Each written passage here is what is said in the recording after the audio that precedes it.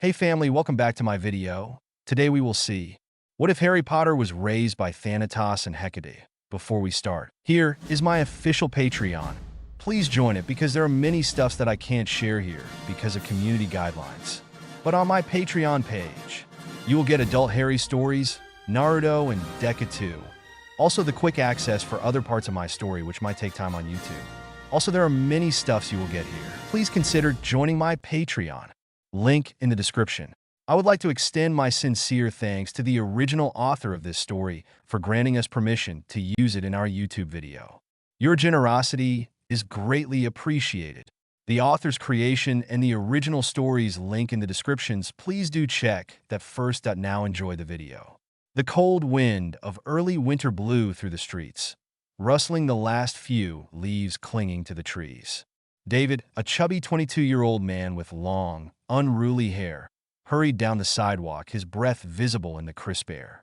He was late for his college class again, juggling a heavy course load, a part-time job, and a less-than-ideal social life had taken its toll on him.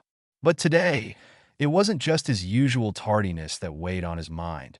It was the feeling that he was running out of time. As David crossed the street, his mind wandered to his favorite books and shows, the worlds of fantasy and adventure that offered an escape from his mundane reality.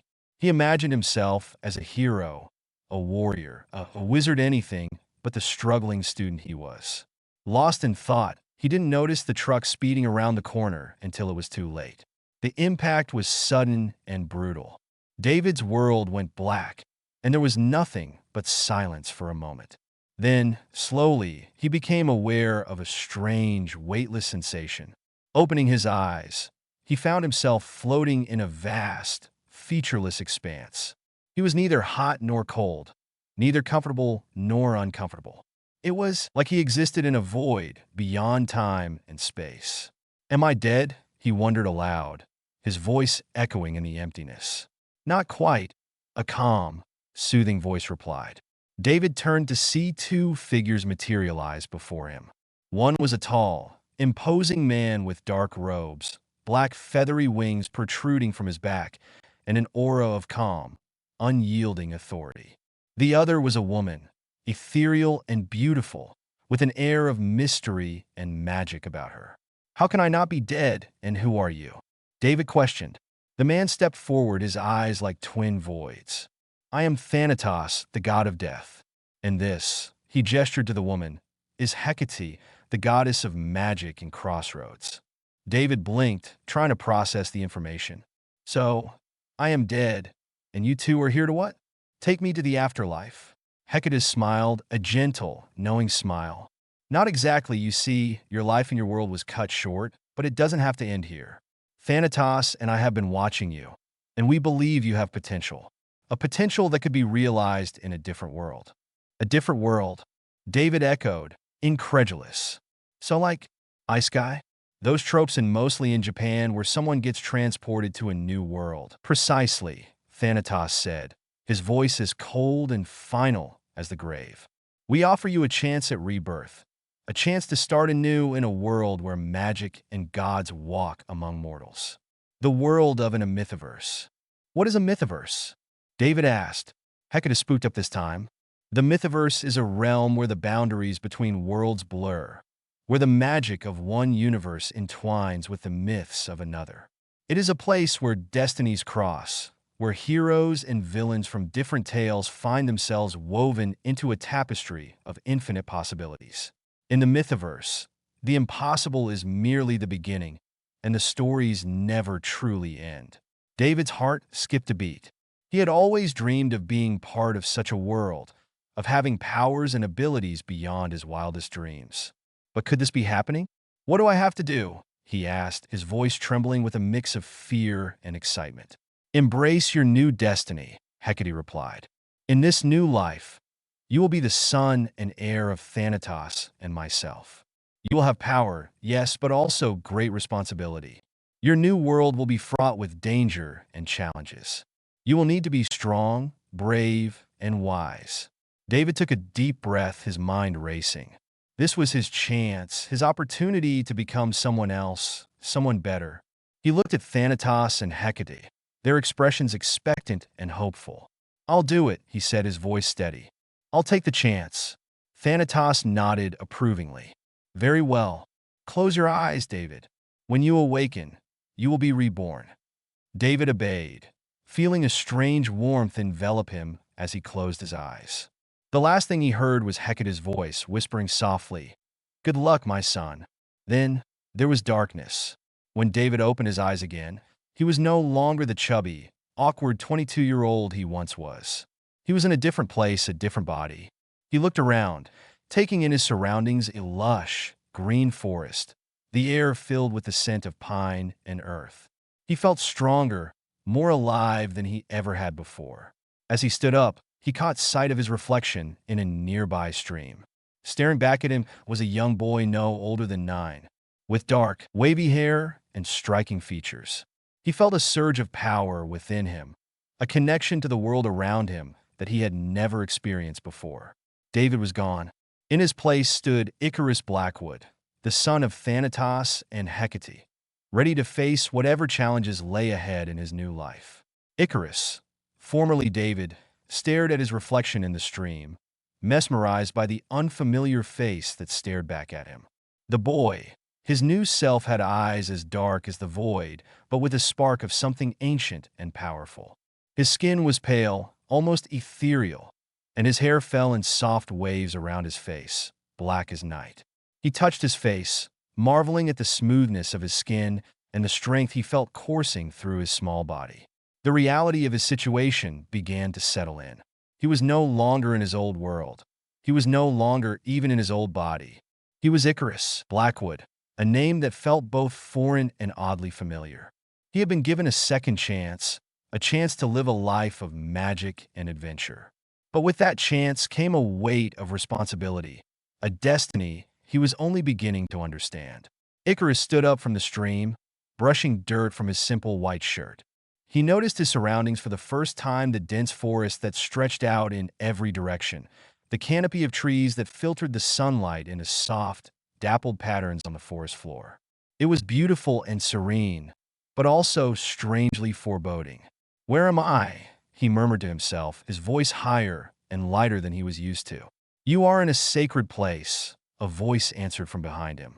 Icarus spun around, startled, to see a figure emerging from the shadows of the trees.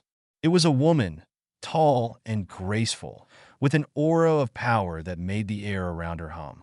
Her hair was a cascade of midnight curls, her eyes glowing with the light of 1,000 stars. She wore a gown of deep purple, lined with silver, and her presence was both comforting and commanding. "Hecate?" Icarus asked, though he already knew the answer. The goddess smiled, her eyes softening as she looked at him. "Yes, my child. Welcome to your new life." Icarus felt a strange warmth in his chest at her words, an unfamiliar but comforting sensation of belonging. This is real, isn't it?" he asked, still trying to grasp the enormity of what had happened to him.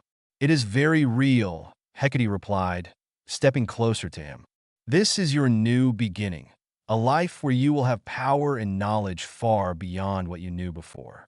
But it is also a life of challenges. The world you are now a part of is not without its dangers." Icarus nodded, feeling the weight of her words. "I understand. But what do I do now? Where do I go?"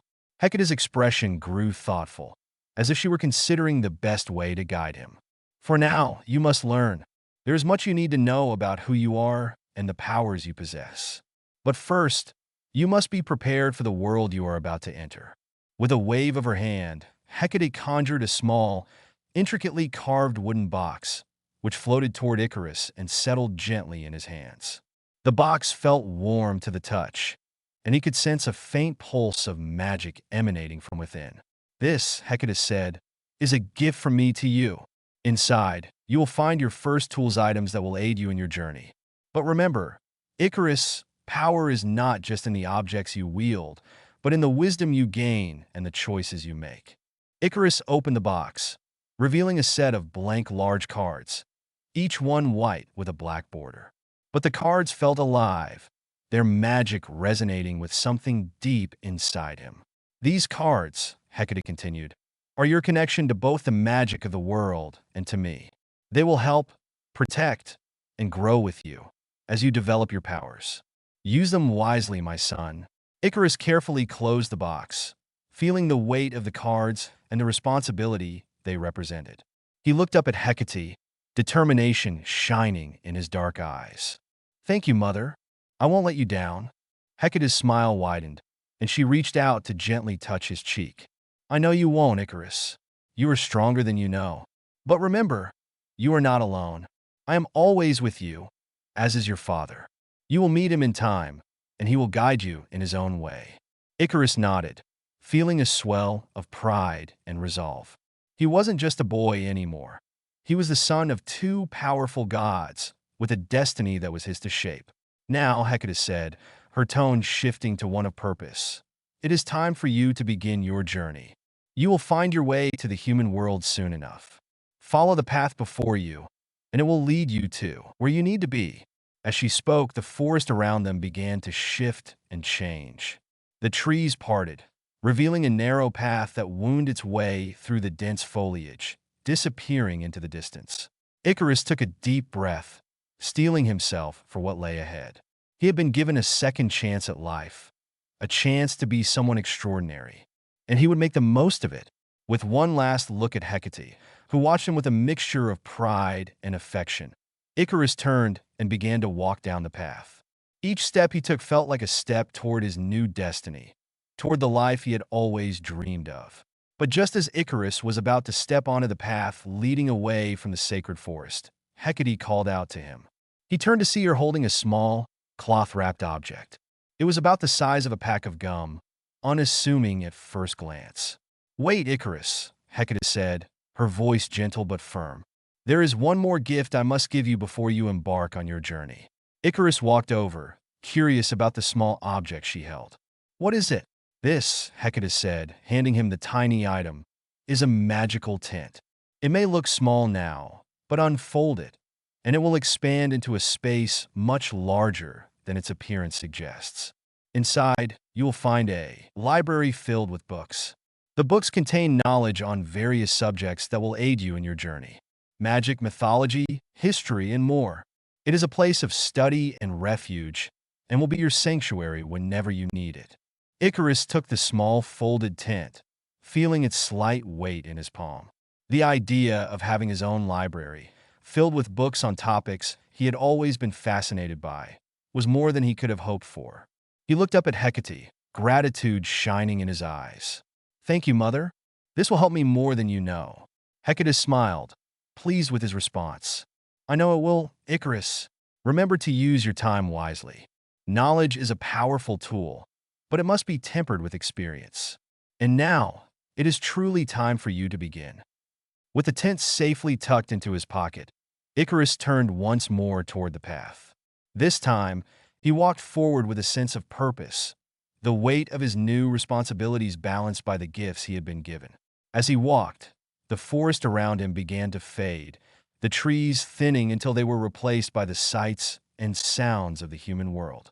The air grew warmer, the scent of the sea mixing with the earthy smell of the forest. He could hear the distant crash of waves and the call of seagulls. Finally, the path led him out of the forest entirely, and Icarus found himself standing on a sandy beach. Before him stretched the vast expanse of the Atlantic Ocean, its waves rolling gently toward the shore. The sun was low in the sky, casting a golden glow over everything. He looked around, taking in his new surroundings. This was Montauk, New York, a place he had heard of but never visited in his past life. He knew it was a place of significance in the world of demigods. As he wandered up from the beach, Icarus spotted a small newspaper stand near a fishing pier. A few papers were left out, the headlines flapping in the breeze. Curious, he picked one up, scanning the front page for any clues about where or rather, when he had arrived. The date at the top of the paper read May 10th, 2002. Icarus's heart skipped a beat. He recognized this date. It was his birthday from his previous life. But this was before the events of The Lightning Thief, when the world of gods and monsters was still calm. Yet, danger lingered beneath the surface, waiting for the right moment to break through. With the date and location confirmed, Icarus felt a thrill of anticipation. He was in the right place at the right time to make a difference. The knowledge he had, combined with the gifts from his divine parents, would give him an advantage, but he knew he would need to be careful. The world he had entered was one of prophecy and fate, where the wrong move could have catastrophic consequences. He folded the newspaper carefully and placed it in his pocket, then turned his gaze back to the ocean. This was the beginning of his new life, his new adventure, and he was ready to face whatever challenges lay ahead. As the sun dipped lower on the horizon, casting long shadows over the beach, Icarus continued to walk along the shore. The sound of the waves crashing against the sand was calming, and the scent of salt in the air reminded him of the new life he was about to embark on. He felt a strange mix of excitement and caution, knowing that the world he had entered was both wondrous and dangerous. Not too far from the small town, he noticed a narrow path winding its way through a cluster of rocks and low cliffs. Curious, he followed it, his steps careful as he navigated the uneven terrain. The path led him to a secluded lagoon, hidden from the main beach by the natural formation of the cliffs. The water here was calm, almost still, and the sand was untouched, save for the occasional imprint of a bird's foot. Icarus surveyed the area with a sense of satisfaction. This place was perfect, secluded, quiet, and safe from prying eyes. The cliffs provided natural cover, and the flat rocks close to the sand offered a sturdy spot to set up his new tent. He reached into his pocket and pulled out the small folded tent, marveling once again at how something so small could contain an entire world within. Finding a suitable spot on the flat rocks, he carefully unfolded the tent. As he did, it began to expand, growing larger and larger until it stood as a small, sturdy structure, perfectly blending with the natural surroundings. Icarus stepped back, admiring the tent. It looked simple enough from the outside, almost like a regular camping tent, but he knew that inside it contained a library filled with knowledge and a place of refuge. For now, though, he decided not to enter. There was something else he needed to do first. He turned his attention to the surrounding area, focusing on the hidden lagoon and the cliffs that shielded it. His mother, Hecate, had mentioned the mist to him, a powerful, supernatural force that could be used to manipulate mortal perception. Icarus had never tried to use it before, but he felt a deep connection to the mist, as if it were an extension of his own will. Closing his eyes, Icarus took a deep breath, centering himself. He reached out with his mind, feeling for the threads of the mist that permeated the world around him. Slowly, he began to weave those threads, drawing them around the lagoon, the cliffs, and the tent itself. He concentrated on the image he wanted to project, a simple, unremarkable patch of beach, empty and devoid of anything that might draw attention. The mist responded to his will, wrapping around the area like a cloak, bending the light and shadows to create the illusion he desired. To any mortal who happened to glance this way, the hidden lagoon would appear as nothing more than a stretch of ordinary coastline, a place easily overlooked and quickly forgotten. When Icarus opened his eyes, he could feel the mist in place, a subtle but effective barrier against unwanted attention. He smiled, pleased with his work. It wasn't perfect, he still had much to learn about the mist and its uses, but it would do for now. The lagoon was hidden, the tent safe from prying eyes. Satisfied, Icarus returned to the tent and unzipped the entrance. He paused for a moment, the cool evening air brushing against his skin, before stepping inside. As he did, he was once again reminded of the gifts he had been given, the power that flowed through his veins, and the destiny that awaited him. As Icarus stepped inside the tent, he was immediately struck by the contrast between its modest exterior and the vast, enchanted space within. The living area welcomed him with warmth and comfort, a cozy seating arrangement surrounding a small fireplace that flickered gently despite the lack of fuel. The rustic charm of the decor was subtly enhanced by floating candles and surfaces that gleamed with a self-cleaning enchantment. The soft glow from the fireplace illuminated the entire space, highlighting a small table set for meals or study. The scent of old parchment and a hint of sea breeze filled the air, creating an atmosphere of tranquility. Icarus could hardly believe that this place, so inviting and well-protected, was now his sanctuary. To the side, A door led to his bedroom.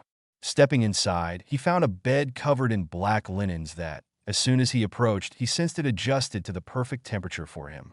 The wardrobe beside it hummed with magic. He looked for runes, and he could read them like they were English. It automatically organizes his clothes and refreshes them, as if they were newly laundered. A window above the bed displayed a serene view of the ocean, its waves rolling softly no matter where the tent might be. But it was the library that truly captured Icarus's attention. Shelves filled with books of all sizes lined the walls, each tome resting as if waiting for him to summon it. The reading nook, with its perfectly adjusted lighting, beckoned him to lose himself in study. He ran his fingers along the spines of the books, feeling the potential of the knowledge they contained. In the back of the tent, a small kitchenette caught his eye. The kitchen was simple yet functional, stocked with fresh ingredients that could be magically restocked as needed. The pantry contained a few magical herbs and ingredients, hinting at the culinary possibilities that lay ahead. Further back, a dedicated training area awaited him. The reinforced floor and walls lined with ancient symbols would allow him to practice both physical and magical skills without restraint. Training dummies stood ready for him to hone his aim, whether with spells or weapons. As he explored, Icarus discovered hidden compartments and storage spaces scattered throughout the tent. These enchanted compartments would safely hold any belongings or magical items he might collect, accessible only by him. The tent itself, he knew, could be packed up with a single command, becoming small enough to fit into his pocket, a portable haven that would always be at his side. Despite all these wonders, Icarus felt a sense of responsibility. This tent was not just a refuge. It was a tool, a place where he could grow, learn, and prepare for the challenges that lay ahead. He knew that the wards and protective barriers surrounding it would keep him safe, but he also understood that they were there to give him the time and space he needed to become stronger. As night fell outside, Icarus settled into the living area, a sense of calm washing over him. This was just the beginning. Tomorrow, he would begin exploring this new world. But tonight, he would rest, knowing that he was well prepared for whatever the future might bring. Icarus woke with the first light of dawn filtering through the enchanted window in his bedroom, casting a warm glow across the room. The bed, as always, had adjusted to the perfect temperature during the night, leaving him feeling well-rested and ready to face the new day. He climbed out of bed and made his way to the bathroom. The space was modest but functional, with a small sink, a mirror, and all the essentials neatly arranged. He brushed his teeth, the cool, minty taste refreshing him further.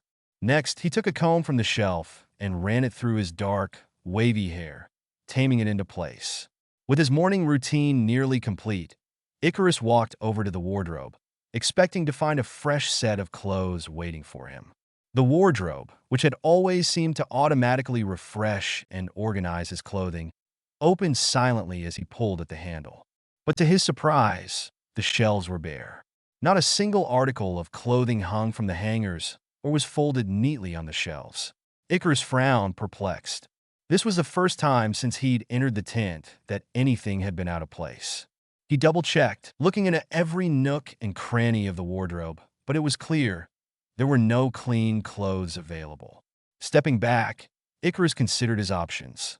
It seemed the tent's enchantments, as powerful and intricate as they were, required some input from him to function properly. Perhaps the wardrobe's automatic refreshing needed a trigger or instruction from him to produce new clothes. After all, magic often had its quirks and conditions, and he was still learning to navigate this new life. With a sigh, he decided to explore the tent's library to see if there might be a book or scroll that could provide insight into how to solve this minor inconvenience. Icarus entered the library, its familiar scent of old parchment and the sea breeze immediately calming his mind. He settled into the reading nook and, with a focused thought, mentally requested the library to provide him with a book on the wardrobe's enchantment. Within moments, a large, leather-bound book floated gently down from one of the higher shelves and settled into his hands. The title, Household Enchantments for Everyday Use, was embossed in gold on the cover. He opened it and quickly flipped to the section on wardrobes, eager to solve the mystery of his missing clothes. As he read through the detailed explanation of the enchantment, the truth became clear. The wardrobe didn't possess the ability to create clothes. It was enchanted purely for organization and cleaning.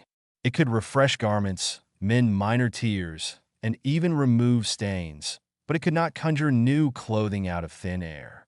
Icarus groaned inwardly, feeling a flush of embarrassment. Of course, it couldn't make clothes. Why had he assumed it could?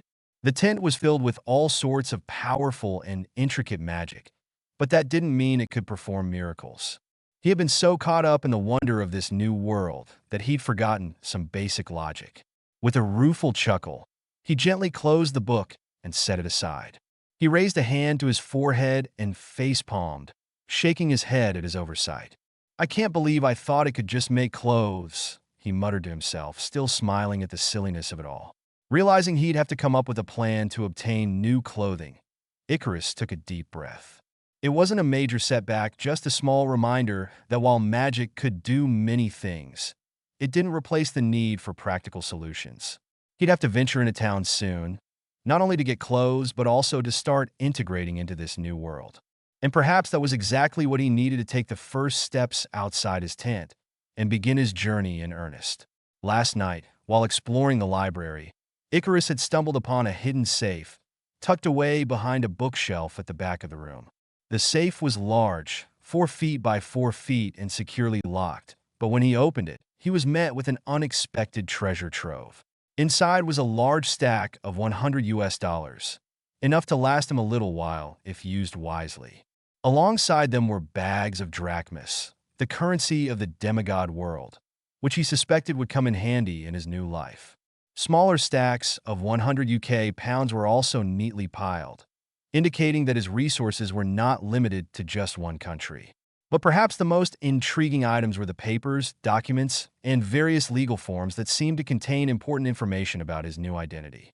As he rifled through them, he noticed a stack of 3 or 4 bank cards.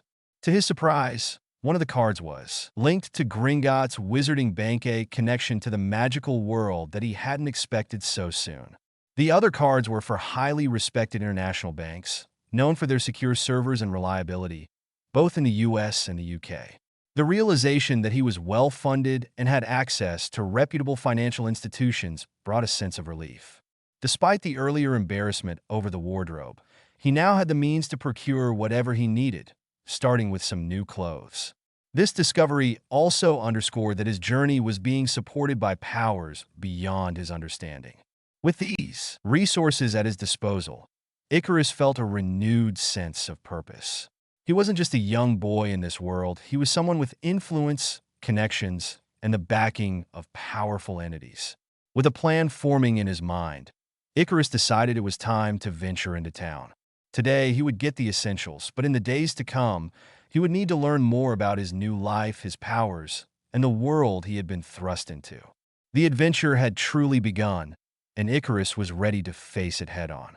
After a productive morning in Montauk, Icarus returned to his hidden lagoon with bags full of clothes, food, and other essentials. The town had been quaint and welcoming, and he had found everything he needed with relative ease. His new wardrobe was now filled with a variety of outfits, from casual wear to more practical attire suited for his upcoming adventures. Once he had unpacked and organized his purchases in the tent, Icarus decided it was time to stretch his legs and get a feel for his physical abilities in this new body. He changed into a set of workout clothes, lightweight and breathable, perfect for a run on the beach. The material clung to his form, a reminder of his more athletic build compared to his past life. He could feel the energy coursing through his limbs, a stark contrast to the old David who had never quite found the motivation to stay in shape. Stepping out of the tent, Icarus breathed in the salty sea air. The sun was now higher in the sky, warming the sand beneath his feet as he began his run along the coastline. The soft sand provided resistance, making each step a challenge, but he welcomed it. He pushed himself, feeling the muscles in his legs working harder than they ever had before. The rhythmic sound of waves crashing against the shore set the pace for his run. Icarus focused on his breathing, syncing it with the movement of his feet. He ran past small dunes, over smooth stretches of sand, and even splashed through the shallow surf, the cool water refreshing against his skin. As he continued, he marveled at how effortless it felt. His body moved with a grace and strength that he had never known before. He wasn't just running for the sake of it, he was testing his limits, pushing to see just how far he could go. After what felt like miles, Icarus finally slowed his pace, turning back towards the hidden lagoon.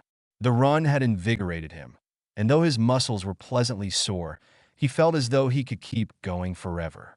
The coastline stretched endlessly before him, a reminder of the vast world he was now a part of. Returning to the lagoon, Icarus stopped to catch his breath, his chest rising and falling steadily. The sun was beginning to dip lower in the sky, casting long shadows across the sand. He stood there for a moment, taking it all in the beauty of the sea, the power of his new body, and the promise of what lay ahead. With a satisfied smile, Icarus made his way back to the tent, the lingering energy from his run still coursing through him. As he approached, he decided to change into a pair of swim shorts, feeling the urge to test his body's limits further by diving into the ocean's cool embrace. After changing, he walked back to the shoreline, his bare feet sinking into the wet sand as the shallow waves lapped at his ankles. The ocean stretched out before him, vast and powerful, its endless horizon a reminder of the god who ruled these waters. Icarus paused for a moment, recognizing the significance of what he was about to do. With a deep breath, he knelt, the cool water washing over his legs as he bowed his head. He wasn't one to pray often, but this seemed like the right moment. He needed to show respect to the god who held dominion over the sea, especially since he was about to swim in Poseidon's realm. Lord Poseidon, Icarus began, his voice soft but clear, I ask for your favor as I enter your waters. I am your humble guest in this world and seek only to test my limits. Please grant me safe passage and keep me from harm. I mean no offense or intrusion. He remained still for a moment, waiting for a sign or feeling that his prayer had been received. The waves continued their steady rhythm against the shore, and though there was no thunderous response from the sea god, Icarus felt a sense of calm wash over him, as if the waters had acknowledged his request. Taking this as a good omen, Icarus stood up, his resolve firm. With a final glance at the horizon, he waded deeper into the water.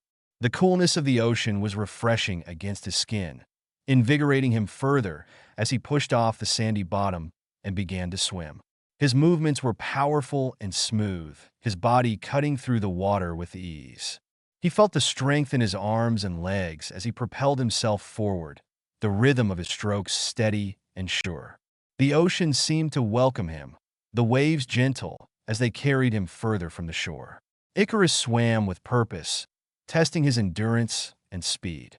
He pushed himself harder, diving beneath the surface, feeling the cool rush of water over his skin as he explored the depths. His senses were heightened, every detail of the ocean around him clear and vibrant. He swam until his muscles burned with exertion, but he reveled in the sensation, knowing that he was pushing his limits and growing stronger with each stroke. Finally, when he felt satisfied with his effort, he turned back towards the shore, letting the waves guide him as he made his way back to the shallows. As he emerged from the water, the sun setting behind him, Icarus felt a deep sense of accomplishment.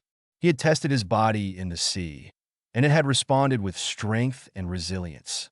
More importantly, he had shown respect to the god of the sea, and in return, he had been granted safe passage. With a grateful heart and a renewed sense of purpose, Icarus made his way back to the tent. After his invigorating swim, the cool ocean water still clinging to his skin. He headed straight for the bathroom, eager to wash off the salt and sand. The warm shower was a welcome comfort, the water easing the tension in his muscles as it cascaded over him. Once he was clean, Icarus stepped out of the shower and dried off before slipping into a comfortable set of sleepwear. The soft fabric was soothing against his skin, a simple luxury that he appreciated after the day's exertions. With the evening settling in, his thoughts turned to dinner. Though the kitchen could magically prepare meals, Icarus decided he wanted to make something himself, a simple way to wind down after the day's activities. He moved to the kitchenette, enjoying the quiet of the tent as he prepared a meal. He opted for something straightforward: grilled chicken with a side of vegetables, both nutritious and filling. The fresh ingredients in the kitchen made the task easy, and soon enough, the aroma of cooking filled the air. As he sat down at the table in the cozy living area to eat, Icarus savored the flavors, reflecting on the day's events. It had been a good day, productive and fulfilling. The run, the swim, and the sense of progress in his new life, all of it left him feeling more grounded in this world. After finishing his meal, Icarus cleaned up the kitchen, ensuring everything was in its place. He then headed back to the bathroom to brush his teeth, a small ritual to end the day on a clean note. Finally, with the day's activities behind him, Icarus made his way to the bedroom. The bed, with its soft linens and perfect temperature, welcomed him as he slipped under the covers. The window showed a calming view of the ocean, its gentle waves lulling him into a state of relaxation. He closed his eyes, feeling the day's tiredness wash over him. As sleep began to take hold, Icarus couldn't help but smile. The world around him might be full of challenges and uncertainties, but tonight, in the safety and comfort of his tent, he felt ready to face whatever tomorrow would bring.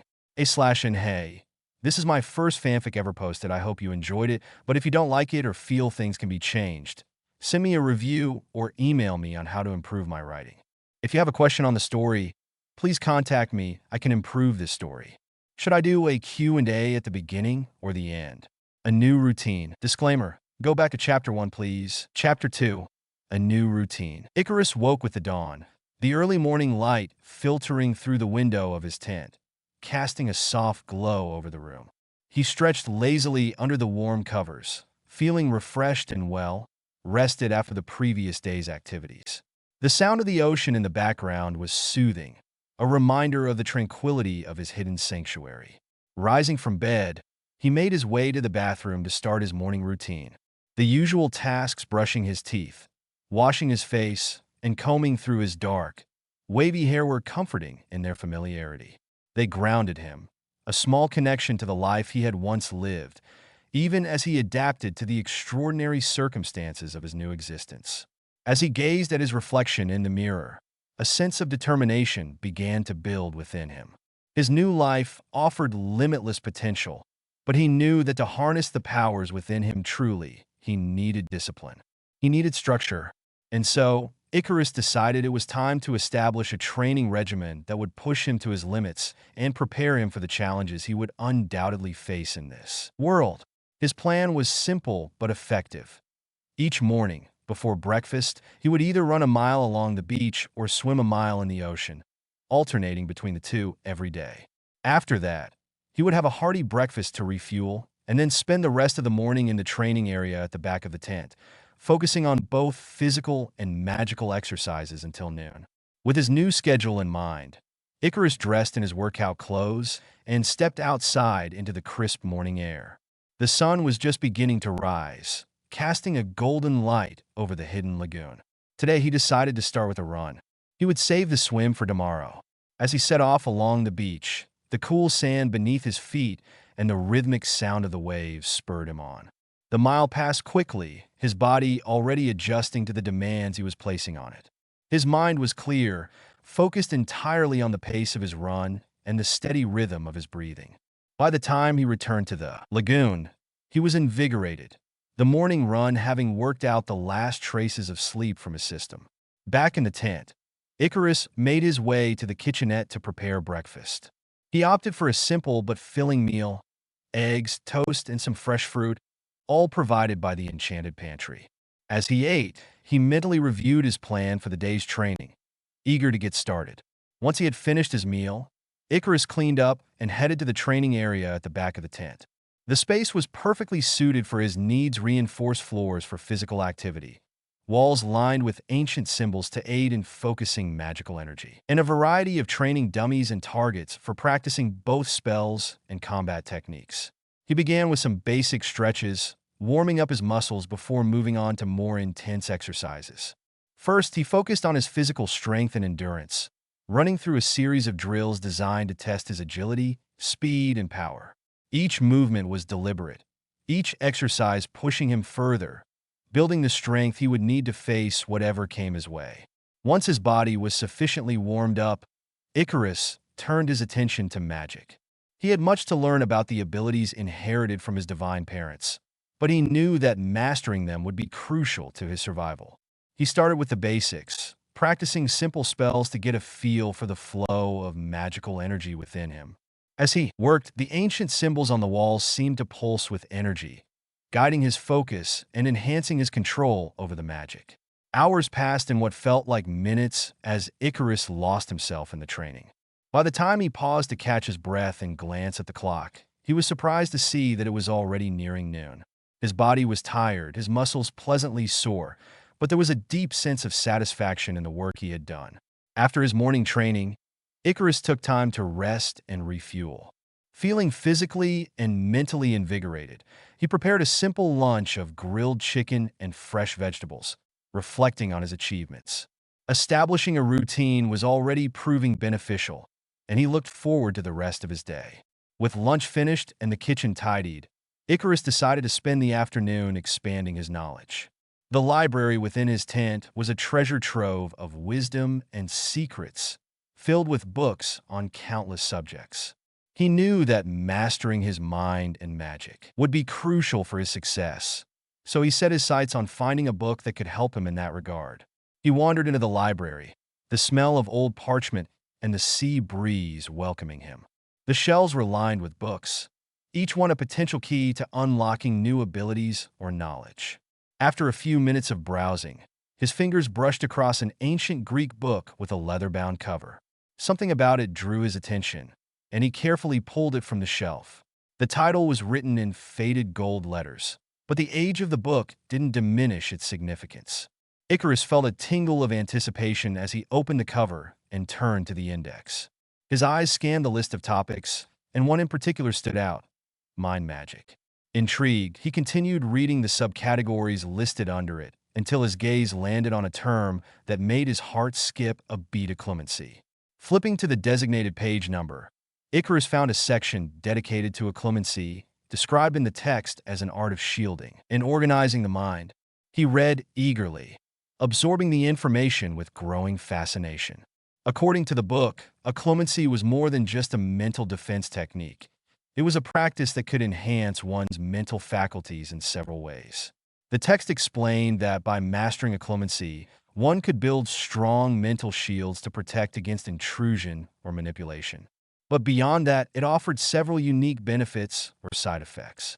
Practitioners often experienced greater retention and organization of memories, leading to what some might call a photographic memory. The ability to process thoughts more quickly was another benefit, allowing the mind to work at a heightened speed, though the book noted that this feature could be switched on or off at will. Icarus was captivated by the potential these abilities offered.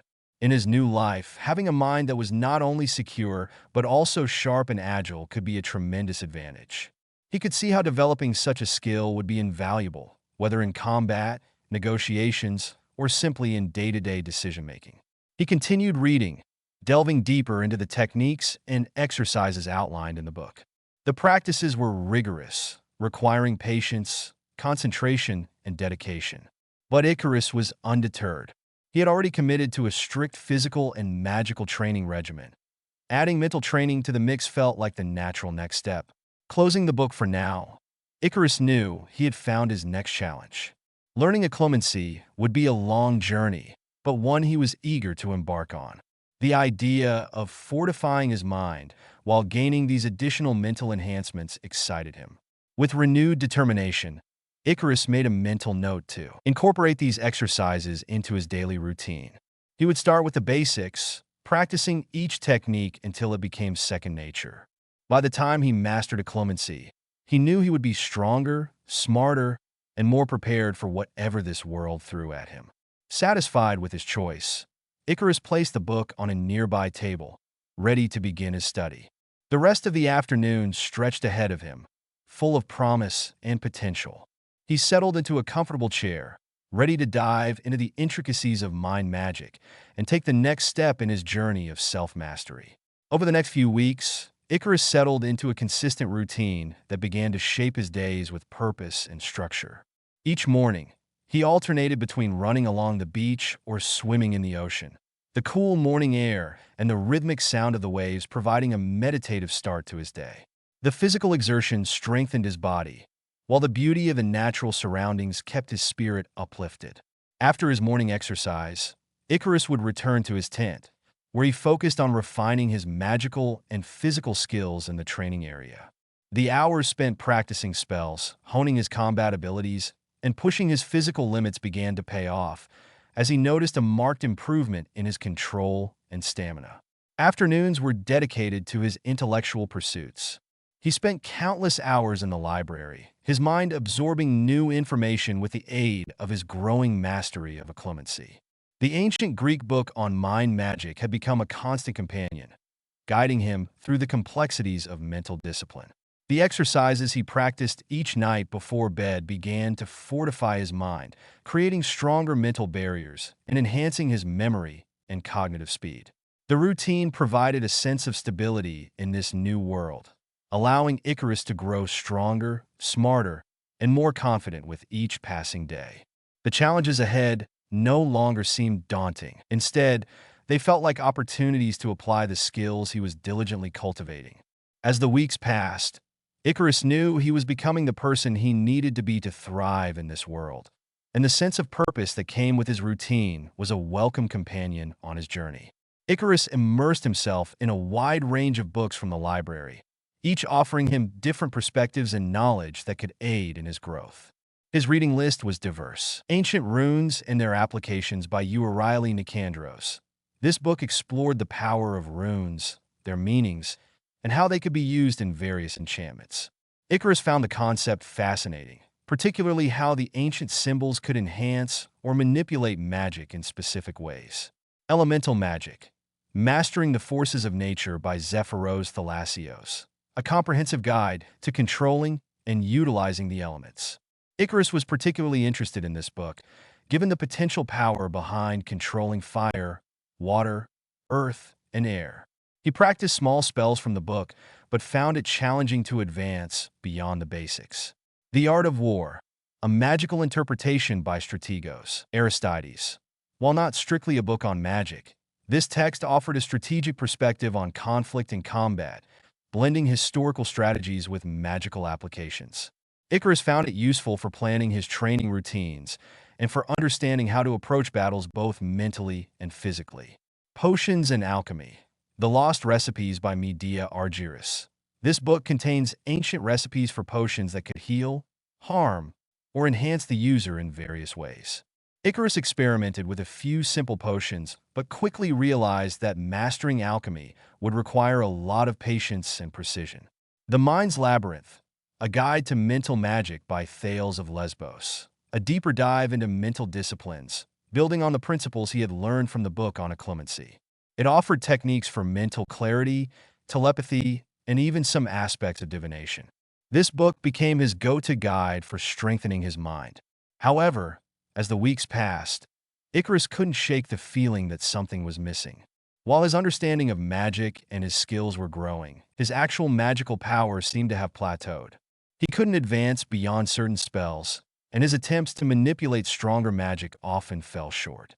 It was as though he had hit an invisible wall, a roadblock that prevented him from progressing further. Frustration began to creep in, despite his dedication and hard work. Icarus couldn't help but wonder if something was holding him back. Then it dawned on him. Demigods in the Percy Jackson universe often did not reach their full potential until they're formally recognized by their godly parent. Without that recognition, they were like unlit torches, full of potential but lacking the spark to ignite it. He thought about his situation. Could it be that his powers were tied to his divine lineage? Until Thatos and Hacte formally acknowledged him, he might remain stuck in this limbo, unable to access the full extent of his abilities. This realization didn't dampen his spirits entirely, though. If anything, it gave Icarus a new focus. He knew he had to continue training, learning, and preparing for the moment when his parents would claim him. When that time came, he wanted to be ready, to take full advantage of the power he knew lay dormant within him. Determined to break through this roadblock, Icarus resolved to keep pushing forward, confident that his recognition would come. And when it did, he would be prepared to unleash the true extent of his abilities. In the meantime, Icarus decided to continue his training and studies, determined to be as prepared as possible for whatever lay ahead. He knew that his magical growth might be temporarily stunted without the recognition of his godly parents, but that didn't mean he couldn't improve in other areas. Icarus resolved to expand his knowledge beyond magic. He began thinking about acquiring books on mundane subjects like mathematics, science, literature, and history, areas that would round out his education and potentially give him an edge in understanding the mortal world. Additionally, the idea of getting a laptop crossed his mind. With access to the internet, he could explore modern advancements, stay connected to the world, and perhaps even uncover new information that could aid him in his journey. The thought of reviewing mundane subjects also appealed to him. He hadn't forgotten his life as David, and part of him recognized the importance of staying grounded in the knowledge that had once been part of his daily life. He could integrate the modern world's wisdom with the ancient and magical teachings he was now immersed in. Until the time came when he was called upon for something greater, Icarus would continue to sharpen his mind and body, blending the old with the new. With this balanced approach, he hoped to be ready for whatever challenges awaited him, whether they were mundane or magical. 1 year later, May 10th, Icarus awoke on the morning of his 1-year anniversary in this new world, feeling a sense of quiet reflection. Over the past year, he had trained tirelessly, immersing himself in both magical and mundane studies. His routine had become second nature: early morning runs or swims, rigorous training sessions, and afternoons spent absorbing knowledge from his ever-expanding library. He had pushed himself to his limits, preparing for the day when he would finally be recognized by his divine parents and his true potential unlocked. Despite his progress, Icarus couldn't shake the feeling that he was still on the edge of something greater. The thought lingered as he went through his morning routine. After finishing his run and breakfast, he decided to take a break from his usual schedule, feeling that today might be different. As he stood at the edge of the lagoon, watching the waves crash gently against the shore, a sudden chill filled the air. The temperature dropped, and a familiar, otherworldly presence enveloped him. Icarus turned to see a figure materialize from the shadows, a tall man, cloaked in black, with eyes that seemed to pierce through the very fabric of existence. It was Thatos, the god of death, and his father. "Father," Icarus greeted, a mixture of surprise and respect in his voice. Thatos regarded him with an unreadable expression. "Icarus, it has been 1 year since you were reborn into this world," he said, his voice echoing with the weight of the ages. "You have done well in preparing yourself, but the time has come for you to step into the mortal world." Icarus listened intently, his heart racing with anticipation. "I have arranged for you to attend YEA Academy for the next school year. You will start as a 6th-year student," Thatos continued, his tone leaving no room for argument. "Your path will lead you there, and you will find it on the day you are meant to arrive." A mix of excitement and nerves surged through Icarus. This was the first step toward whatever destiny awaited him in this world. Thatos then reached into the folds of his cloak and pulled out a sword, its blade gleaming with an eerie black sheen. The weapon radiated a cold, intense power that Icarus could feel deep in his bones. The hilt was intricately designed with ancient symbols of death, and the entire blade seemed to absorb the light around it, as if it were a void in the fabric of reality. "This is your birthday gift," Thatos said, holding out the sword. A Xiphos forged from Stygian iron, one of the most powerful weapons you can wield. It will serve you well. Icarus took the sword, feeling its weight in his hands. It was perfectly balanced, yet the power it held was almost overwhelming. He had no idea what abilities the sword possessed, but he knew it was not an ordinary weapon. Before Icarus could ask anything, Thatos began to fade, his form dissolving back into the shadows. "Prepare yourself, Icarus. Your journey is only just beginning." And with that, he was gone, leaving Icarus alone on the beach with the sword in hand, the waves lapping at his feet. Icarus stared at the weapon, both awed and curious. Whatever this Xiphos could do, it was now his to master. As he sheathed the sword and headed back to his tent, he felt a renewed sense of purpose. The road ahead was uncertain, but with this gift, he knew he was ready to face whatever challenges lay before him. As Icarus prepared to leave for YEA Academy, he gathered his belongings with a mixture of excitement and nervous energy. The past year had been a time of intense training and learning, but now, the real journey was about to begin. He made sure to pack everything he would need, from clothes and books to the magical items he had carefully collected. As he was organizing his things, he placed the Stygian iron Xiphos on the table while he checked through his bag. Unbeknownst to him, one of the blank tarot cards he had been studying earlier was lying on the floor, partially covered by a book. When Icarus turned back to grab the sword, his hand bumped it, and the Xiphos slipped from the table. Time seemed to slow as the sword fell, landing directly on the exposed tarot card. For a brief moment, the card and the sword glowed with a strange, ethereal light. Before Icarus could react, the card absorbed the sword, its surface rippling as if it were made of liquid rather than paper. The card shimmered and changed, the blank surface now showing an intricate design. Icarus quickly picked up the card, his heart racing. The once blank card had transformed into the Fool, one of the major arcana. The image on the card depicted a young figure standing at the edge of a cliff, poised to take a step into the unknown. But what caught Icarus's attention was the unmistakable presence of the Stygian iron Xiphos within the image, clutched in the Fool's hand. His mind raced with possibilities. The sword was no longer in the physical world, it had somehow merged with the card. Icarus could feel the power of the Xiphos emanating from the card, as if it had become a part of the very essence of the tarot itself. This was unexpected, but Icarus couldn't help but marvel at the way his mother's magic intertwined with his own.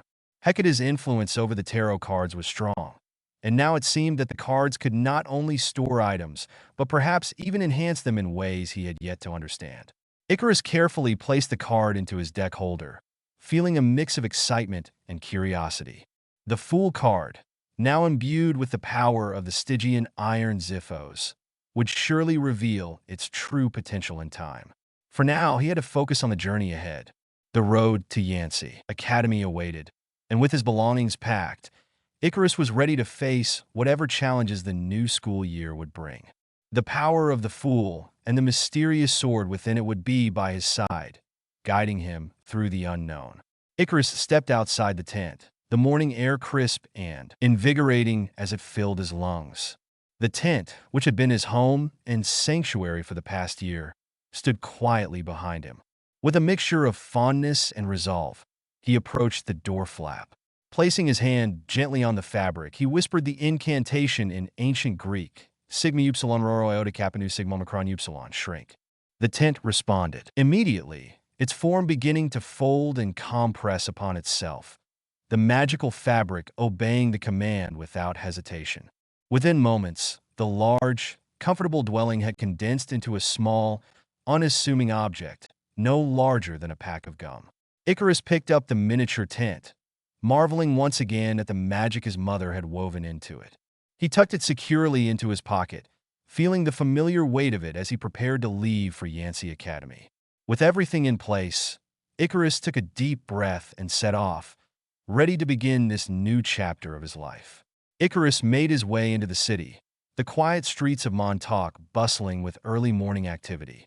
He looked around for any buses heading toward New York City, but as he checked the schedules, disappointment began to settle in. There were no buses available, and the few local routes he found wouldn't take him anywhere near where he needed to go. Undeterred, Icarus decided to explore other options. After walking for a while, he stumbled upon a car dealership with a sign that read, Swift Motors. The dealership had an oddly pristine look, almost too new for a small town like Montauk. Icarus's curiosity was piqued, especially as the memory of something he had read in one of his books surfaced. Swift Motors seemed like any ordinary car dealership at first glance. Rows of cars gleamed under the morning sun, and a few salespeople were chatting idly by the entrance. But there was something off about the place, something that made Icarus's instincts tingle with suspicion. He walked closer, his mind recalling the passage from the book on mythical creatures and the hidden dangers of the modern world. The term chain monster came to mind a type of creature bound to certain businesses, feeding off the life force of the unsuspecting customers and the employees who worked there. These monsters were the reason some stores or chains could seemingly pop up overnight, thriving in areas where they shouldn't logically succeed. Icarus's gaze narrowed as he surveyed the dealership. The air around it seemed different, almost thicker, as if the very building pulsed with a hidden life. This wasn't just any car dealership. It was a feeding ground for a chain monster. The dealership's rapid success and unnaturally quick rise to prominence in Montauk suddenly made sense. As Icarus stood there, he realized that this could be more than just an obstacle, it could be an opportunity. If he could find a way to deal with the chain monster, he might secure a means of transportation and deal a blow to a malevolent creature. But the question was, how would he confront something that was intertwined with the very essence of the business? For now, he needed more information, and perhaps a bit of reconnaissance would help. Icarus approached the entrance, his mind already working on a plan to expose the chain monster and secure a vehicle for his journey to New York City. This dealership was more than it seemed, and so was he. As Icarus approached the dealership, he couldn't shake the feeling that something sinister lay beneath its polished exterior. He had a strong suspicion that a chain monster was hidden somewhere within, and he prepared himself for the possibility of an encounter. Inside the dealership, Icarus mingled with the crowd of prospective buyers, keeping a keen eye out for anything unusual. The sense of unease grew stronger as he wandered among the cars. His instincts told him that the source of the disturbance was somewhere in the back of the lot. He finally found what he was looking for: a large, heavily reinforced garage at the rear of the dealership, partially hidden behind a row of vehicles. As he approached, he could feel the air grow colder, and an ominous energy pulsed through the space. Suddenly, a low, rumbling growl echoed through the garage. Icarus tensed, recognizing the sound of a draken, a formidable creature with dragon-like features. The beast emerged from the shadows, its scaled body shimmering with dark hues of green and black. Its eyes glowed with a fierce, malevolent light as it reared up, its massive wings unfurling. The draken let out a roar that shook the walls of the garage, and Icarus sprang into action. He drew the Stygian iron Xiphos from his belt, its blade gleaming with a cold, deadly light. The fight that ensued was intense and grueling. The draken was swift and powerful, its claws and teeth capable of tearing through almost anything. Icarus had to rely on his agility and skill to dodge its attacks and land precise strikes. The battle raged on, with Icarus using every bit of his training to outmaneuver the draken. He darted around the garage, narrowly avoiding the creature's fiery breath and razor-sharp claws. His strikes with the Xiphos found their mark, but the draken's tough scales made each hit a hard-earned victory. After a prolonged and exhausting fight, Icarus saw an opening. He lunged at the draken, his Xiphos cutting through the creature's defenses and delivering a decisive blow. The draken let out a final, thunderous roar before collapsing, its massive body shuddering as it succumbed to its injuries. As the creature's life force faded, the draken's body began to disintegrate into yellow dust, swirling around the garage. Icarus watched as the remnants of the beast transformed, leaving behind two significant trophies. The first was a fong, long and sharp, nearly the length of Icarus's arm. The fong radiated a faint, dark energy, a testament to the draken's formidable nature. The second trophy was a fist-sized orb of black and purple crystal, a draken crystal orb. The orb seemed to pulse with a strange, magical energy, its surface shifting with an otherworldly light. Icarus carefully collected the fong and the draken crystal orb, placing them into his bag. The orb, in particular, intrigued him. It was said to be excellent for Greek magic, holding potent magical properties that could enhance spells and enchantments. With the draken defeated and the trophies safely tucked away, Icarus felt a surge of satisfaction. He had overcome a formidable foe and emerged victorious, adding powerful artifacts to his growing collection. The path ahead seemed clearer now, and he could focus on the new challenges awaiting him at YEA Academy. But first, he had another task at hand: the dealership. now free from the influence of the Draken, was just an ordinary car lot once more. Icarus walked through the rows of vehicles until his eyes landed on a sleek, dark gray 1995 Porsche 911. The car was a masterpiece of engineering and design, a perfect blend of power and elegance. After a brief negotiation, aided by the mist to make himself appear older, Icarus purchased the car for $1,795,950. The price was steep, but Icarus didn't bat an eye. He had already checked his bank accounts and knew his wealth was more than sufficient, bolstered by smart investments using his knowledge of future events. With the keys in hand, Icarus slid into the driver's seat, feeling the leather against his skin.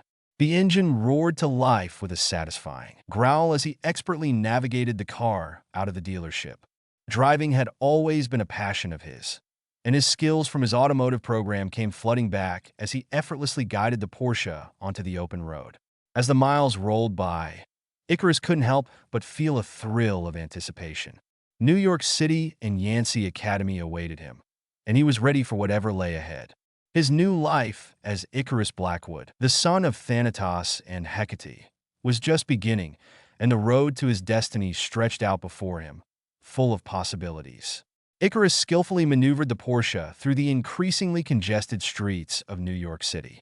The hum of the engine was a comforting reminder of his control, even as the traffic around him grew denser. He passed through Queens, the familiar landscape of the city, changing from suburban sprawl to the towering skyline of Manhattan. As he approached the Queens Midtown Tunnel, he felt a surge of excitement. The tunnel was a gateway into the heart of the city, where his new life would truly begin. The echoes of the Porsche's engine reverberated through the tunnel as he drove, the lights flickering overhead, casting shadows that danced across the sleek body of the car. Emerging on the other side, Icarus found himself in the bustling energy of Manhattan. He turned right on 3rd Avenue, the streets lined with towering buildings and throngs of people, each going about their lives, unaware of the young demigod in their midst. The city was alive, a pulsing, breathing entity, and Icarus felt a strange connection to it, as if the very heartbeat of the city matched his own. Navigating the maze of streets, Icarus finally turned right onto 51st Street. The buildings here were grand, their architecture a blend of old-world elegance and modern sophistication. He drove until he reached his destination, the Latte New York Palace, one of the city's most iconic luxury hotels. The palace loomed before him, a stunning blend of historic grandeur and contemporary luxury. The ornate facade, with its intricate carvings and towering windows, reflected the setting sun, casting a warm glow over the entrance. Icarus pulled up to the valet, handing over the keys with a nod, his demeanor calm and composed. As he stepped out of the Porsche, Icarus took a moment to absorb his surroundings. This was a far cry from the world he had known before, but he felt ready. The city was a challenge, a puzzle to be solved, and Icarus was eager to prove himself. His journey had brought him here, to the center of one of the most powerful cities in the world, and he was determined to make his mark. Icarus walked confidently into the grand lobby of the Latte New York Palace, the mist subtly altering the perceptions of those around him. No one questioned his age or presence. To them, he appeared as just another well-to-do guest, mature and poised. The opulent surroundings exuded wealth and luxury, with marble floors, crystal chandeliers, and elegant furnishings that spoke of history and refinement. Approaching the front desk, Icarus offered a polite smile to the receptionist. "I'd like to book a room for the week, and I'll need parking for my car as well," he said, his voice steady. The receptionist, a young woman with a professional demeanor, quickly checked the availability. "Of course, sir," she replied, tapping away at her computer. "We have a lovely room available on the 34th floor. Room 3407. Will that be satisfactory?" "Perfect," Icarus responded, accepting the key card she handed over. "Thank you." She smiled back at him. "Your car will be taken care of. Please enjoy your stay." With that, Icarus made his way to the elevators, stepping inside one of the gleaming metal doors as it slid open. The ride up to the 34th floor was smooth and silent, the elevator moving swiftly through the building's core. As he stepped into room 3407, Icarus took a moment to appreciate the space. The room was as luxurious as the rest of the hotel, with plush furnishings, tasteful decor, and a large king-size bed that dominated the space. A soft carpet muffled his footsteps as he crossed the room, heading straight for the large windows that offered a sweeping view of the city. The sight that greeted him was nothing short of breathtaking.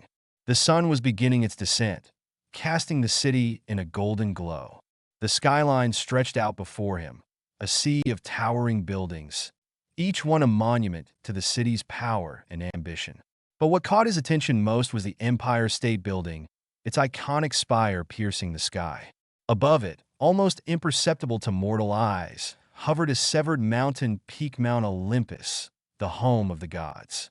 The sight filled Icarus with a sense of awe and purpose. This was the world he was now a part of, a world where myth and reality intertwined.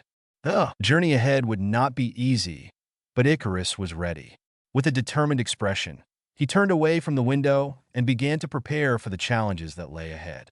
The Empire State Building and the gods above awaited him. Icarus sat in his luxurious room at the Latte, New York Palace, surrounded by the comforts of modern living, yet feeling the weight of his responsibilities as the son of Thatos and Hacte. As he opened the letters he had received that morning, a sense of anticipation filled him. The first letter was from YEA I, welcoming him as a new student and providing all the necessary information. He read through the materials list, school rules, and dress code with a focused mind, noting down what he would need to purchase before heading to the academy. The next 3 letters were from his banks: JP Morgan Chase, Lloyd's Bank, and Gringotts. Each contained detailed statements of his vast wealth, a tangible reminder of the resources at his disposal. It was comforting to know he had the financial means to handle anything that came his way, but it also reinforced the importance of his journey. Finally, he opened the package that had arrived with the letters. Inside, he found a collection of books, a gift from Hecate, no doubt. A note accompanied them. More books to add to the collection. Hecate. Icarus smiled, appreciating his mother's thoughtfulness. The books would undoubtedly be valuable in his ongoing studies. With the letters and package set aside, Icarus turned his attention to the view outside his window. The Empire State Building stood tall, a symbol of mortal achievement. But it was the severed mountain peak hovering above it, only visible to those with divine sight, that truly captured his attention. Mount Olympus, the home of the gods, loomed in the distance, a reminder of the world he was now a part of. Icarus knew that his time at YEA Academy would be a critical step in his journey, but for now, he had preparations to make. Icarus placed the tent package on the empty wall of his hotel room, watching as it unfolded, revealing the entrance to his sanctuary. He stepped inside and made his way to the library, where the familiar scent of old parchment and sea breeze greeted him. The room was a comforting blend of magic and knowledge, a place where he had spent countless hours studying and honing his abilities. With a thought, he asked the library to sort the new books from Hecate into the appropriate shelves. Almost immediately, the shelves began to shift, adjusting themselves to accommodate the new additions. A list appeared in front of him, detailing the subjects and the number of books now in each category. Basic Greek Magic, 20 books. Advanced Greek Magic, 15 books. Herbology and Potion Making, 30 books. Mythological Creatures, 25 books. Divination and Prophecy, 3 books. Rituals and Ceremonies, 20 books. Elemental Magic, 18 books. Necromancy, 12 books. Healing and Protection, 15 books. Historical Texts and Scrolls, 22 books. Mystical Artifacts, 18 books. Astronomy and Astrology, 17 books. Mythology and Legends, 28 books. Runes and Symbols, 15 books. Alchemy, 14 books. Illusions and Glamour, 10 books. Familiar Spirits, 12 books. Magical Crafting, 13 books. Technomancy, 12 books. War Magic, 11 books. Mentalist Magic, 14 books. Arithmancy and Mathemancy, 14 books. Mathematics, 14 books. English, 12 books. Science, 7 books. Art, 7 books. Mundane History, 10 books. Music, 12 books. Geography, 13 books. Biology, 11 books. Technology, 9 books. Foreign languages, 53 books. Social studies, 12 books. Satisfied with the organization, Icarus felt a sense of accomplishment. Each book represented another step in his journey, another piece of knowledge that could aid him in the challenges ahead. Standing in the library, Icarus couldn't help but reflect on how far he had come in the past year. Despite his relentless training and studying, he couldn't shake the feeling that he had hit a roadblock. His magical growth seemed to have plateaued, and he couldn't help but wonder if it was because he had not been formally recognized by his godly parents. But he wasn't one to give up easily. He would continue to train, to learn, and to prepare himself for whatever lay ahead. He considered getting books on mundane subjects and a laptop to broaden his knowledge and stay connected to the modern world. For now, though, his focus was on the challenges that awaited him at YEA Academy.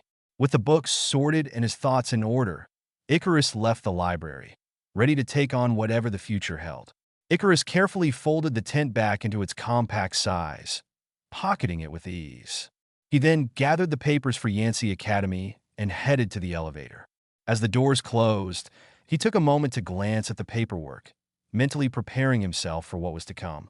When the elevator reached the lobby, Icarus stepped out and walked through the grand hall of the Latte New York Palace, the elegance and opulence of the hotel contrasting with the energy of the city just outside. The revolving doors opened, and he was greeted by the bustling streets of New York City. He decided to take a walk, letting the city's vibrancy surround him. The familiar sounds of car horns, distant chatter, and the occasional siren filled the air. As he walked, Icarus allowed himself to take in the sights and sounds, grounding himself in the reality of his surroundings. This was his world now, and despite the uncertainty of what lay ahead, he felt a growing sense of purpose. YEA Academy was just the next step in his journey, and he intended to face it with the same determination that had brought him this far. Icarus made his way through the bustling streets of Manhattan, heading in the direction of Grand Central Station. The city was alive with energy, and he moved with purpose, navigating the crowded sidewalks with ease. As he approached the area, a store caught his eye, a shop that specialized in bags of all types. The storefront was modest but inviting, with a display window showcasing an array of backpacks, messenger bags, and suitcases. Feeling the need to upgrade his gear for the journey ahead, he decided to step inside. The interior of the store was neatly organized, with shelves and racks filled with bags in various styles, sizes, and colors. Icarus browsed the selection, his eyes scanning the options. He knew he needed something durable, practical, and perhaps a bit stylish, considering his travels and the challenges that lay ahead. A sleek black leather messenger bag with wings stamped on the front caught his attention. It was large enough to hold his essentials, yet compact enough to carry comfortably. He also spotted a large mid-20th century suitcase that seemed sturdy and timeless. Satisfied with his choices, Icarus made his way to the counter, paying for the items before stepping back out into the street. With his new bags in hand, he continued toward Grand Central Station, feeling more prepared for whatever came next. As Icarus strolled down a quieter street near Grand Central Station, he noticed a charming store with an intriguing name, Thread of Fate. The store had a quaint, almost magical aura about it, and he decided to step inside. The interior of Thread of Fate was elegant and well-organized. The store offered a wide range of clothing options, from business casual attire to more formal outfits. The racks were neatly arranged, showcasing high-quality garments in a variety of styles and colors. There was a subtle, enchanting ambience to the store, with soft, ambient lighting and a hint of otherworldly charm. Icarus glanced around, taking in the selection. Given that YEA Academy required uniforms, and his current clothes were getting tighter, he decided it was time to update his wardrobe. He approached a nearby rack and began browsing through the options, looking for pieces that would suit both his needs and his style. The staff, who were demigods themselves, observed Icarus with a knowing smile, but said nothing. They moved gracefully among the racks, their demeanor friendly and helpful. Despite their unassuming appearance, there was an air of subtle magic around them, something Icarus might have sensed if he were more attuned to the mystical. One of the staff members, a young woman with a warm smile and an elegant air, approached Icarus. "Welcome to Thread of Fate. How can I assist you today?" Icarus smiled back. "I'm looking to update my wardrobe. I need some new clothes for school and some more formal attire. I also might need a few uniforms for YEA Academy." The staff member nodded understandingly. "We have a wide selection of both casual and formal wear. We also offer tailored fittings if needed. Feel free to browse and let me know if you need any assistance." As Icarus browsed through the store, he appreciated the quality and craftsmanship of the clothing. Several pieces caught his eye, and he selected a mix of items that he thought would be suitable for his time at YEA Academy and his adventures beyond. After making his selections, he headed to the fitting room to try on the clothes. The fittings were perfect, and the garments felt comfortable and stylish. Once he was satisfied with his choices, he returned to the staff member to finalize his purchase. "Thank you for your help," Icarus said as he completed the transaction. "Of course," the staff member replied with a nod. "If you need anything else, just let us know. And good luck with your time at YEA Academy." Icarus left Thread of Fate with his new wardrobe in hand, feeling more prepared for the upcoming challenges. The store's magical ambience and the staff's mysterious air remained a curious but pleasant part of his day. After securing his school supplies at a nearby store, Icarus returned to the hotel, feeling more prepared for the upcoming school year at YEA Academy. His day had been productive, from updating his wardrobe to gathering everything he needed for his studies. As he settled into his room, he reflected on the journey that lay ahead and the challenges he might face. But for now, he was content, knowing he had taken the necessary steps to be ready for whatever awaited him. /n. With another chapter wrapped up, I'm thinking of keeping this schedule where I post on Sundays since school is back in session. I've got a lot on my plate, so if I don't manage to post one week, I apologize in advance. Life happens.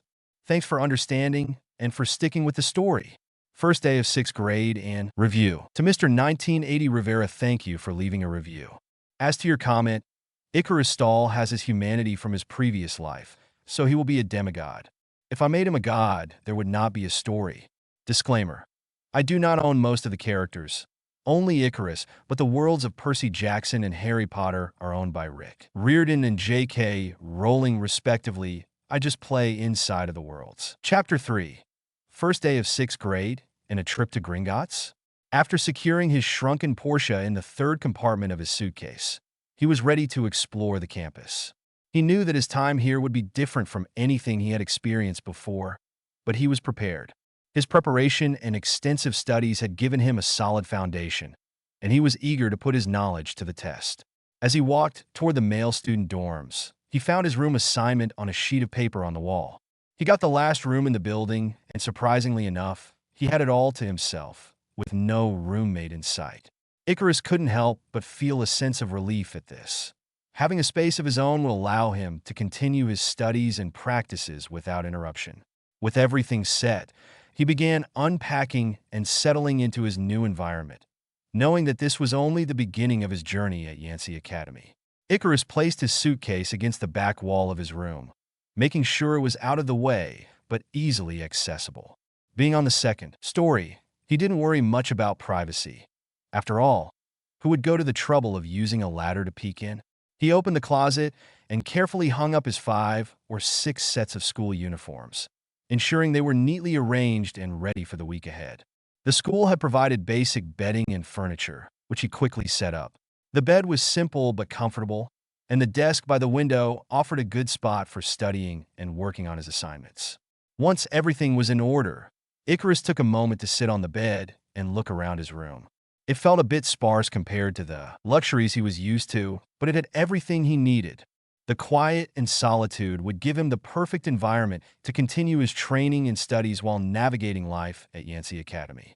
And besides, he could always retreat into his trunk to enjoy the luxury of his tent if he ever needed a break from the simplicity of his school-provided room. Curious to see who else had arrived, Icarus stepped out of his room and wandered down the hall. As he approached the room next door, he sensed something unusual. The air carried the scent of the sea mixed with an earthy smell of nature. Intrigued, he peered inside. 2 boys were inside, busy setting up their space. The first had unruly black hair and striking sea-green eyes that seemed to shimmer with a depth beyond his years. The other boy, with black curly hair, was leaning on crutches that appeared to support him more than he actually needed them. There was something distinctly familiar about both of them, though Icarus couldn't quite place it. The room felt alive with energy, as if the very air buzzed with potential. The sea-green-eyed boy had an aura of power that hinted at a connection to something ancient and vast, while the other boy exuded a calm, yet protective presence, as though he was much more than he appeared to be. Icarus lingered for a moment longer, observing the pair, before quietly stepping back into the hallway. He had a feeling these two would play a significant role in whatever lay ahead at YEA Academy. Change of perspective, Grover. Grover was frustrated as he made his way to the boys' dorms at YEA Academy, the fake feet chafing against his legs and the crutches digging into his hands. He had been assigned to this mission by the Council of Cloven Elders and Chiron, but it didn't make wearing this disguise any easier. As he entered the dormitory building, he noticed a crowd gathered around a piece of paper taped to the wall. Curious, he hobbled over and squeezed his way through the throng of students to get a closer look. His eyes scanned the list until they landed on his name, followed by a roommate, Perseus Jackson. Grover's heart skipped a beat. The fates had to be messing with him, right? The name Perseus practically screamed demigod. He sighed, knowing this assignment was going to be more complicated than he had hoped. Still, he couldn't shake the nagging feeling that there was something special about this Perseus Jackson, something that the fates had in store for him. With a resigned shake of his head, Grover continued on his way, ready to meet his new roommate and face whatever challenges lay ahead. Grover made his way up the stairs, his fake feet clumsy on the steps as the crutches supported him. The name Perseus Jackson kept running through his mind. The fates surely had a twisted sense of humor, assigning him to a demigod with such a legendary name. As he reached the second floor, he took a deep breath, trying to ignore the awkwardness of his disguise. When he reached his room, Grover opened the door to find a boy about his age with unruly black hair and sea-green eyes unpacking his things. The boy looked up, giving him a friendly but curious glance. "Hi," the boy said. "I am Percy Jackson. You must be my roommate." Grover nodded, trying to maintain his cover. "Yeah, that's me, Grover Underwood." They exchanged brief pleasantries, and Grover tried to hide his nervousness. As he started unpacking his things, he couldn't shake the feeling of the powerful aura he'd sensed earlier. It was stronger than Percy's, something ancient and commanding. Suddenly, he felt it again, closer this time. Grover turned toward the doorway, catching sight of a boy walking down the hall. His presence was almost overwhelming, but before Grover could say anything, the boy had already moved on, disappearing from view. Grover's heart raced as he realized there was another powerful demigod at YEA Academy. This year was going to be anything but ordinary. Grover's thoughts spiraled as he tried to process what he'd just felt. Crap, two demigods. Two powerful demigods to boot, and they both feel like big three material. He swallowed hard, feeling a lump of dread in his throat. Right after Talia, too, he bemoaned, the memory of her sacrifice still fresh in his mind. The fates must really have it in for me, or I just have the worst luck in the world. His hands shook slightly as he continued unpacking, trying to steady his nerves. It was one thing to be assigned to watch over one potential big three demigod, but two? And one of them had an aura so powerful it made his knees weak. Grover knew he had to keep his cool, but the weight of the responsibility was pressing down on him hard. He glanced over at Percy, who seemed oblivious to the gravity of the situation, and forced a smile. Whatever's coming, Grover thought grimly, it's going to be big. And I'm not sure I'm ready for it. Grover debated with himself, anxiety gnawing at his thoughts. Should he contact Chiron now? The presence of two powerful demigods at YEA Academy wasn't something to take lightly, especially with the memory of Talia's fate still haunting him. But would rushing to Chiron be the right move? Or would it just cause unnecessary panic? Maybe I should wait and see what happens first, he thought, weighing his options. They're not an immediate danger, I think. And if I keep an eye on them, I can figure out what's going on before. Jumping to conclusions, Grover nodded to himself, the decision solidifying in his mind. Yeah, I'll wait and watch over them for now. If anything seems off or dangerous, I'll reach out to Chiron immediately. He took a deep breath, trying to calm his nerves. It wasn't an ideal situation, but he had handled difficult tasks before. He would just have to stay vigilant and make sure nothing happened to these two demigods on his watch. Change of perspective. Icarus. Icarus reflected on his encounter with Grover Underwood and Percy Jackson as he finished his post-workout stretches the next morning. The memory of Grover's nervous demeanor stuck with him. Am I really that powerful? He mused, a smirk playing on his lips as he remembered the satyr's reaction. He had instinctively pulled back some of his aura using auramancy, a branch of occlumency that allowed him to control the presence he projected to others. Maybe I did overdo it a bit, he thought, but there was also a satisfaction in knowing the extent of his own power. After completing his workout, Icarus exited the vast space of his third compartment and switched over to the second compartment, where his tent was located. He entered the tent and took a long, refreshing shower in the magically enhanced bathroom. The warm water helped clear his mind, washing away the remnants of sleep and the intensity of his morning exercise. Feeling rejuvenated, he changed into casual clothing, choosing a comfortable pair of jeans and a soft t-shirt, suitable for a relaxing Sunday. With everything sorted, Icarus made his way out of the tent and back into the real world, where he knew the day would bring new challenges and observations. As he headed down the hall toward the school cafeteria, he passed by Grover and Percy's room. Knocking hard on their door, he called out, "Time to wake up, guys. Breakfast awaits." He could hear a faint groan from inside, followed by the sound of shuffling as the two boys began to stir. Satisfied, Icarus continued on his way, looking forward to whatever the day might bring. As Icarus descended the stairs, a smile spread across his face. He had a feeling this year was going to be full of interesting moments and new experiences, especially with Percy and Grover around. The anticipation of the unknown made him chuckle quietly to himself. Entering the cafeteria, Icarus joined the line for breakfast. His past experiences with public school food had set the bar quite low, so he was pleasantly surprised when the food appeared to be both appetizing and well-prepared. The private school setting seemed to have its perks after all. After paying for his meal, Icarus scanned the room for a place to sit. He chose a table in the back of the hall, away from the bustling crowds, and settled in. As he ate, he couldn't help but appreciate the quality of the meal and the chance to relax before the day's activities began.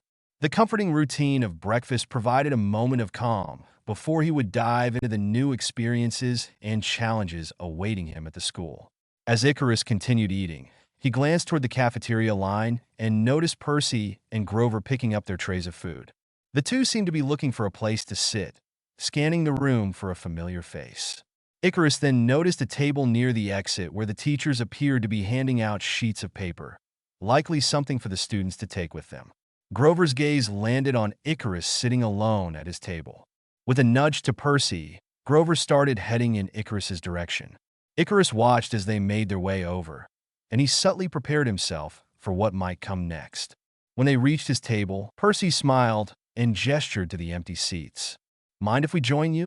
Percy asked. Icarus nodded, motioning for them to sit down. "Sure, go ahead." As they settled in, the conversation started with the usual pleasantries.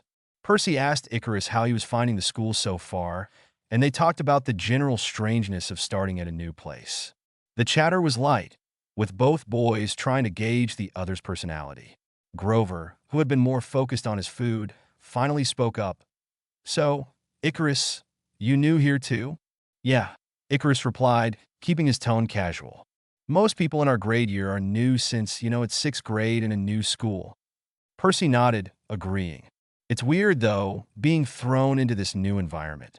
I thought I was the only one who felt out of place." Icarus shrugged slightly. "It's a big change, but I think everyone feels that way at first. Just take some time to get used to it."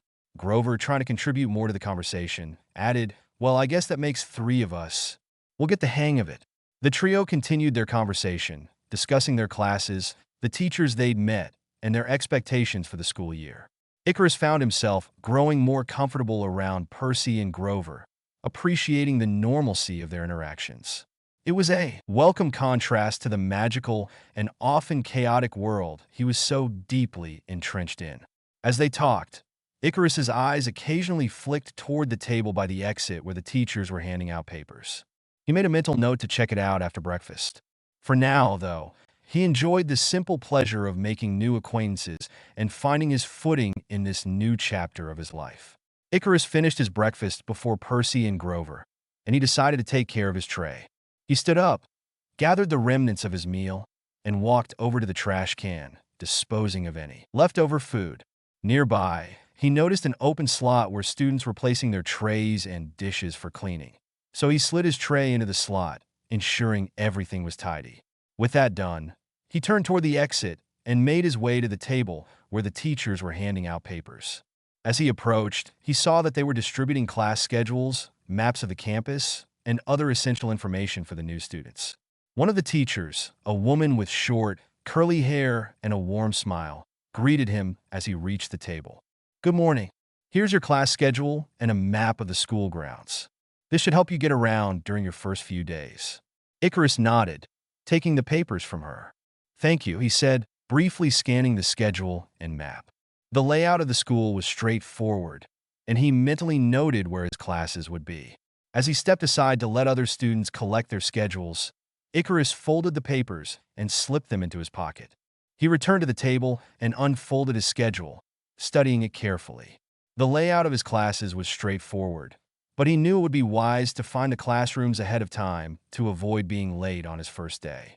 His schedule looked like this: 8 to 8:45, breakfast/break. 8:50 to 9:35, math with Mr. Richard Lancaster, room 102, first floor. 9:40 to 10:25, English and public speaking with Mr. Nickel, alternating days, room 201, second floor. 10:30 to 11:15, free study, library, first floor. 11:20 to 12:05, Latin with Ms. Lydia Arendt, room 202, second floor. 12:05 to 1 o'clock, lunch/break. 1 to 1:45, PE and health with Coach Marcus Whitfield, alternating days, gymnasium, first floor. 1:50 to 2:35, science with Dr. Evelyn Marwood, room 203, second floor. 2:40 to 3:25, social studies with Mr. Anthony Carmichael, room 103, first floor. 3:30 to 4:15, technology with Ms. Rachel Everett and art with Ms. Isabel Fontaine, alternating days, room 301, attic. It was Sunday, which meant no classes, but Icarus figured it was the perfect time to familiarize himself with the school's layout. Knowing where each room was located would help him avoid any unnecessary confusion in the morning. He decided to start with the first floor classrooms. He'd begin with room 102, where his math class with Mr. Lancaster would take place. After that, he'd explore the second floor to find rooms 201, 202, and 203, where most of his other classes were held. Finally, he'd check out room 301 in the attic for technology and art, as well as the gymnasium for PE and health. With his plan in mind, Icarus neatly folded the schedule back into his pocket, ready to begin his exploration of YEA Academy. Icarus stood up from the table, folding his schedule back into his pocket. The cafeteria had started to empty out as students finished their meals, and the morning sun was now streaming through the tall windows, casting long shadows on the floor. With a determined stride, Icarus made his way out of the cafeteria and into the hallway. He figured he'd start by exploring the first floor since it was the easiest to navigate. Room 102, math with Mr. Lancaster. He turned down a quiet corridor, his footsteps echoing off the polished floor. The hall was lined with lockers and a few bulletin boards displaying announcements and event flyers. He soon found room 102, where he would have his math class. The door was closed, but through the small window, Icarus could see rows of neatly arranged desks and a chalkboard at the front. Satisfied, he moved on. Room 103, social studies with Mr. Carmichael. Not far from room 102 was room 103, where he would be attending social studies. The door was slightly ajar, and Icarus peeked inside. The classroom had a more relaxed vibe, with posters of historical figures and world maps adorning the walls. The desks were arranged in a semicircle, facing a large desk that he assumed belonged to Mr. Carmichael. With the first floor covered, Icarus headed for the staircase that led to the second floor. Room 201, English and public speaking with Mr. Nickel. The first floor was busier than the second, with students moving between the dorms and common areas. But on the second floor, Icarus made his way to room 201, where he'd have English and public speaking. The classroom had a more traditional setup, with a lectern at the front and desks arranged in rows. A large bookshelf filled with classic novels and poetry collections took up one wall. Room 202 Latin with Ms. Arendt. Next, he found room 202, where his Latin class would be. The room had a scholarly atmosphere, with Latin phrases and quotes adorning the walls. A bust of Julius Caesar sat on the teacher's desk, giving the room an air of ancient academia. Room 203, Science with Dr. Marwood. The last room on the second floor was 203, where he would study science. The classroom had a more modern feel, with lab tables, instead of regular desks and various scientific models and equipment lining the shelves. He noticed a large whiteboard at the front, covered in complex equations and diagrams. Room 301, Technology and Art with Ms. Everett and Ms. Fontaine. Finally, Icarus ascended the narrow staircase to the attic, where room 301 was located. The attic had a cozy, creative vibe, with slanted ceilings and large windows that let in plenty of natural light. The room was divided into two sections. One side was filled with computers and tech equipment for Ms. Everett's technology class, while the other side had easels, paints, and art supplies for Ms. Fontaine's art class.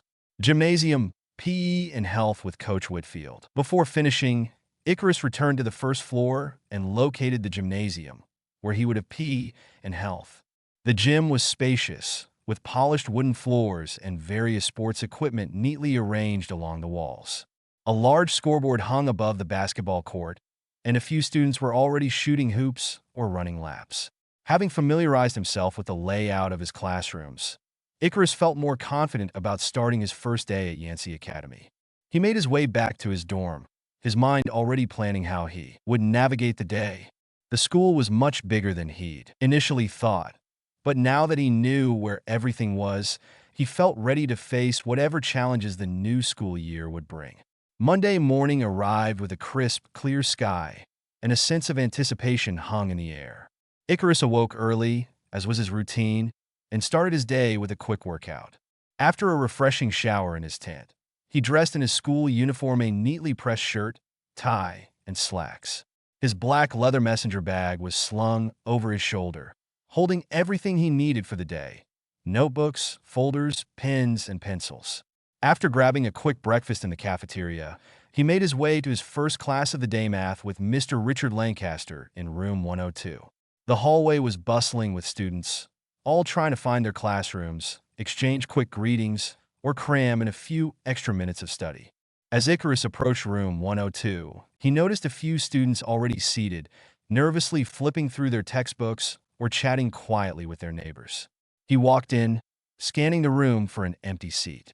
Choosing one near the back where he could observe the class without drawing too much attention, he placed his bag on the floor and settled in, pulling out a notebook and pen.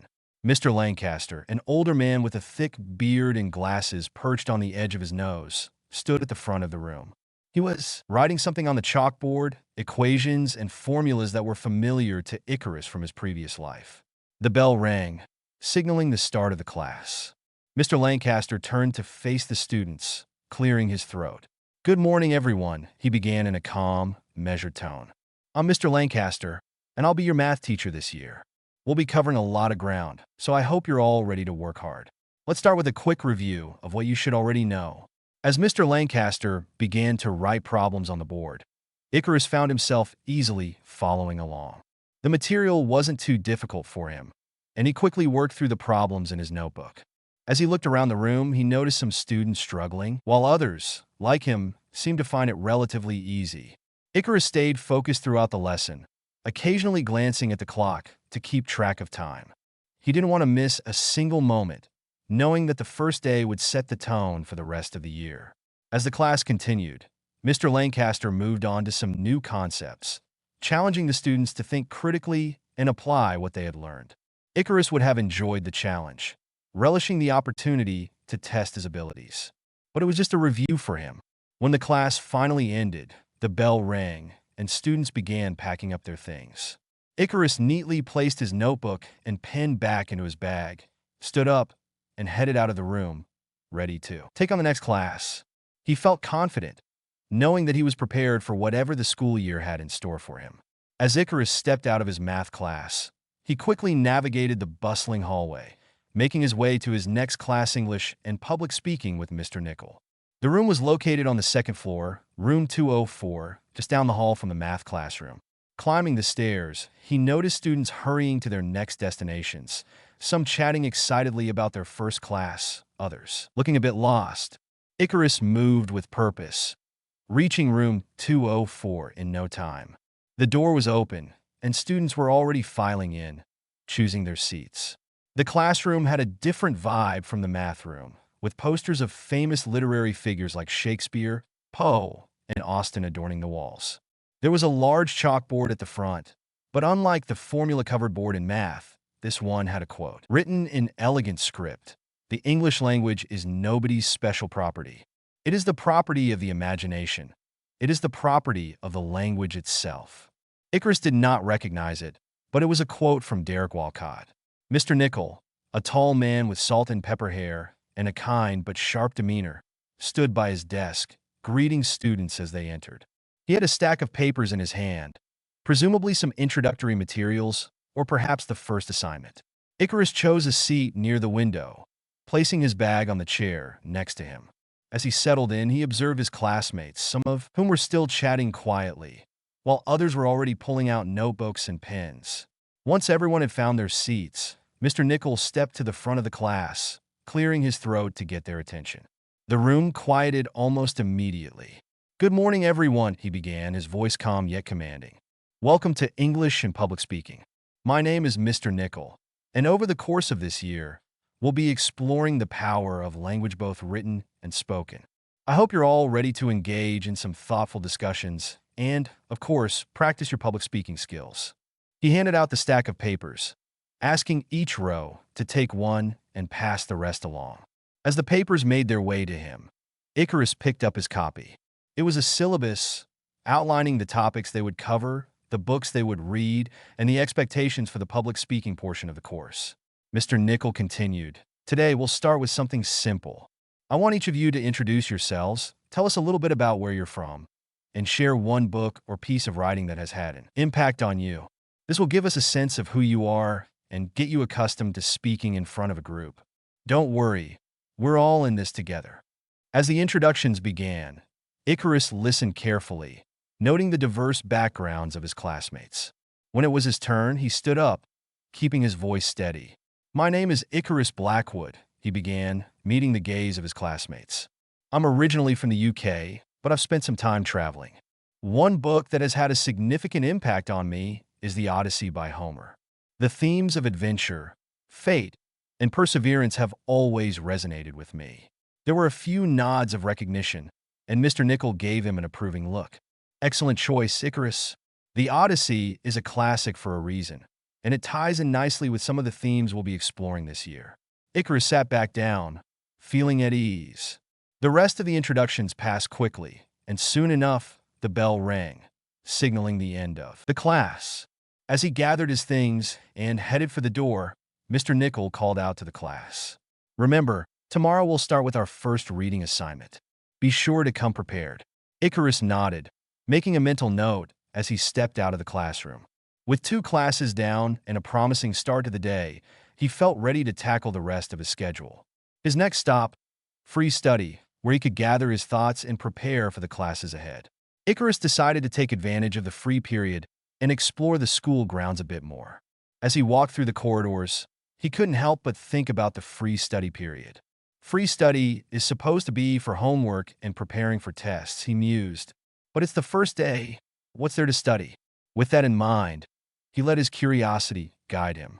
The school was large, with winding hallways and staircases that seemed to lead to unexpected places. Eventually, he found himself near the gymnasium. The sounds of basketballs bouncing and sneakers squeaking on the polished wood floor echoed from inside. But instead of heading straight into the gym, Icarus took a detour down a side hallway. He passed by the locker rooms, noting their typical layout and the faint scent of chlorine wafting through the air. It piqued his interest.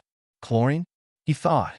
Following the scent, he continued down the hall until he found a door marked with a simple sign. Pool.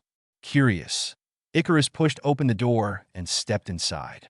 The room was humid, and the walls were lined with large windows that let in plenty of natural light.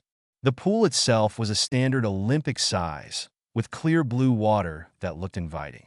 There were a few students already swimming laps, while others lounged by the edge, chatting or reading.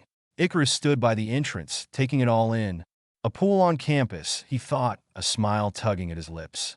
This could be a nice spot to unwind, maybe even add some variety to my workouts. He considered the possibilities. While he hadn't brought any swim gear with him today, he made a mental note to return another time, perhaps in the evening when it might be quieter. For now, though, just knowing the pool was here added another option to his routine. Satisfied with his discovery, Icarus turned to leave, deciding to continue his exploration. There was still time before he needed to head to his next class, and he was determined to familiarize himself with as much of the school as possible. As he walked back through the halls, his thoughts returned to his upcoming classes, wondering what the rest of the day might bring. Icarus made his way to his Latin class, a subject he had always been interested in, given his background. The classroom was on the second floor, tucked away at the end of the hall. As he entered, he immediately noticed Percy and Grover sitting together near the middle of the room. Percy looked slightly puzzled as he scanned through his textbook, while Grover seemed more relaxed, though there was a trace of nervous energy about him. Icarus chose a seat a few rows behind them, where he could observe without drawing too much attention. He placed his messenger bag on the desk and pulled out his Latin textbook and notebook, ready for the lesson. As the rest of the students filed in, the teacher, Ms. Lydia Arendt, entered the room. She was a young woman, probably in her late 20s, with a warm smile and a gentle demeanor. It was hard not to notice that she was pregnant, her rounded belly a clear indication that she was expecting. Icarus had heard rumors that she would likely take her maternity leave after the winter break, which meant they might have a substitute teacher for part of the year.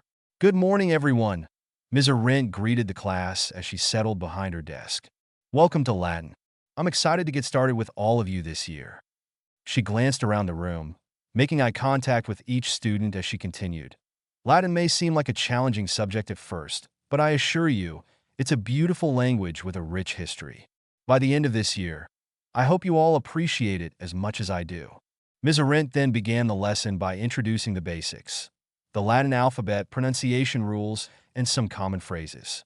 Icarus found himself easily following along, his previous studies giving him a solid foundation. Meanwhile, he couldn't help but glance over at Percy and Grover from time to time. Percy looked a bit overwhelmed, his brow furrowed in concentration, while Grover seemed to be holding his own, though he occasionally cast wary glances over his shoulder in the direction of Icarus. "They're definitely interesting," Icarus thought, a small smile playing on his lips. This year is shaping up to be anything but ordinary. As the class progressed, Icarus focused on the lesson, taking notes and absorbing the material. He knew that keeping up with Latin would be crucial, especially considering the world he was a part of. When the bell finally rang, signaling the end of the period, he packed up his things and made his way to the door, nodding politely to Ms. Arendt as he left. Outside the classroom, he slowed his pace, waiting to see if Percy and Grover would catch up. It was only the first day, but already, Icarus felt the stirrings of something significant on the horizon. After Latin class, Icarus made his way to the cafeteria for lunch. The hallways were abuzz with students chattering about their morning classes, and he could see Percy and Grover in the crowd. The cafeteria, with its high ceilings and large windows, was already filling up with students eager to grab a bite. Icarus entered the cafeteria and joined the line for food. The variety was impressive, with options ranging from classic American fare to international dishes. He grabbed a tray and filled it with a mix of items that looked both tasty and nutritious. As he moved down the line, he noticed Percy and Grover waiting for their turn. They caught his eye and gave him a friendly wave. "Hey, Icarus," Percy called out as he approached the table where Icarus had found a spot. "Mind if we join you?" "Not at all," Icarus replied, gesturing to the seats around his table. "Help yourselves." Grover, who seemed more at ease now, took a seat and started arranging his food on his tray. Percy sat down beside him, and the three began to eat and chat. So, how's the first day treating you guys so far? Icarus asked, taking a bite of his lunch. Percy looked up with a smile. It's been pretty good. Math was a bit challenging, but I think I'll get the hang of it. Latin seems interesting, though. What about you? Same here, Icarus said. I've always enjoyed Latin, so it was nice to get back into it. The math class was solid too. Grover, who had been quietly eating, added, I'm still trying to get used to everything here. The cafeteria food is way better than what I expected. Icarus chuckled. Yeah, I had the same thought. Private school food usually has a reputation for being a step up from public school. As they continued to eat, the conversation drifted to various topics. Percy and Grover talked about their experiences with the classes they had attended so far, and Icarus shared a bit about his own background and interests. Grover, looking slightly more curious now, asked, So, Icarus, where are you from? You don't have an accent, but you seem to know a lot about different subjects. Icarus hesitated for a moment before responding, I've traveled around quite a bit. My family had a lot of interests in different areas, so I picked up some knowledge along the way. Percy nodded, clearly interested but not pressing further. That's cool. I'm sure we'll all learn a lot this year. After finishing their meals, the three friends cleaned up their trays and moved to a more comfortable lounge area near the windows. They continued their conversation, discussing their expectations for the year and sharing a few laughs. The atmosphere was relaxed, and for Icarus, it felt like the beginning of a promising new chapter. As lunch wound down, Icarus glanced at his watch. He still had some time before his next class and decided to take a walk around the campus to familiarize himself with his new surroundings. After lunch, Icarus made his way to the gym for PE and health. The gymnasium was large, with polished wooden floors and a high ceiling. Bleachers lined the walls, and a set of doors at the far end led to the locker rooms. The smell of freshly cleaned floors mixed with the faint scent of sweat from previous classes lingered in the air. Students were already gathering near Coach Whitfield, a tall, muscular man with a whistle around his neck and a clipboard in his hand. He looked like the kind of person who enjoyed shouting motivational phrases at people during intense workouts. As Icarus walked over, he noticed Percy standing nearby, looking a bit apprehensive, while Grover sat off to the side on a bench, his crutches resting beside him. All right, everyone, listen up. Coach Whitfield's voice boomed through the gym. Today, we're keeping it simple with a fitness assessment. We'll start with some basic stretches, then move on to running, sit-ups, push-ups, and a few other exercises to see where everyone stands. Grover raised his hand, and Coach Whitfield nodded in his direction. Yes, Underwood? Coach, I got a note from the nurse, Grover said, holding up a piece of paper. Crutches, you know. I'm excused from the exercises. Coach Whitfield took the note, gave it a quick glance, and nodded. Fair enough, Underwood. You can sit out and take notes on the fitness routines. The rest of you line up and start stretching. Icarus lined up with the other students and began the warm-up stretches. He kept his movements controlled and steady, feeling his muscles loosen up as he moved through the routine. Percy was next to him, trying his best to follow along, but occasionally glancing at Grover on the bench. You all right, Percy? Icarus asked, leaning into a stretch. Yeah, just not a big fan of this stuff, Percy admitted with a grin. Never been much for running laps or doing push-ups. Icarus chuckled. You'll get used to it. It may save your life someday. Just pace yourself and don't overdo it on the first day. Once the stretching was done, Coach Whitfield had the students line up for a series of timed runs across the gym. Icarus focused on keeping a steady, moderate pace. He wasn't looking to stand out too much on the first day, but still wanted to perform well. Percy, on the other hand, seemed to be struggling a bit with the running but pushed through, his face set with determination. After the running came sit-ups and push-ups. Icarus handled them easily, his training and regular exercise routine paying off. Percy did his best to keep up, though it was clear he wasn't as accustomed to this kind of physical activity. Meanwhile, Grover watched from the sidelines, occasionally scribbling notes on a pad provided by Coach Whitfield. When the assessments were over, Coach Whitfield blew his whistle. Good effort today, everyone. Remember, fitness is about progress, not perfection. We'll be working on building strength and endurance throughout the year, so get ready. As the class wrapped up, Icarus grabbed a water bottle from his bag and took a drink, feeling refreshed but not overly exerted.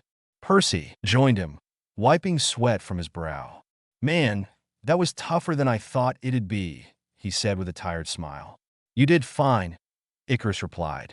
"Just keep at it, and it'll get easier." Grover hobbled over on his crutches, looking relieved that the class was over. "Glad I didn't have to do all that," he said. "But watching you two run around was pretty entertaining." Icarus frowned. "Glad we could provide some amusement." The three of them made their way out of the gym together, heading for their next class. The day was moving along steadily, and Icarus was already starting to feel more comfortable navigating YEA Academy with his new companions. After leaving the gym, Icarus checked his schedule for his next class, Science with Dr. Evelyn Marwood. He followed the hallway to the second floor, where the science classrooms were located. Room 207 was clearly marked, and as Icarus entered, he found himself in a well-organized space filled with lab tables, shelves of science equipment, and posters of the periodic table and various scientific diagrams on the walls.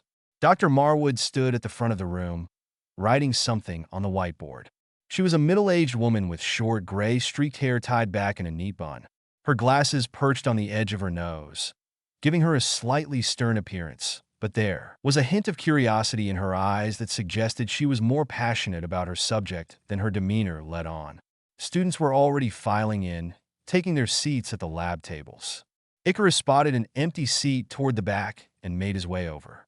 As he sat down, he noticed Percy coming in, looking around for a familiar face. Icarus gave him a small nod, and Percy quickly made his way over to sit beside him. "Ready for science?" Percy asked, dropping his bag next to the chair.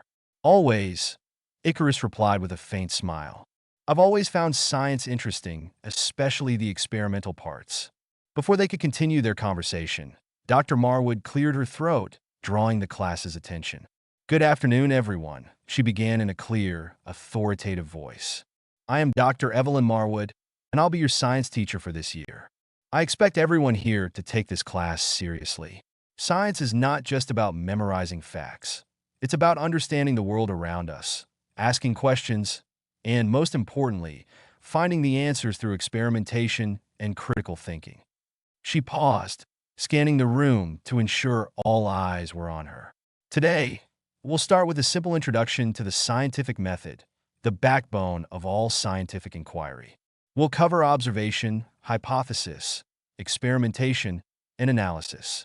But before we dive into that, let's go over some classroom rules and safety protocols." Icarus listened attentively as Dr. Marwood went over the basics, detailing the importance of safety in the lab, respecting the equipment, and collaborating effectively during group work. She had a no-nonsense approach, but also seemed genuinely invested in making sure her students understood the significance of science in everyday life. After the introductory lecture, Dr. Marwood handed out a short questionnaire to gauge everyone's current understanding of basic scientific concepts. Icarus finished as quickly, his previous studies making the questions relatively easy to answer. Percy seemed to be taking his time, occasionally frowning in concentration. As they waited for the rest of the class to finish, Icarus turned to Percy. "How's it going?" Percy shrugged. "It's not too bad. Some of these questions are a bit tricky, though. Guess I've got some catching up to do." Icarus nodded. "Just take it one step at a time. You'll get there." When all the questionnaires were collected, Dr. Marwood announced that for the last part of the class, they'd be doing a brief experiment to practice the steps of the scientific method. She divided the class into pairs and assigned each pair a simple experiment involving mixing different solutions and observing the reactions. Icarus and Percy were paired together, and they quickly got to work at their shared lab table. The experiment was straightforward, mixing a baking soda solution with vinegar to observe the fizzing reaction and discussing the chemical process taking place. "Looks like we're back in elementary school with this one," Percy joked as he poured the vinegar into the beaker. Icarus chuckled. "Yeah, but it's a good starting point. Understanding the basics is key to grasping more complex ideas later on." They completed the experiment smoothly, writing down their observations and answering the follow-up questions Dr. Marwood had provided. By the time the bell rang to signal the end of class, they had finished everything and were ready to hand in their work. "Good job today, everyone," Dr. Marwood said as the students packed up their things.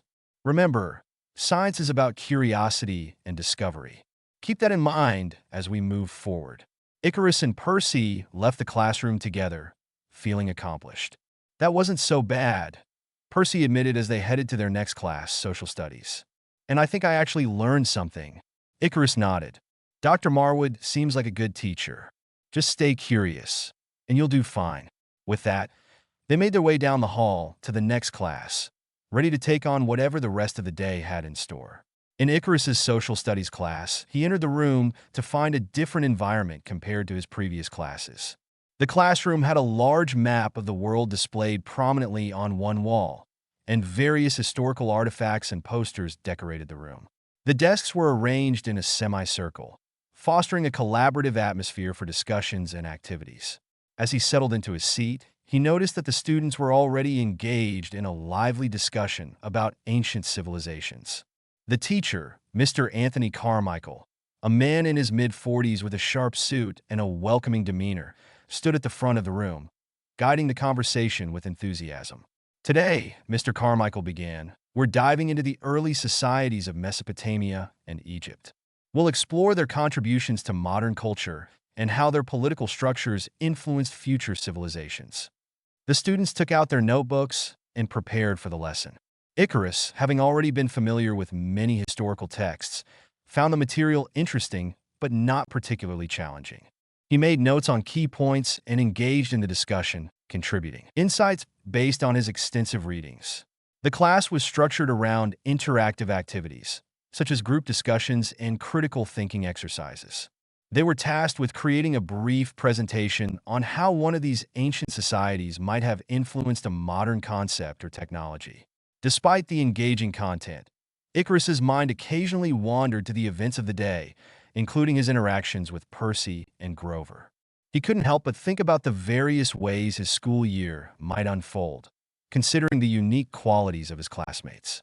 As the bell rang, signaling the end of the period, Icarus packed up his materials and prepared for the next class. Social studies had been informative and enjoyable, but he was eager to move on to his next subject and see what other aspects of the school day awaited him. The classroom gradually emptied, and Icarus made his way to the hallway, reflecting on the interesting historical perspectives he had just explored and looking forward to the next part of his schedule. Icarus made his way to his last class of the day, technology, with Ms. Rachel Everett. The classroom was filled with rows of computers, each humming quietly in anticipation of use. The walls were adorned with posters about coding, cybersecurity, and the history of technological innovations. It had a modern vibe, quite different from the other more traditional classrooms. As Icarus found a seat in the middle of the room, he spotted Grover entering a moment later. Grover's eyes darted around nervously, his discomfort evident to anyone paying attention. He hesitated near the doorway before slowly moving to a seat near Icarus. Icarus noticed Grover's unease but chose not to comment. He knew the reason behind a technology was notoriously problematic for demigods. It acted like a beacon to monsters, potentially putting them in danger. However, he kept this knowledge to himself, not wanting to reveal what he knew about Grover just yet. Change of perspective, Grover. Grover settled into his seat, fidgeting slightly. His eyes kept glancing at the computers with a mixture of apprehension and dread. Internally, he was battling with himself. Why a technology class? He thought. Of all the classes, it had to be the one that could attract monsters. Great, just great. He tried to calm his nerves, reminding himself that they were inside a relatively safe space. Yancey Academy was far from a monster hotspot. Yet, that didn't fully alleviate his worry. He glanced at Icarus, who seemed calm and collected, already adjusting the settings on his computer. Does he know? Grover wondered. He doesn't look worried at all. Maybe he doesn't know what tech does to us, or maybe he's just really good at hiding it. Ms. Everett, a young woman with an energetic smile and short dark hair, soon took the front of the classroom. Good afternoon, everyone. Welcome to Technology. I'm Ms. Everett, and today we're going to start with the basics.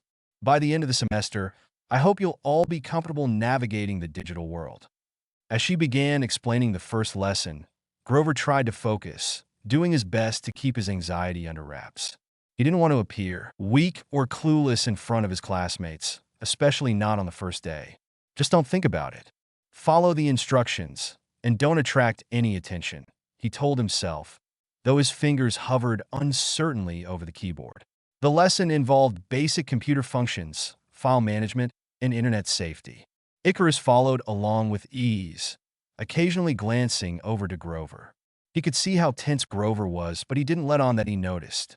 Grover was trying to act normal, but his eyes kept flitting nervously toward the door as if he was ready to bolt at the first sign of danger.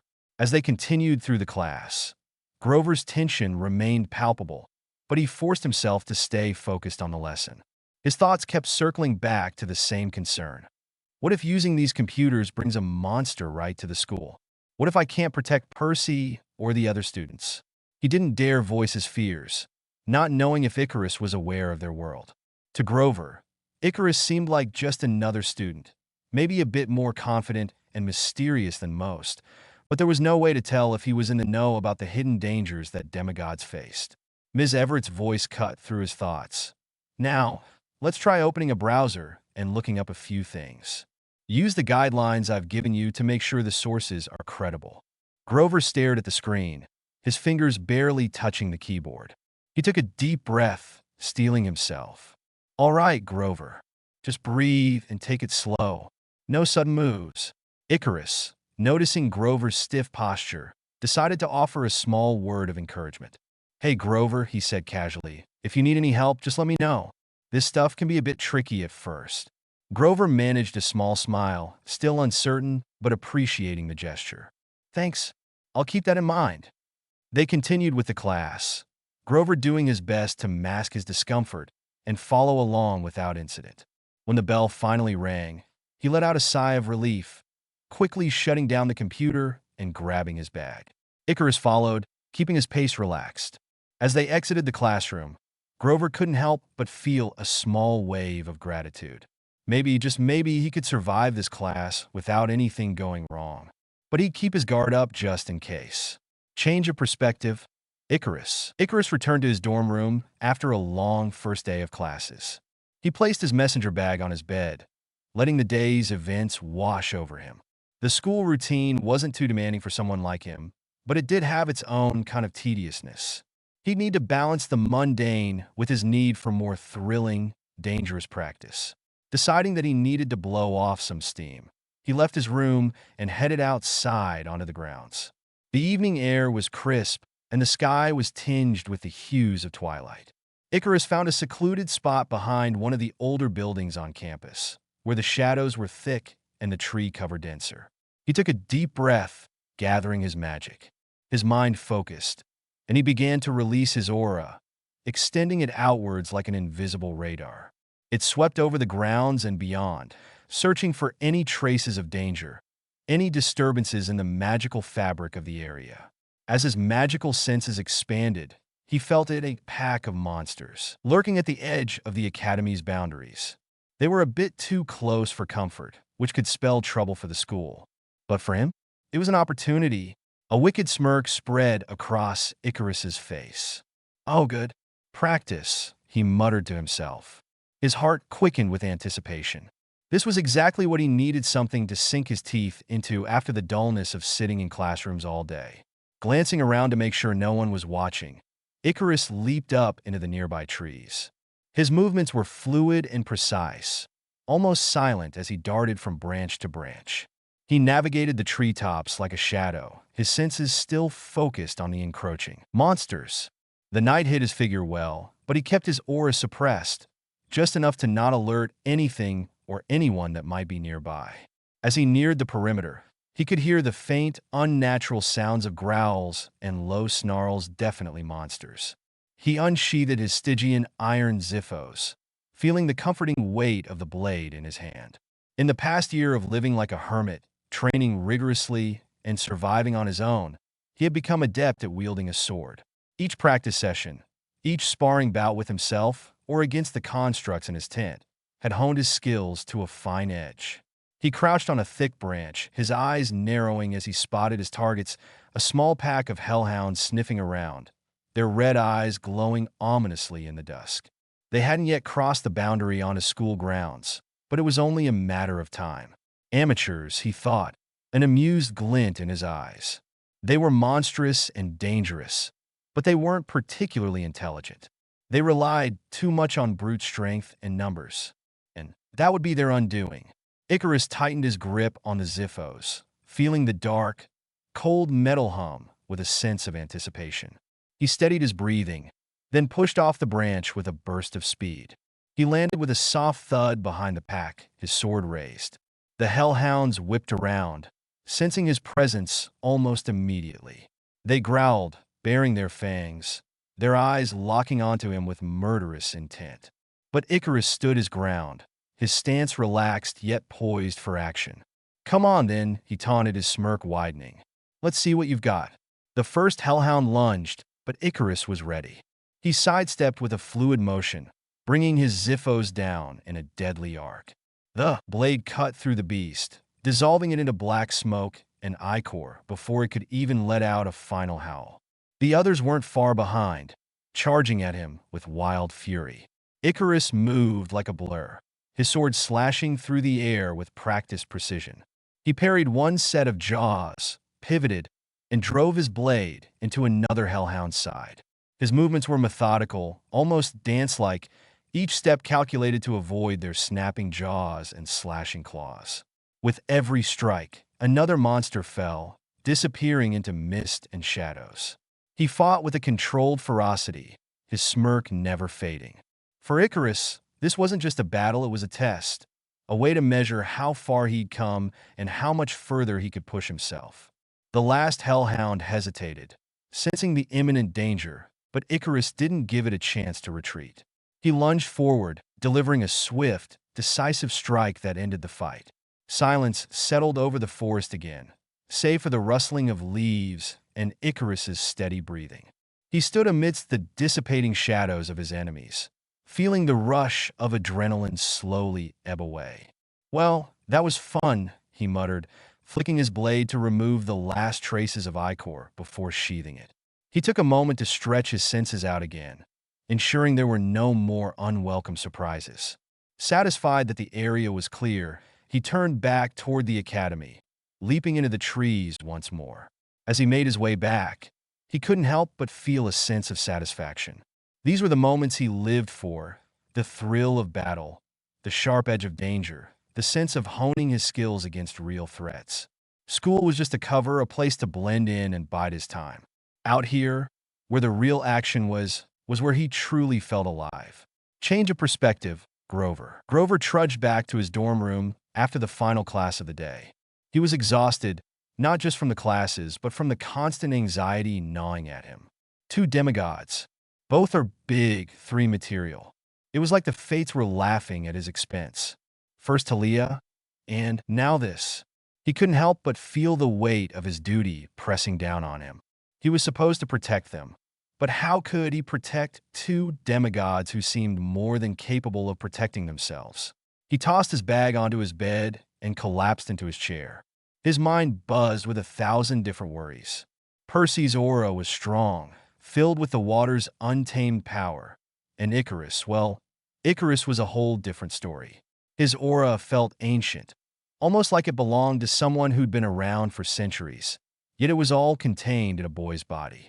And that smile he'd seen on Icarus's face, there was something about it that made his skin crawl. It wasn't the smile of a regular demigod. It was like he was amused by something, like he knew things Grover didn't. And that was worrying. Grover fidgeted with his crutches, his nerves getting the best of him. He hated the crutches and the fake feet. They felt unnatural and wrong. He'd much rather be moving around freely, but he had to keep up this charade. If he could just get a few moments to himself, he could clear his head and maybe even contact Chiron to tell him what he was dealing with here. But he couldn't risk it yet. Not when he didn't have all the information. He needed to wait and watch, figure out what was really going on with these two demigods. As he glanced out the window, his thoughts were interrupted by a strange sensation. Something was off. It was like a ripple in the air, a subtle shift that set his nerves on edge. Grover Satter's senses tingled, alerting him to something happening nearby. He got up from his chair, his eyes narrowing. He carefully made his way to the window and looked out over the academy grounds. At first, he didn't see anything, But then he spotted a faint movement among the trees at the edge of the property.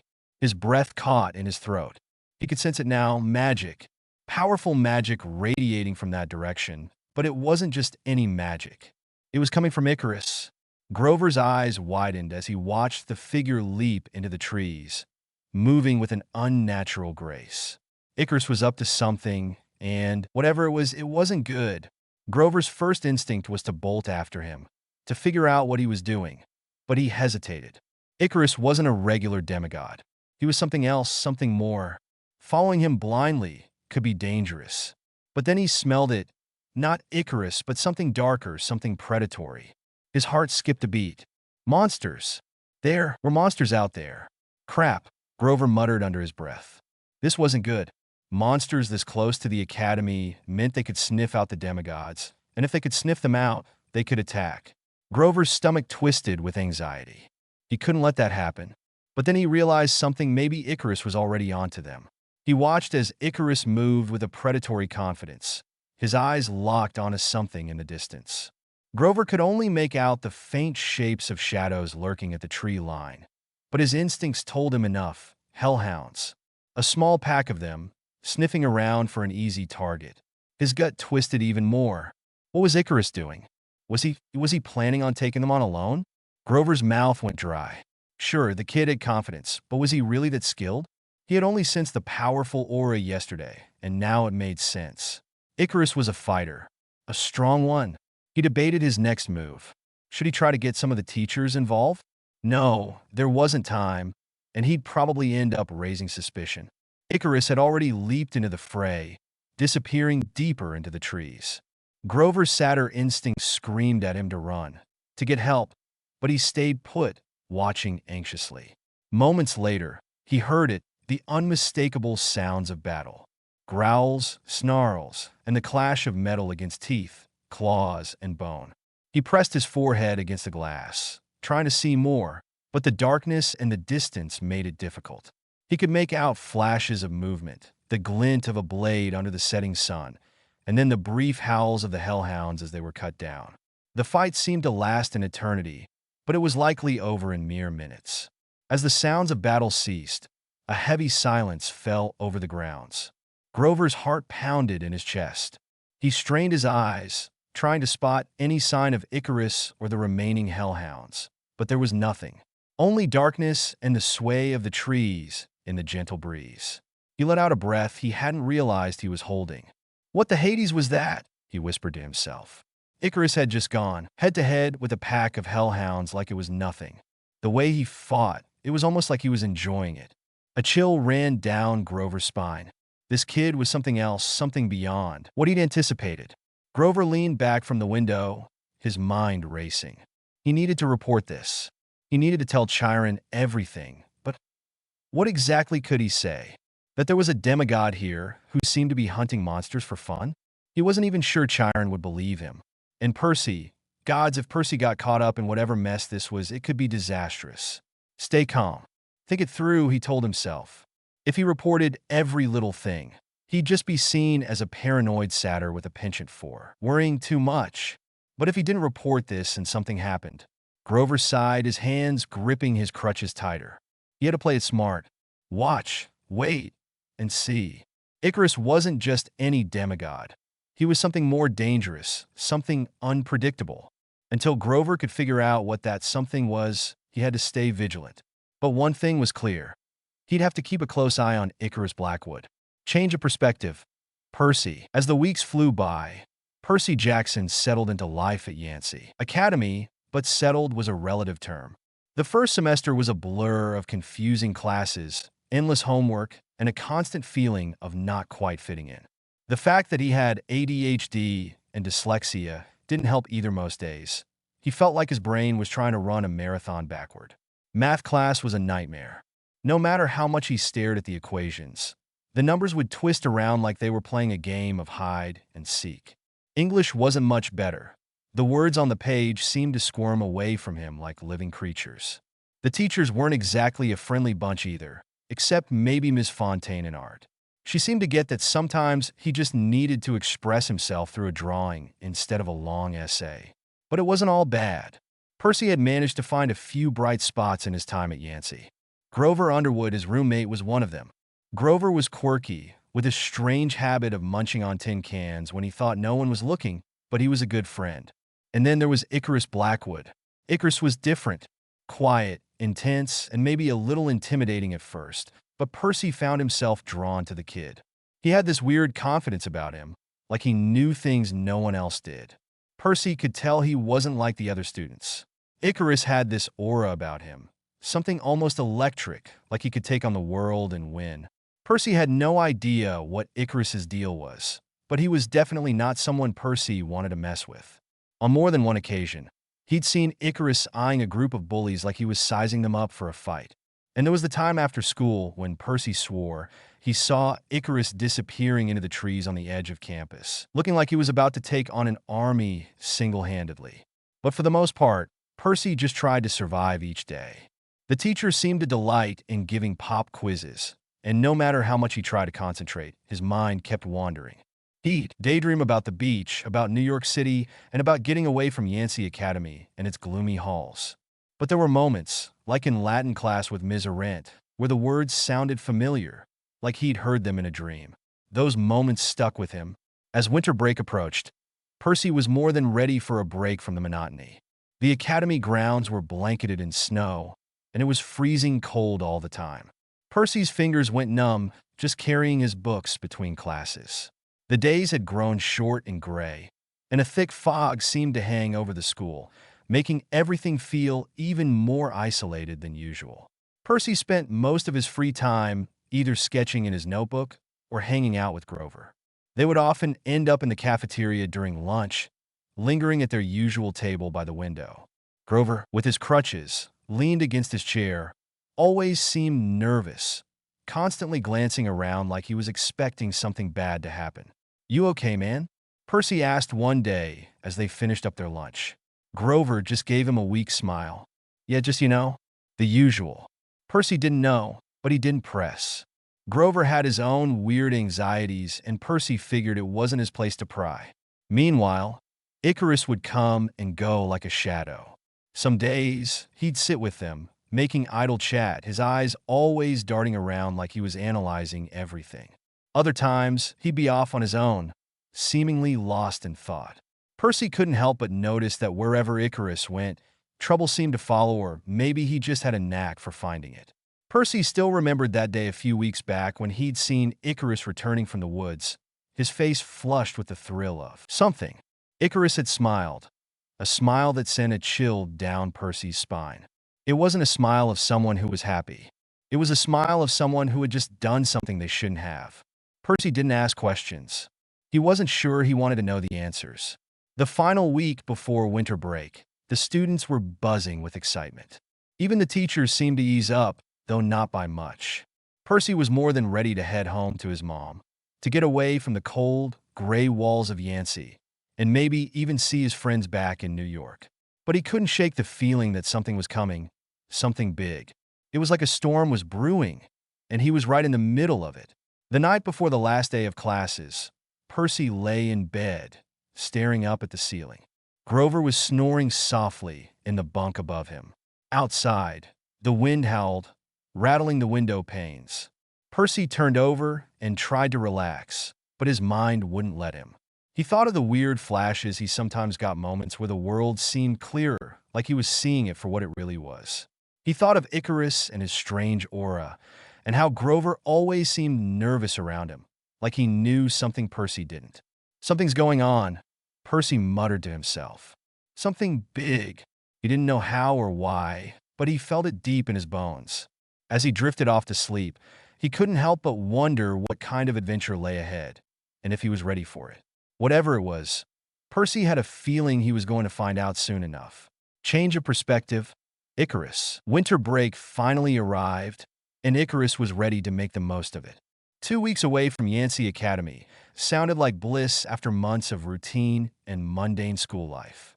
He quickly packed up his belongings into his black leather messenger bag, leaving his school books and supplies behind in his dorm room. There was no need for them during the break. His mind was already buzzing with plans. Icarus left the campus grounds quietly, his face calm and composed as always. But underneath, there was a certain excitement bubbling up. As he walked farther from the main building and made sure he was out of sight, he retrieved a small object from his pocket, his shrunken Porsche 911. With a murmured command and a pulse of magic, the car expanded from a toy-sized trinket into its full form, sleek and gleaming under the winter sun. He took a moment to admire the car, then tapped into his magic again to create an illusion. He couldn't risk any prying eyes spotting a teenager driving a sports car through the city. A tall, imposing figure appeared in the driver's seat, a perfect illusion of a human Thanatos. His father was the ideal cover. Most people would take one look at the illusion and decide not to mess with him. With that handled, Icarus slipped into the driver's seat, concealed under the illusion. He started the engine, feeling the rumble of the powerful machine beneath him. The Porsche pulled away from the academy with a smooth hum, and within moments, he was on the road, leaving YEA Academy behind. The drive was exhilarating. Icarus hadn't driven in months, and he had missed the feeling of control and speed that came with being behind the wheel. As the academy grounds faded into the background, the landscape slowly transitioned from the cold, sleepy countryside to the bustling vibrancy of New York City. Icarus navigated the streets with ease, weaving through traffic, his eyes always scanning the road ahead. Eventually, he arrived at a familiar mechanic workshop in the city, a hidden gem he'd discovered during his time in New York. The place was run by a gruff but competent mechanic named Pete, who knew his way around cars, especially expensive models like Icarus's. Porsche. More importantly, Pete didn't ask too many questions. Icarus parked the car in front of the garage and stepped out. The illusion of Thanatos disappeared the moment he left the driver's seat, leaving him alone to face the cold breeze. He was wearing a dark coat that kept the chill at bay, but he could see his breath misting in the air. He walked inside, greeted by the familiar smell of motor oil and grease. Pete looked up from under the hood of an old pickup truck. He was a tall man with a salt and pepper beard and a perpetually stern expression. "Well, look who decided to show up," he grumbled, though there was a hint of a smile beneath his gruff exterior. "Hey, Pete," Icarus said, slipping his hands into his coat pockets. "Been a while. Thought I'd give my car a once-over. It's been sitting around for a few months." Pete wiped his hands on a rag and nodded. "Smart. Sitting idle is not good for these beauties. Pop the hood, and I'll take a look." Icarus went back outside, opened the hood of the Porsche, and watched as Pete got to work. The mechanic's hands moved with practiced precision as he checked the engine, fluid levels, and other key components. As Pete worked, Icarus found himself relaxing a bit. The mechanic shop was a little sanctuary in the chaotic city, a place where things were straightforward, where problems could be fixed with a wrench and some elbow grease. "Everything seems fine so far," Pete said after a while, poking his head out from under the hood. "But I'll give it a full check, just to be sure." "Appreciate it," Icarus replied, leaning against the wall, his eyes wandering around the workshop. He was already thinking about what he would do next. Maybe he'd swing by Thread of Fate, the magical clothing store near Grand Central Station, or perhaps stop by one of his safe houses to check on his assets. Either way, he had 2 weeks of freedom ahead of him, and he intended to make the most of it. Pete continued his work, and Icarus waited, his mind whirring with plans. There were a few other matters to attend to as well. Maybe some research in the magical community, or a visit to the more obscure parts of New York where magic and the mundane intertwined. After all, the city was full of secrets, and he loved nothing more than uncovering them. After a thorough check, Pete lowered the Porsche from the lift, wiping his hands with a rag. "Nothing wrong with her," he said with a nod, "but I went ahead and changed the oil and the filter. Better be safe than sorry, especially with these older models." Icarus nodded in appreciation. "Thanks, Pete. I owe you one." He pulled out a stack of crisp bills, paying the mechanic for his work. With a nod and a brief farewell, he got back into the driver's seat and carefully maneuvered the Porsche out of the workshop, feeling the car respond smoothly under his control. Once he was back on the road, his mind turned to his next objective, finding the local magical community. New York was a massive city filled with hidden corners and secrets, but every place he checked seemed oddly mundane. He scanned every street and alley, visited known spots where the magical energy should have been stronger, and even tested a few spells to reveal hidden wards or illusions. But there was nothing. No signs of enchantments, no veiled shops, not even a hint of magical activity. It was as if there wasn't a magical community in America, or at least not one that was open for business. Frustrated, Icarus considered his options. If New York is a bust, maybe London will have what I'm looking for, he muttered to himself. London was known for its rich magical history and thriving magical communities. If he couldn't find anything here, then perhaps across the pond was the place to be. However, traveling to London wasn't as simple as it seemed. Flying directly might provoke Zeus' wrath, especially considering the tension that always existed between the big three and their offspring. The skies were Zeus' domain, and demigods weren't exactly welcome. Hey, journey by sea was another possibility, but that would take too long and still came with its own risks. He needed a faster, safer way. Icarus paused in a quiet corner of the city, near the waterfront, and decided to consult a higher authority, his mother, Hecate.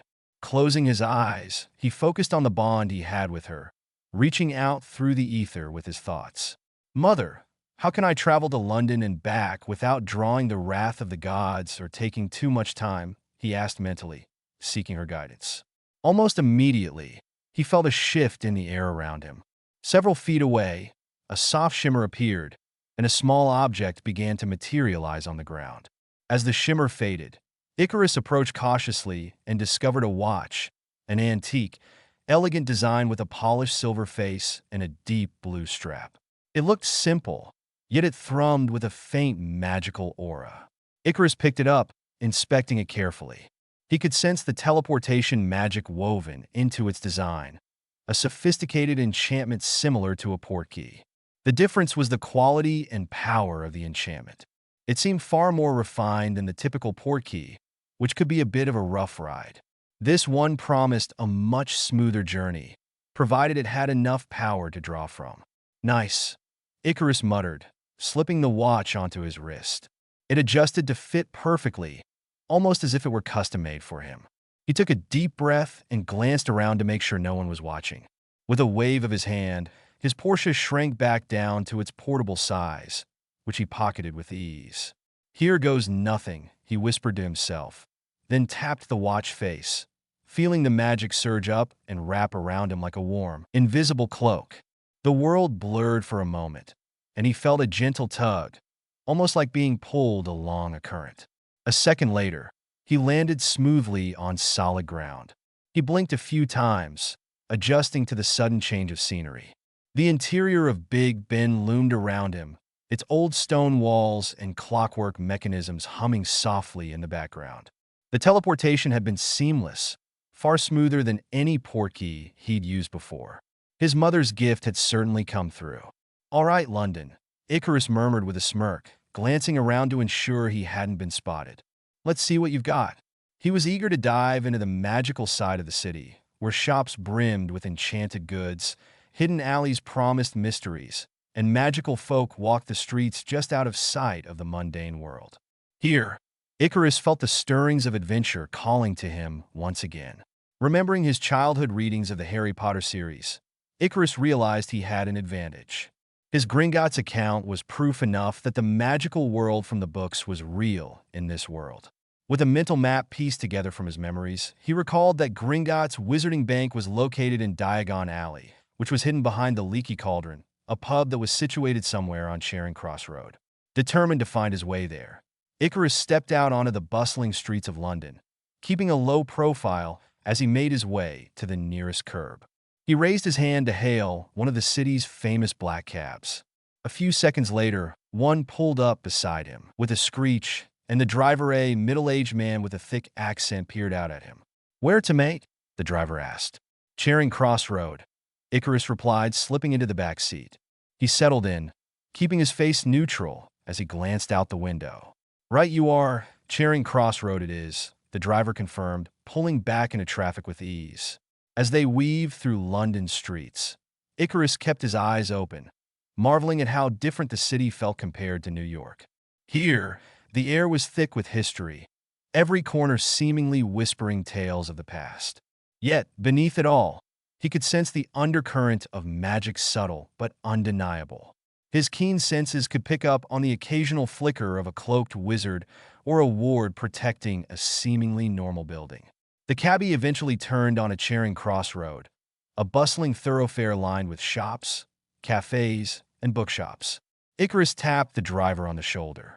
"This is good," he said, handing over the fare with a few extra notes for a tip. "Cheers, mate," the driver responded with a grateful nod. Icarus stepped out onto the sidewalk and took a deep breath, his eyes scanning the street. He blended into the crowd easily, appearing just like any other tourist exploring the city. But his eyes were sharp, searching for the familiar, slightly worn sign of the leaky cauldron. It wasn't long before he spotted it, a faded, inconspicuous old pub that most of the passers-by seemed to overlook completely. Just like in the books, the pub was practically invisible to muggles, and if he hadn't known exactly what he was looking for, he might have missed it too. A small smile tugged at his lips. "Gotcha," he muttered under his breath as he walked up to the door. He pushed it open and stepped inside. As Icarus stepped into the leaky cauldron, the dimly lit interior greeted him with the same rustic charm he had imagined from the stories. A place filled with magical folk, casual chatter, and the occasional curious glance from cloaked patrons. He knew the leaky cauldron served as the gateway to Diagon Alley, hidden away behind a brick wall that required a specific combination of taps to open. The trick was he didn't have a wand. Not yet, at least. However, Icarus was nothing if not resourceful. He decided to rely on his natural magic and oromancy skills. After scanning the room, he noticed that the back of the pub, where the entrance to Diagon Alley was located, was relatively quiet. He casually made his way toward it, making sure not to draw unnecessary attention. Reaching the brick wall, he subtly positioned himself to avoid any prying eyes. He took a deep breath, focusing his magical energy. With a delicate touch, he pressed his fingers against the bricks. Instead of tapping with a wand, he channeled his magic directly through his fingertips, a method similar to what he'd practiced in controlling his aura. He concentrated, recalling the pattern he'd read about. After a few careful taps, he felt the magic within the wall respond. Slowly, the bricks began to shift and rearrange, opening up to reveal the bustling wonder of Diagon Alley. Icarus couldn't help but grin a little as he stepped through the opening, feeling the excited energy of the magical world around him. Witches, wizards, and magical creatures filled the alley, bustling about their daily routines. Shops with colorful displays lined the cobblestone path, each more intriguing than the last. But Icarus had a clear goal: Gringotts. He needed to check on his account and, perhaps, gather more information about the magical community here. Weaving his way through the crowd, he made his way to the imposing white marble structure at the end of the alley. The goblins stationed at the entrance gave him their usual scrutinizing looks, but Icarus held his ground, giving them a polite nod as he walked through the grand doors. Inside, the bank was just as he imagined, vast and filled with marble, with rows of goblins sitting behind tall counters. Icarus realized he didn't have a vault key with him, only a vague idea of his family's connections to the wizarding world. Instead of presenting a key, he decided to take a different approach. He walked up to one of the counters where a goblin with a pair of spectacles perched on the tip of his long nose was scribbling furiously into a ledger. "Excuse me," Icarus began, maintaining a respectful tone. "I'd like to speak to my account manager.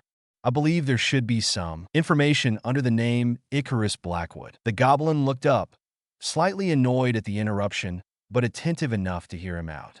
"Account manager, you say? For what reason?" "I need to verify my inheritance and access my accounts. I suspect there's a bit of a unique situation involved," Icarus said, keeping his words deliberate and measured. The goblin gave him a scrutinizing look, then snapped his ledger shut with a sharp click. "Follow me," he instructed, hopping down from his high stool and leading Icarus through a maze of corridors. After several twists and turns, they arrived at a door with an ornate plaque reading "Accounts and Inheritances." The goblin knocked, and a moment later, they were led in by another goblin with an even more austere expression. Inside the room, The goblin behind the desk, who introduced himself as Cernus, listened carefully to Icarus's explanation. "You claim to be of a notable lineage," he said. "Very well. We will conduct an inheritance test to confirm your heritage, abilities, and any lordships you may hold." Cernus produced a quill, a piece of parchment, and a small, ornate silver knife. "Your blood will reveal the truth," he explained. "A drop on this parchment will suffice." Icarus nodded and took the knife, making a small cut on his finger. As a drop of blood fell onto the parchment, it shimmered with a magical aura. The goblins watched intently as words began to appear in shimmering silver ink, gradually revealing his magical inheritance. Icarus Blackwood's magical inheritance. Full name: Icarus Blackwood. Heritage: demigod of Thanatos, death, and Hecate, mother of magic. Primary bloodlines: 1. House of Blackwood. Crest: a shadowy tree with gnarled blackwood leaves resembling cherry blossoms. Status: heir of the House of Blackwood. Abilities: mastery over shadows, enhanced death sense, and necromancy. Ancestral properties: Blackwood Estate, located in a magically hidden location in Britain. Special artifacts: the Ebony Grimoire, an ancient spellbook exclusive to the House of Blackwood. 1. House of Pendragon. Crest: a dragon intertwined with vines and stars, breathing magical fire. Status: heir of the House of Pendragon. Abilities: mastery over elemental magic, especially fire and water, advanced dueling, and enchantment creation. Ancestral properties: Pendragon Castle, an ancient fortress hidden by powerful wards. Special artifacts: the Sword of Pendragon, a legendary blade that reacts only to the Pendragon bloodline. Minor bloodlines: 1. House of Peveril. Status: distant relation. Abilities: enhanced magical control over death-related artifacts, e.g., the Resurrection Stone. Inheritance: increased affinity with deathly magic. 1. House of Emery's Merlin's lineage. Status: distant relation. Abilities: proficiency in ancient runes and ward creation. Inheritance: an heirloom book of Merlin's lost spells. Inherited titles and lordships. 1. Lord of the Blackwood Estate. Access to secret archives and magical artifacts stored in the estate's catacombs. 1. Lord of Pendragon Castle. Right to access all the properties, artifacts, and magical contracts associated with the Pendragon line. Unique abilities. 1. Necromancy Mastery. Ability to summon and command the spirits of the dead, strengthen shadows, and manipulate the essence of death itself. 2. Elemental Magic Mastery.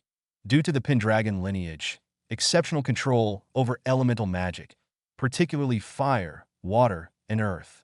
3. A Clemency Expert. Able to manipulate his mind to influence emotions, deceive magical detection, or protect against mental intrusion. 4. Magical Transmutation. The ability to transform certain materials or energies into other forms, derived from Hecate's mastery over magic. 5. Dark Runes and Ward Creation. Skilled in creating protective wards and runes that deal with darker or more esoteric aspects of magic. 6. Astral Projection. Can separate his spirit from his body to explore the world or communicate across distances. Enhanced by his connection to both death and magic. As the results of the inheritance test settled on the parchment, the goblins exchanged looks of surprise and respect. Cernus cleared his throat. "It appears, heir Blackwood, that you are indeed of a most unique heritage. The combination of your parents' divine powers is rare, even among our records." Icarus nodded, feeling the weight of the revelation. "So, what does this mean for my accounts?" Cernus gestured to another goblin to fetch the appropriate records. "Your vaults, lordships, and any assets tied to your lineage will be accessible to you. As the heir of both Blackwood and Pendragon, your presence is not only welcome, but highly significant." As the goblins began sorting through documents and preparing his vault access, Icarus could feel the immense power and potential his heritage granted him. He realized that stepping into the magical world was only the beginning. There was much to explore, learn, and master. Icarus's curiosity piqued as he scanned the parchment detailing his inheritance. The mention of the House of Emrys, better known as Merlin's lineage, caught his eye. The parchment indicated he had inherited an heirloom book of Merlin's lost spells. His thoughts raced. Emrys, Icarus murmured, his mind clicking into gear. He raised his gaze to Cernus. The inheritance from the House of Emrys, this heirloom book of ancient magic. Was it Merlin, Emrys, the Merlin, who arranged for it to be passed down? And if so, why? Cernus's expression remained stoic, though his eyes glimmered with a hint of intrigue. The Emrys line indeed. You are perceptive, Heir Blackwood, he said, his tone measured. Merlin Emrys, known to most as Merlin, was a meticulous wizard when it came to his legacies. It is not common knowledge, but he left several heirlooms and artifacts hidden across Britain, each designed to be claimed by those worthy of wielding them.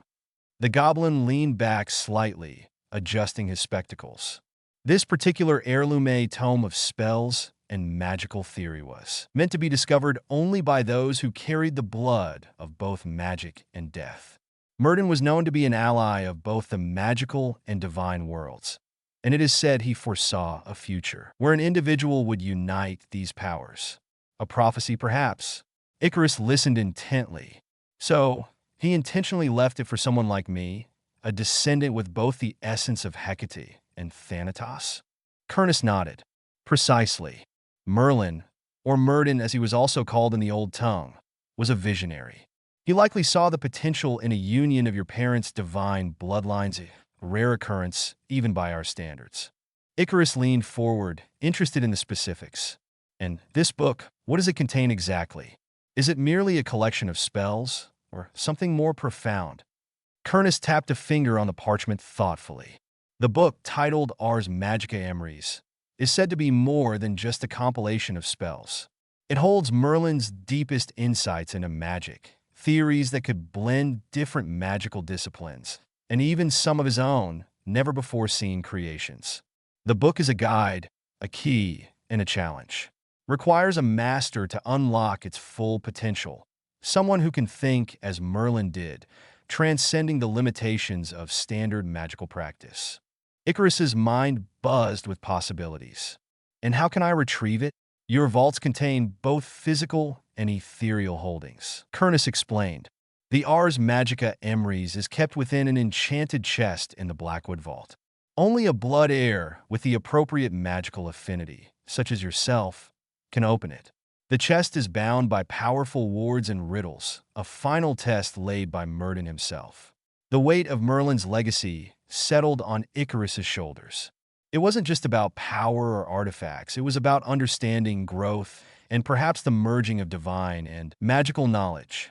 It seems Merlin wanted to ensure his legacy didn't fall into unworthy hands, Icarus mused. Indeed, Cernus replied. But know this. Should you seek the book, be prepared for trials. The old wizard was known to be both wise and ruthless in protecting his knowledge. Icarus nodded, his resolve firm. Thank you, Cernus. I intend to honor my bloodlines and their legacies. I'll retrieve the book when the time is right. Cernus inclined his head slightly. As you wish, Heir Blackwood. Should you require further assistance, Gringotts will be at your service. With that, Icarus felt a sense of purpose renewed within him.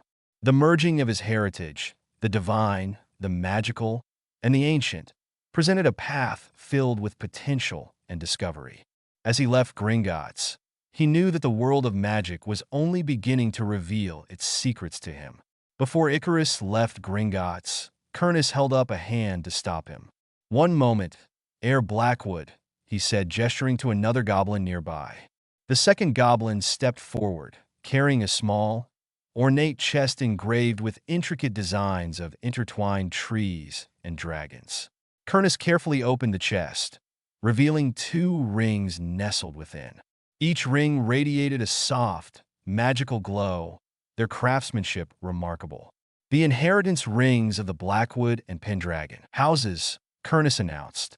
These are your birthright, Heir Blackwood, symbols of your status and power. They will not only serve as your key to certain wards and vaults, but they also grant unique abilities to those worthy of bearing them. Icarus eyed the rings curiously. The Blackwood ring was crafted from dark silver, its band carved to resemble gnarled branches that wrapped around a deep, onyx-like gem that seemed to swirl with shadowy mist within. The Pendragon ring, on the other hand, was forged from gleaming gold, its design depicting a coiled dragon with ruby eyes, and at the center was a sapphire that glowed with a soft, steady light. Kurnus continued, "Wearing these rings will provide a 10% increase each to your magical core, enhancing your magical reserves and overall power. Additionally, each ring grants a unique ability." He gestured to the Blackwood ring first. The Blackwood ring will allow you to create shadow clones, temporary duplicates of yourself composed of shadow and magic, much like the ability seen in certain Eastern martial arts techniques. He paused, giving Icarus a moment to absorb this information. These clones are capable of independent thought, but are tethered to your will, making them effective for both combat and misdirection. Icarus nodded, thinking of the possibilities such an ability could provide: spying, fighting multiple opponents, or even just practicing spells. Kurnus then pointed to the Pendragon ring. The Pendragon ring, tied to the legacy of Camelot and King Arthur's line, grants the ability to summon the soul of Sir Lancelot, Arthur's greatest knight, and manifest it in a temporary body crafted from your magic. Sir Lancelot's spirit will retain his knowledge, skills, and prowess from his life, providing you with an extraordinary ally in times of need. Icarus's eyes widened slightly. "So, I could actually summon Lancelot, as in the Sir Lancelot?" Kurnus nodded. "Indeed. But be warned, Heir Pendragon. Such a summoning requires a significant amount of magical energy, especially for longer durations. The body created from your magic is temporary and will dissipate when its energy source is exhausted. However, it will be fully capable in battle and can even wield ethereal versions of the weapons and armor Sir Lancelot once possessed." Icarus looked at the rings and then back at Kurnus. "I see. These are powerful tools, and it seems they also come with their own responsibilities." Kurnus nodded approvingly. "Precisely, Heir Pendragon. The rings are as much a test of your wisdom as they are a boon of your power." With a deep breath, Icarus reached out and took the Blackwood ring first, slipping it onto his right ring finger. He felt a surge of energy course through him, a dark and comfortable presence that seemed to align perfectly with his aura. Then he took the Pendragon ring and placed it on his left ring finger. Immediately, a sensation of warmth and strength filled him, as if the courage of ancient warriors flowed through his veins. He could sense the subtle yet tangible increase in his magical core, a bolstering of his reserves that would undoubtedly give him an edge in his future endeavors. "Thank you, Kurnus," Icarus said, bowing his head slightly in acknowledgement. "These gifts will be put to good use." Kurnus inclined his head in return. "May your path bring fortune to the house of Blackwood and Pendragon, Heir Blackwood. Should you require anything more from Gringotts, we will be here to serve." With that, Icarus turned and left Gringotts, feeling the new weight of his inheritance, both in power and responsibility. The rings on his fingers seemed to hum with a quiet energy, and as he stepped back into the bustling streets of the magical world, he knew that this was just the beginning of the next chapter of his journey. After leaving Gringotts, Icarus made his way through the bustling streets of Diagon Alley. The cobbled path was filled with witches and wizards of all kinds, some shopping for potions, others admiring the newest brooms at quality Quidditch supplies. Icarus had a destination in mind, however, and his steps were purposeful as he approached a small, somewhat crooked shop that looked out of place among the other, more colorful storefronts. Above the door, a faded sign read, "Ollivanders, makers of fine wands since 382 BC. Icarus pushed open the door, and a soft chime echoed through the dimly lit interior. The shop smelled of old wood and dust, and thousands of narrow boxes were stacked to the ceiling in an organized chaos. He had read about this place, knew of its reputation and importance in the magical world, and now it was time to step inside its mysteries. Almost immediately, an elderly man with wispy white hair and sharp, pale eyes emerged from between the shelves. His gaze was intense, almost penetrating, as if he could see into a person's very soul. "Good afternoon, Garrick Ollivander greeted in a soft, almost whisper-like voice. His eyes flicked over Icarus, taking in his features and attire. "I see we have a customer in need of a wand? Or perhaps something more?" Icarus felt a slight chill at Ollivander's words.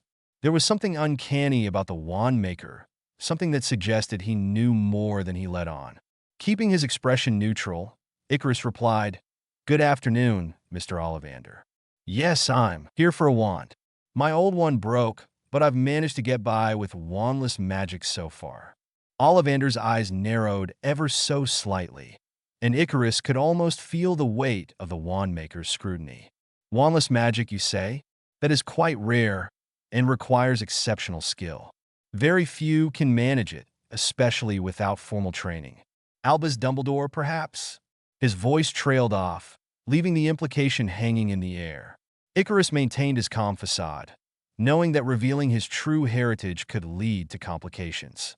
"It hasn't been easy," he said with a slight shrug. "But I suppose I've had some natural talent." As Ollivander stared at him, Icarus felt a subtle pressure against his mental shields, an attempt to probe his mind. His occlumency defenses instinctively tightened, like a trap snapping shut, and the presence retreated almost immediately, not wanting to push further. Ollivander's lips twitched, almost imperceptibly, into a knowing smile. "Indeed," Ollivander murmured, moving closer and reaching for a measuring tape that seemed to take on a life of its own. It began measuring Icarus from shoulder to fingertip, wrist to elbow, and even around his head without needing any direction from the wand maker. "Every wand is unique, Mr. Blackwood," Icarus supplied. "Icarus Blackwood." "Ah, Blackwood," Ollivander repeated softly, his eyes briefly flickering with recognition. "A strong name, and one with quite a history, I believe." He paused, reaching up to the higher shelves. "Let's see what we can find for you, Mr. Blackwood. Something suitable for a wizard of your particular nature." He began pulling down several wand boxes, his movements precise yet almost impatient, as if the right wand was itching to be chosen. The first few wands he tried gave no reaction, and Ollivander dismissed them with a shake of his head. The fourth one sparked slightly, but the sparks fizzled out just as quickly. "No, no," Ollivander muttered. "Not quite right." After a few more attempts, Ollivander paused. His eyes seemed to gleam with sudden insight as he turned and reached behind a stack of boxes on the highest shelf, retrieving a box that appeared to have been hidden away. "I believe I may have just the thing." He opened the box with care and presented a wand unlike any Icarus had seen before. It was a deep, almost black wood, with a glossy finish and subtle ridges along its length that seemed to pulse with a quiet power. The wand was about 13 inches long, and though it looked delicate, it had a sturdy weight to it. "This wand," Ollivander began, his voice filled with a reverent tone, "is made from a rare black wood sourced from Greece. Not just any part of Greece, mind you, but the ancient woodlands of the underworld." He looked directly at Icarus as if gauging his reaction. Icarus kept his expression neutral, though inside he was intrigued. "A wand made from the wood of the underworld? This could be interesting. What makes it unique, however," Ollivander continued, "is its trichor, an extremely rare combination. It contains a feather from a phoenix, a tail hair from a thestral, and a tail hair from a Pegasus sired by Poseidon himself.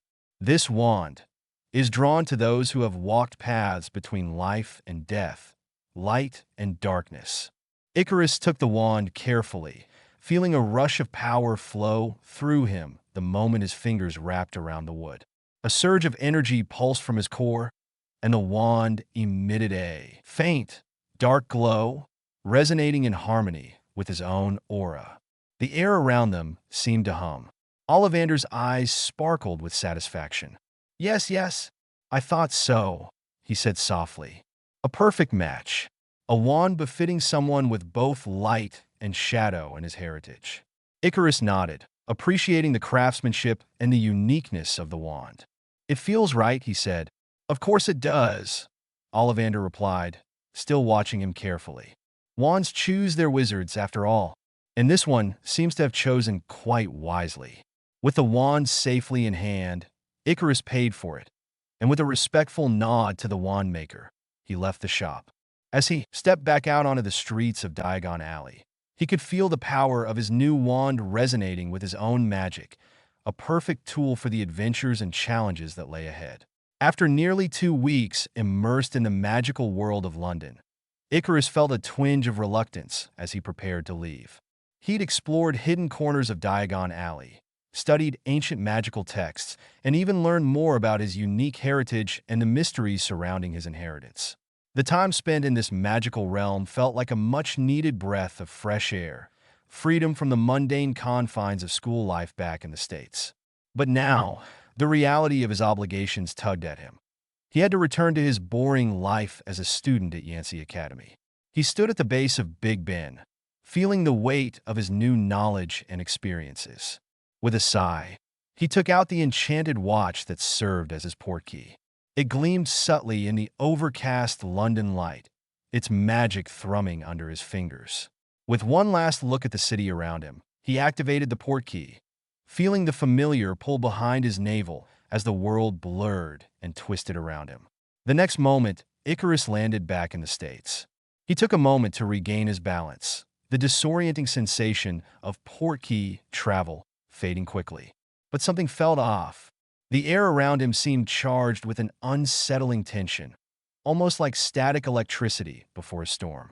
He frowned, extending his senses and allowing his magic to stretch out like tendrils feeling for disturbances. Then he sensed it, a powerful clash of energies, both ancient and formidable. The sky above seemed to be at odds with the ocean's distant horizon, as if they were in a perpetual state of conflict. Icarus's eyes narrowed as he recognized the signature of these forces. Zeus and Poseidon fighting again, he muttered to himself. The atmosphere was heavy, and Icarus could practically feel the electricity buzzing in the air, while the distant sea waves seemed more restless than usual, crashing against unseen barriers. It was a cosmic power struggle, one that sent ripples through the mortal and divine realms alike. Icarus knew enough from his time spent around his divine parents that when the Olympian gods fought, it was rarely without reason, and the fallout could be disastrous. He needed to be cautious. Conflicts between the gods often led to unpredictable and dangerous situations for demigods like him, especially when traveling or caught in their crossfire. Still, Icarus couldn't help but feel a surge of curiosity. What could have sparked this latest clash between Zeus and Poseidon? Was it simply another petty squabble over domains, or was something more significant brewing behind the scenes? With these thoughts in mind, Icarus made his way toward the city, ensuring to mask his aura.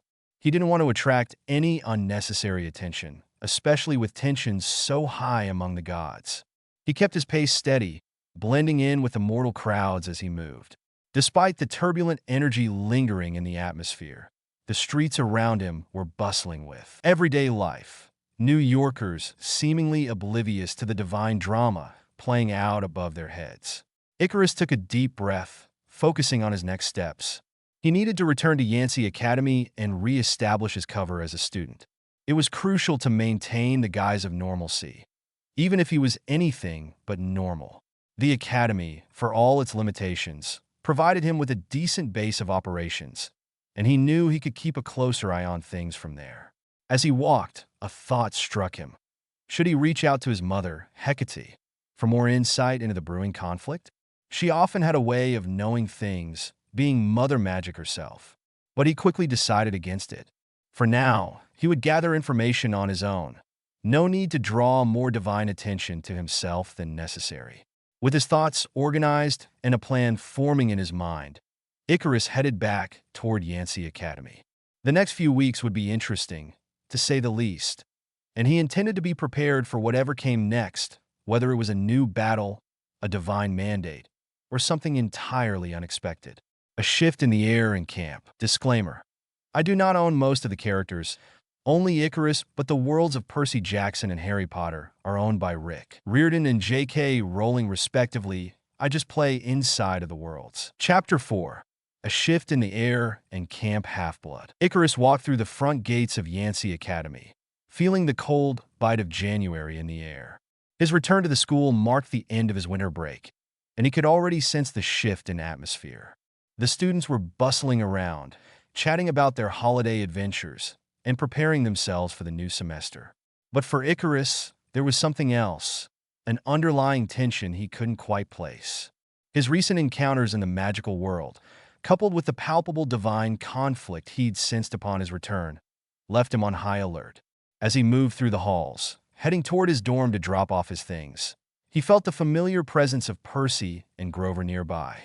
His keen senses picked up on their unmistakable auras. Percy, the son of Poseidon, with the ever-present scent of salt water and storm, and Grover, the satyr, whose nature was deeply entwined with that of the earth and the wilderness. They seemed to be discussing something in hushed tones, their voices filled with a mixture of confusion and concern. Icarus didn't need to eavesdrop to know what might be on their minds. After all, he was familiar with the unfolding events. The morning classes were set to begin soon, and Icarus headed to his first class of the day, math. But as he entered the classroom, he noticed a new face standing by the chalkboard. It wasn't the usual teacher, Mr. Richard Lancaster, who greeted the students. Instead, it was a woman with curly black hair and a stern expression. Her eyes were sharp and seemed to pierce through the students as they filed in. A chill ran down Icarus's spine as he recognized her immediately. "Good morning, class," she began, her voice as sharp as her gaze. "I am Mrs. Dodds, your new math teacher."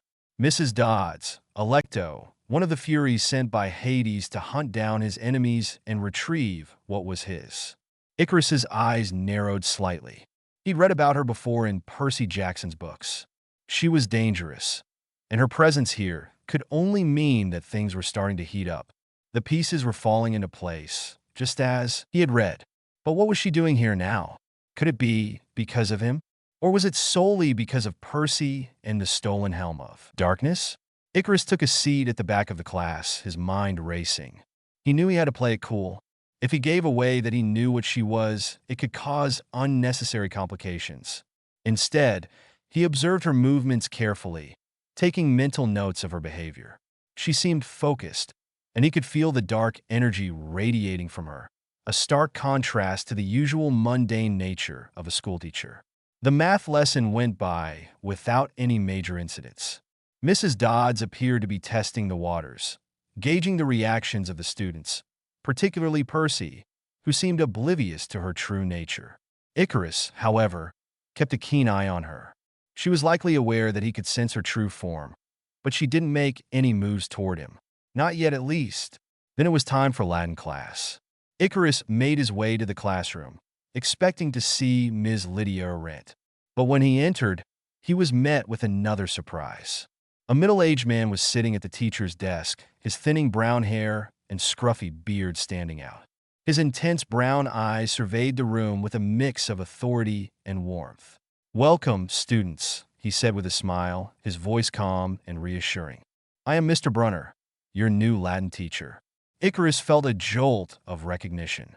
Mr. Brunner, Chiron in disguise.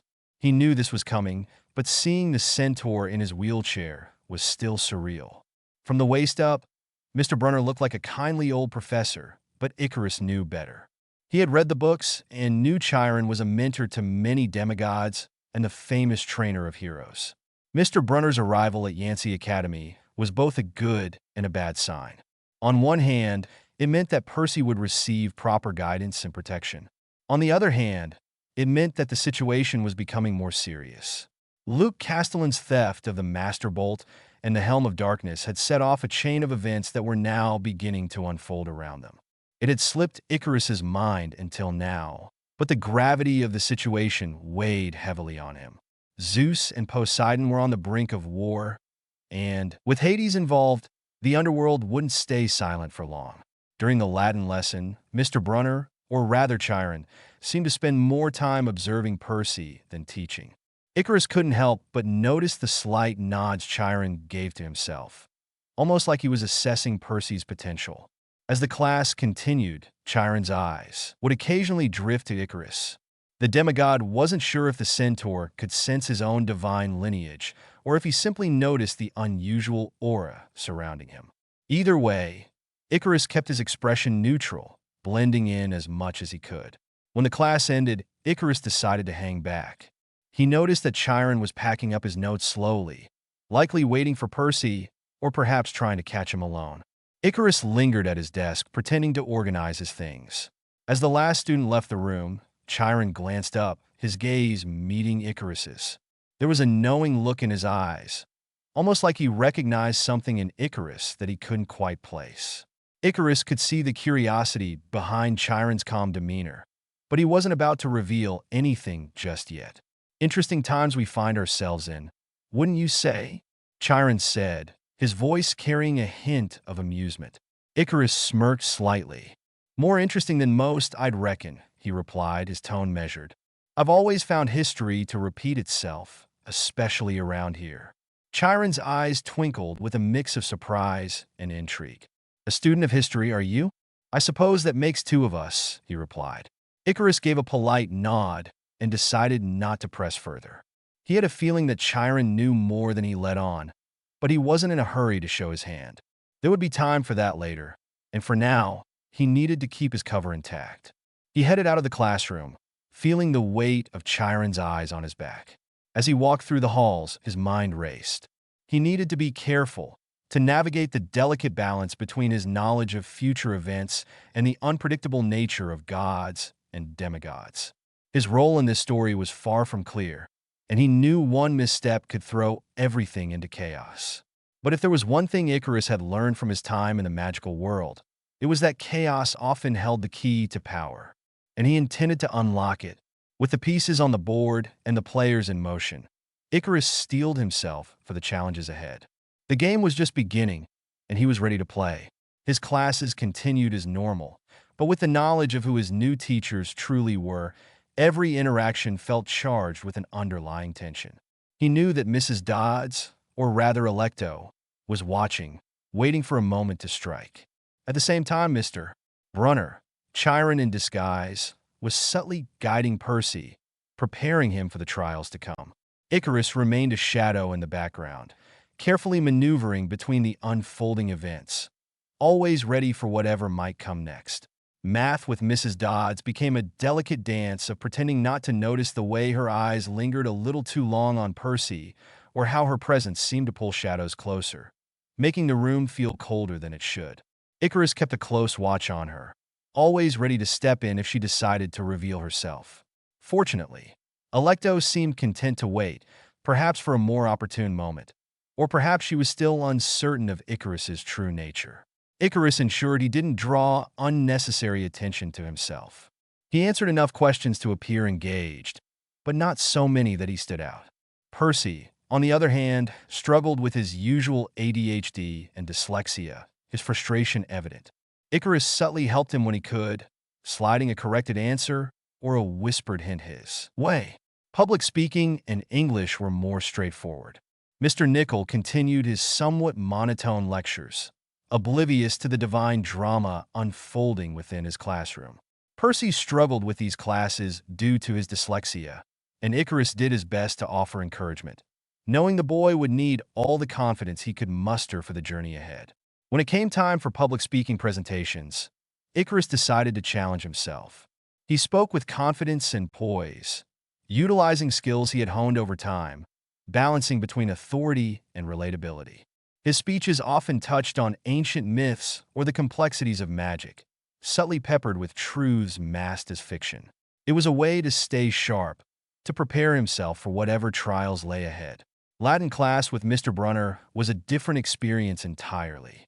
Chiron's lessons were engaging, filled with stories that seemed to leap off the page. Icarus could see the wisdom in his teaching methods, how he cleverly incorporated lessons on heroism, duty, and morality under the guise of teaching an ancient language. Percy often struggled with the vocabulary and syntax, but Icarus noticed how Chiron would subtly offer encouragement, planting seeds of understanding that would grow in time. As for Icarus, he remained on guard. He knew Chiron was aware that there was more to him than met the eye. The centaur's occasional glances and pointed questions hinted at a curiosity he hadn't yet decided to indulge.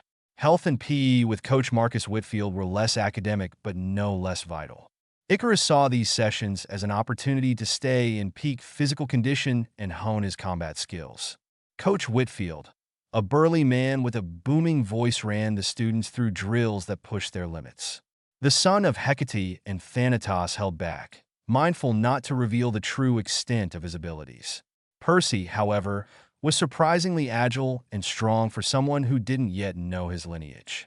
The occasional slip of water appearing out of nowhere or a burst of speed during track revealed glimpses of his divine heritage. Icarus made sure to stay close, just in case. Science with Dr. Evelyn Marwood was a class Icarus found both intriguing and somewhat tedious. Dr. Marwood was a strict but fair teacher. Her classroom was always meticulously organized and her lessons well-structured. Icarus found a certain enjoyment in her lectures on chemistry and biology, particularly when she touched on the complexities of life and death. It resonated with his connection to both Hecate, the goddess of magic and necromancy, and Thanatos, the god of death. Percy, on the other hand, was often lost in the details, his mind more suited for battles than beakers. Icarus continued to offer his support when he could, though he kept a low profile, careful not to draw too much attention to himself or his abilities. Social studies with Mr. Anthony Carmichael provided Icarus with a chance to study the intricacies of mortal history. Mr. Carmichael, an enthusiastic teacher with a penchant for deep dives into historical conflicts, often led discussions that skirted close to the reality of the gods' influence on mortal affairs. Icarus would sometimes pose questions that hinted at a deeper understanding of history than a typical teenager might have, carefully gauging Mr. Carmichael's reaction. Percy and the others were mostly oblivious, treating the class like any other, but Icarus was always looking for hints of divine manipulation or ancient conflicts mirrored in modern times. Art with Ms. Isabel Fontaine and technology with Ms. Rachel Everett were the least demanding classes for Icarus. He enjoyed the creative outlet that art provided, often using the time to sketch symbols of power or magical creatures he'd encountered during his travels. His work often caught Ms. Fontaine's eye, who seemed impressed by his attention to detail and imaginative scope. Technology, however, posed a potential problem. Computers in the wizarding world were notoriously tricky due to the inherent magical interference. And with two demigods, one of whom was a son of Poseidon, in the room, things could get messy. Icarus took extra care to weave subtle magical wards around the computer lab, preventing the machines from malfunctioning or emitting the magical beacons that could alert unwanted attention. It required delicate work, but he managed to maintain the shield throughout the semester, much to his relief. As the weeks turned into months, Icarus found himself slipping into the routine of a mundane school life, all the while keeping an eye on the subtle movements around him. He knew the peace was temporary. The gods were angry, and their frustration was bleeding into the mortal realm. Zeus and Poseidon's feud simmered, and it was only a matter of time before something or someone set off the powder keg. Percy seemed to be growing more restless as well. Icarus often caught him staring off into the distance, a storm of confusion and anticipation in his sea-green eyes. Grover remained close by his side, always watching, always wary. The routine of classes continued through the cold winter months and into early spring. Icarus did his best to remain in the background, keeping his interactions with Percy, Grover, and their teachers subtle and guarded. He knew that soon enough, the calm would shatter and the real test would begin. By the time spring break was on the horizon, Icarus could feel the tension in the air thickening. The students buzzed with anticipation for their time off, but Icarus sensed a deeper unease in the atmosphere. Something was coming, and he knew it would involve Percy. He had read the books, but this time, it was real, and the stakes were high. Icarus decided to keep a low profile and prepare for whatever might happen next. His instincts told him that the calm before the storm was about to end, and when it did, he'd be ready. For now, he kept his wits sharp, his eyes open, and his mind clear, waiting for the moment when the tides would change and the real battle would begin. As the days progressed closer to spring break, there was a noticeable buzz in the air. Students were looking forward to a break from the daily grind of classes, assignments, and tests. Icarus, meanwhile, continued with his usual routine, balancing his studies with keeping a watchful eye on Percy and Grover. The presence of Mr. Brunner, Chiron in disguise, and Mrs. Dodds, Electo, one of the Furies, constantly reminded him of the danger simmering beneath the surface of Yancey Academy. One day, just before spring break, Mr. Brunner rolled into his Latin class with a certain glimmer of excitement in his eyes. The students, already restless from the anticipation of the upcoming break, paid more attention than usual. Mr. Brunner cleared his throat and addressed the class. All right, everyone listen up. As a final activity before we head into spring break, I'm pleased to announce that we'll be going on a field trip to the Metropolitan Museum of Art in New York City, he announced with a smile. The trip is scheduled for this Friday, and it will be an all-day affair. I trust you all will behave and make the most of this educational opportunity. The class erupted in chatter. A field trip to New York City was a welcome change from the dull, monotonous days of regular classes. Mr. Brunner, still smiling, raised his hands to quiet the students. We will be focusing on Greek and Roman antiquities, and I expect all of you to be prepared to take notes and engage in the learning experience. Who knows? There might be a pop quiz after the break. This announcement sent a collective groan through the room. Icarus, however, remained calm, his mind working through what this field trip could mean. He knew the significance of the Metropolitan Museum of Art, especially considering Percy's fate and the events described in the books he'd read as a child. His instincts told him that this trip might trigger the next phase of the prophecy concerning Percy Jackson. Glancing over at Percy, he could see the boy's confused expression as he talked with Grover. Icarus noted how Mr. Brunner's eyes seemed to linger on Percy for a moment longer than necessary before moving on to the rest of the class. Icarus leaned back in his chair, his mind racing. The Metropolitan Museum, Greek and Roman antiquities, they're setting something up. But what? He thought back to the story, the moment when everything kicked off. It involved Percy, Mrs. Dodds, and an encounter with something otherworldly. He'd have to be ready. As the week progressed, the excitement around the upcoming field trip to the Metropolitan Museum of Art continued to build. The students were buzzing with anticipation, some eagerly planning what they'd do during their limited free time in the city, while others were more interested in the museum's exhibits. Icarus, however, remained more cautious than excited. He had a feeling this trip was going to be more than just a simple educational experience. Friday finally arrived, and the students gathered outside Yancey Academy early in the morning. A charter bus was parked by the curb, waiting to take them into the city. Icarus stood off to the side, his black leather messenger bag slung over his shoulder. He spotted Percy and Grover near the back of the group, Percy looking slightly bewildered as always, while Grover had his usual nervous expression. All right, everyone, settle down, Mr. Brunner called out, rolling up to the front of the group in his wheelchair. Mrs. Dodds stood nearby, her sharp eyes scanning the students with a hint of something predatory. Icarus knew she was already fixated on Percy, sensing that something was different about him.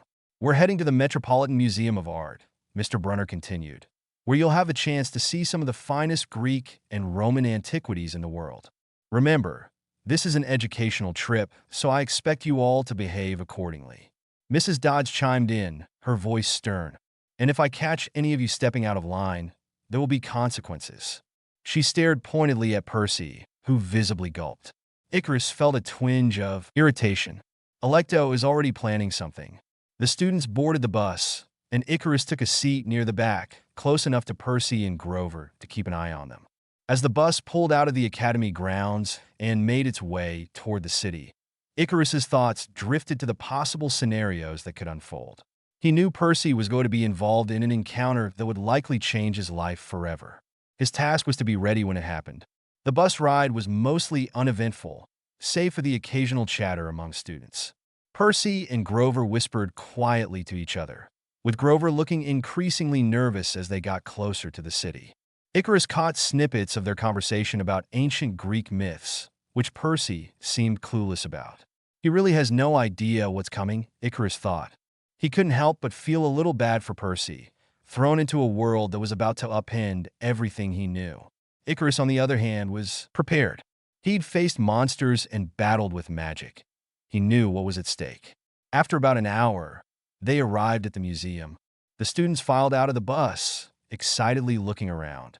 Mr. Brunner led them to the entrance, giving instructions on where to meet and how much time they had to explore. Inside, the cool air of the museum was filled with the murmurs of visitors and the sounds of footsteps echoing off the marble floors. The group made their way to the Greek and Roman wing, where they were greeted with towering statues of gods and heroes, intricate pottery, and ancient artifacts displayed behind glass cases. "Remember, everyone," Mr. Brunner announced as the students dispersed to explore the exhibits. "Keep an eye on the time and make sure you don't wander too far. Stay with your groups." The field trip to the Metropolitan Museum of Art was winding down toward lunchtime, and the students were gathered in the museum cafeteria, eating packed lunches or purchasing snacks. Icarus, ever the observer, sat near the back, his eyes flicking between Percy, Grover, and Mrs. Dodds. His senses were heightened, expecting something to happen. He could feel the tension building in the air like a string pulled taut. Percy was at the other end of the room, his attention focused on Nancy Bobofit, who was busy tormenting Grover by throwing pieces of peanut butter sandwich at him. Icarus saw Percy's eyes narrow, his face reddening as his anger boiled up. And then, suddenly, the water in the nearby fountain surged upwards, drenching Nancy with a splash that seemed almost intentional. A wave of laughter broke out from the surrounding students, but Mrs. Dodds's face twisted in fury. Her eyes locked onto Percy with a burning intensity that sent a chill down Icarus's spine.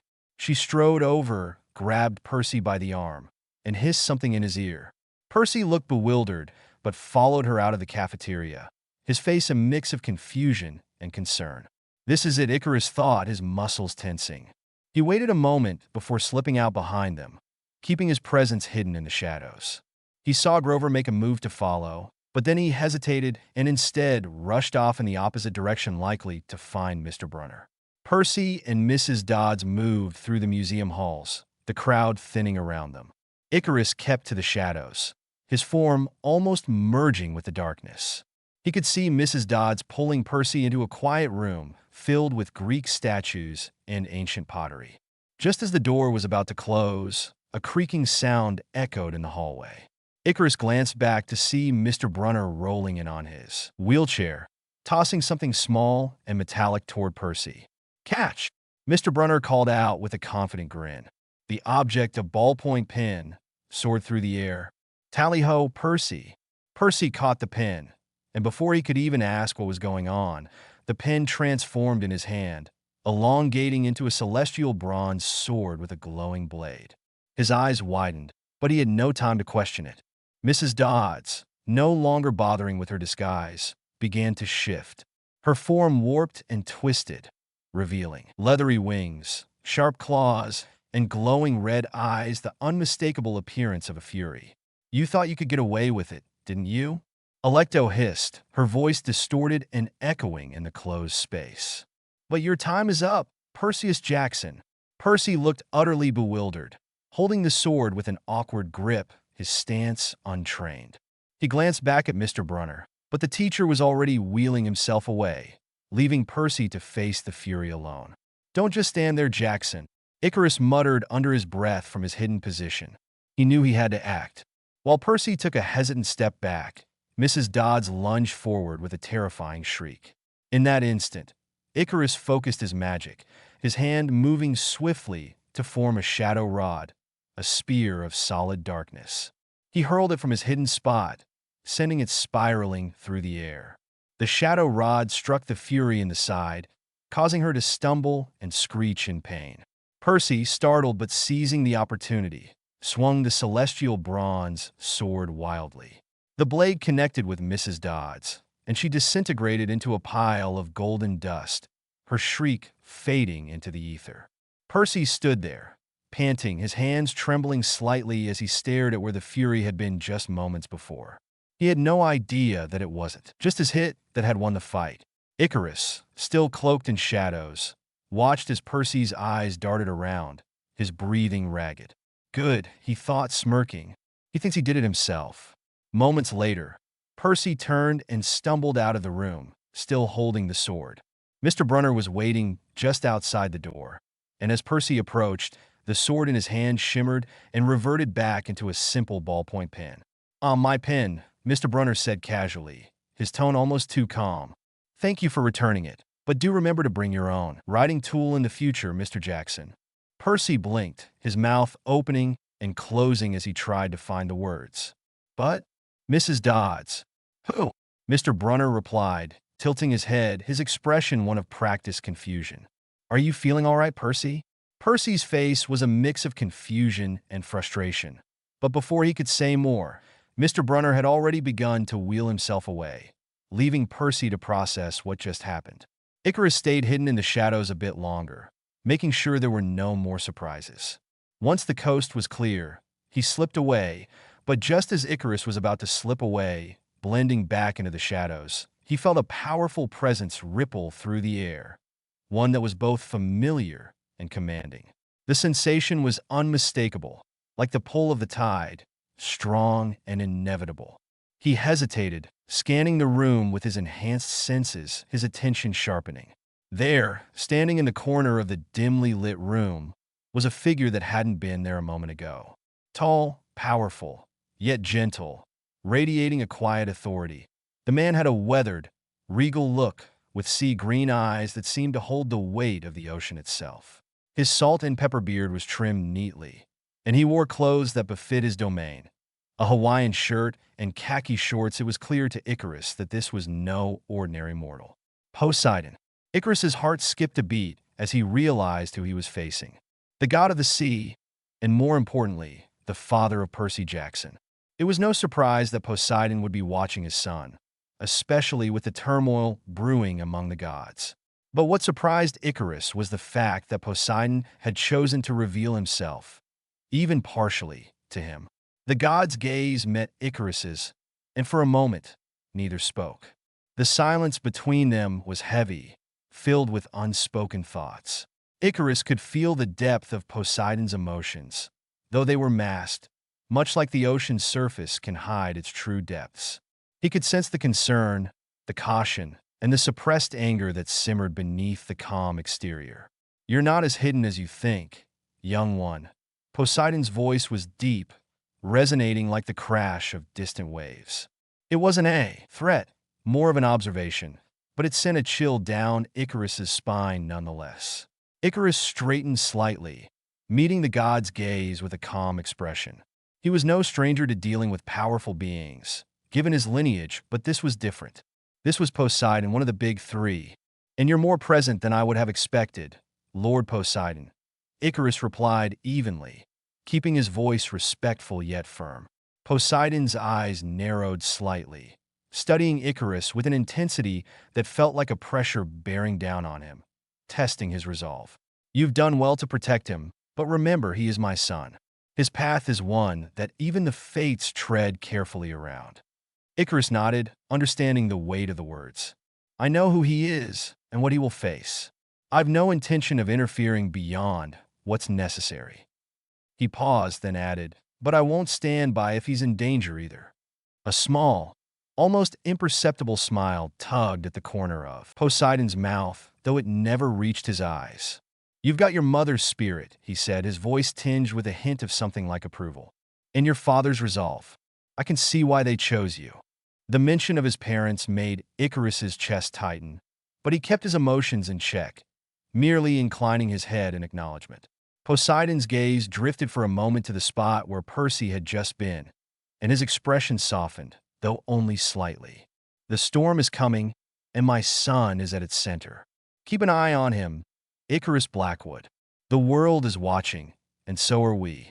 With those final words, Poseidon's form shimmered, becoming less solid, like mist dispersing in the wind.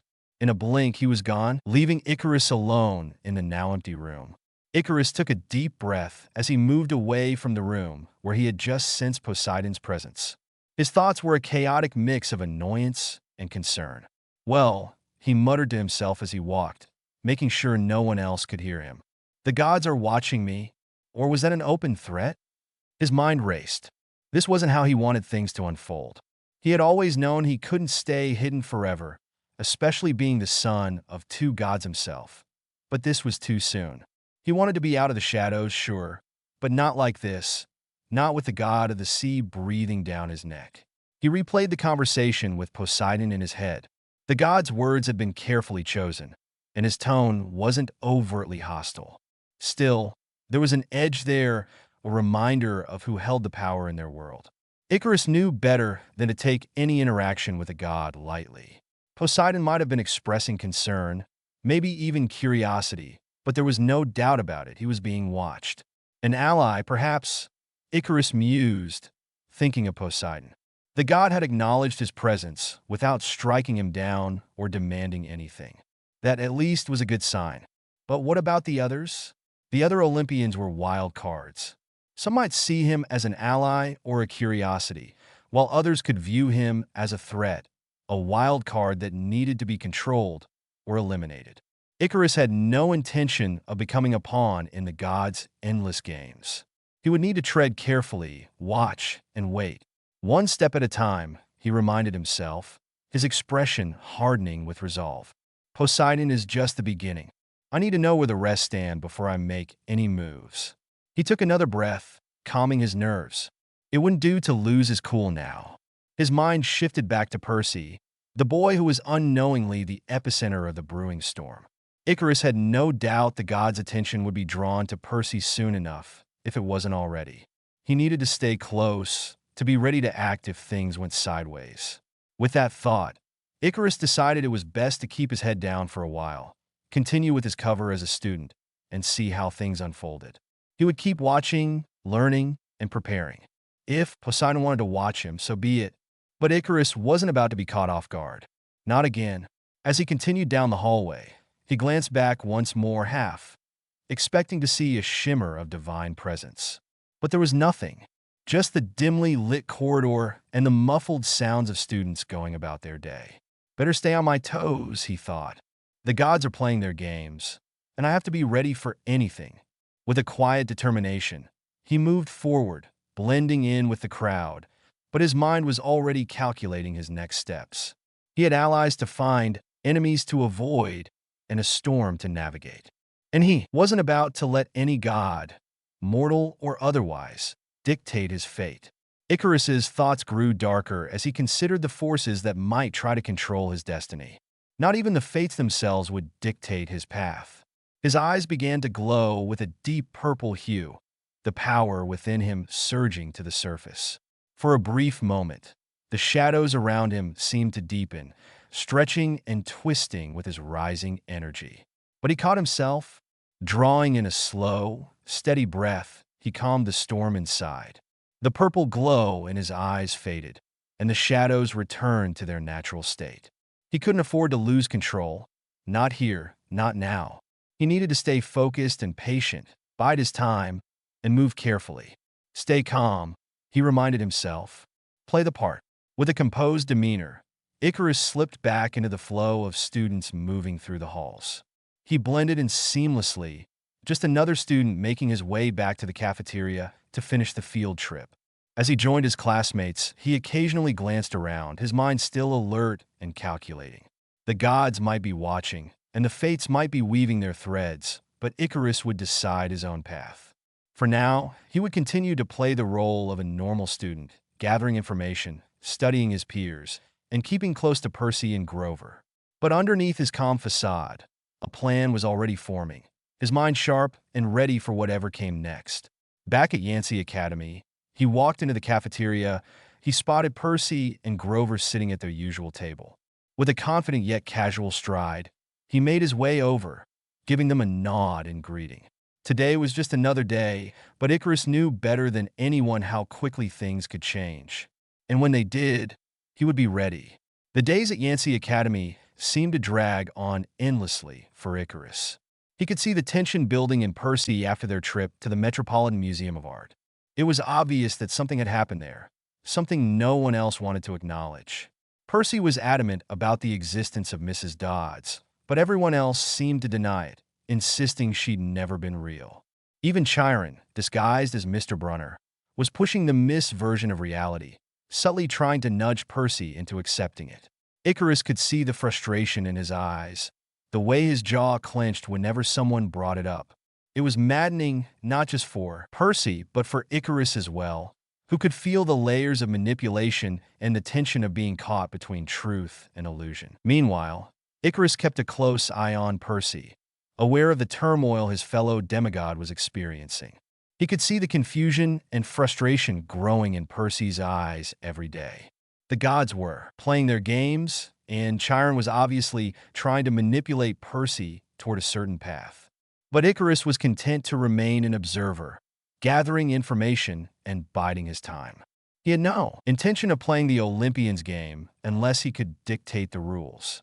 Spring break came and went, a blur of tension and unease for Percy. He felt like he was losing his grip on reality. Grover seemed anxious. Mr. Brunner was acting stranger than ever, and the nagging feeling that everyone was hiding something from him persisted. Percy spent much of the break trying to piece together the puzzle in his head, but the more he thought about it, the less sense it all made. The final exams loomed over the students like a dark cloud. Percy barely had the energy to focus on his studies, distracted by thoughts of Mrs. Dodds, the Fury, and Mr. Brunner's elusive behavior. Icarus, on the other hand, performed flawlessly on his exams. His mind was as sharp as ever, and his scores reflected his ability to excel under pressure. Yet he too felt the tension in the air. The prophecy was inching closer, and the Olympians were watching. After the final exam, the students were drained, the weight of the semester finally lifting off their shoulders. But for Percy, a different kind of dread settled in as he was called to Mr. Brunner's office. Icarus, observing from a distance, could feel the somber energy emanating from the room. He knew what was coming. Chiron had decided it was time. Inside the office, Mr. Brunner sat behind his desk, looking more tired than usual. He fiddled with a pen, his expression conflicted. Percy stood in front of him, a mix of confusion and apprehension on his face. "Percy," Mr. Brunner began, his voice heavy with regret, "I'm afraid I have some difficult news." Percy's heart sank. He had a feeling he wasn't going to like what came next. "The school has decided not to invite you back next year, Mr. Brunner continued, his eyes filled with genuine sadness. "I'm sorry. I know this isn't what you wanted to hear." Percy felt a knot tighten in his stomach. "But why? I didn't do anything that bad. I've been trying to keep my grades up." "It's not just about grades, Percy," Mr. Brunner interrupted softly. "There are concerns, things beyond your control. I wish I could tell you more, but just know this isn't the end for you. It's a new beginning." "A new beginning?" Percy thought bitterly. It felt more like everything was falling apart. He could sense there was something more that Mr. Brunner wasn't saying, some deeper reason hidden behind the kindly professor's eyes. But before he could ask, Mr. Brunner rolled around the desk and placed a reassuring hand on his shoulder. "Keep your chin up, Percy. Remember what I've taught you. And be prepared. Sometimes the path ahead isn't as clear as we'd like it to be." Percy nodded numbly and left the office, his mind spinning with 1,000 questions and no answers. Outside, he saw Icarus leaning against the wall, watching him with a knowing look. Icarus gave a slight nod, as if to say he understood. And maybe in a way he did. The wheels of fate were turning. Summer was coming, and so was the adventure that would change everything. Icarus's performance in the finals was nothing short of spectacular. His intense study habits and disciplined approach paid off, allowing him to place first in every subject. His final exams were a testament to his sharp intellect and deep understanding of the material. As a result, Icarus was awarded first place overall for the entire 6th grade class. His achievement was recognized by both students and faculty alike. Despite the pressure of the looming prophecy and the growing tensions around him, Icarus's academic success was a beacon of his dedication and skill. With the end of the school year approaching, the sense of accomplishment was bittersweet. As he walked through the hallways, Icarus felt the weight of the coming summer and the challenges it might bring.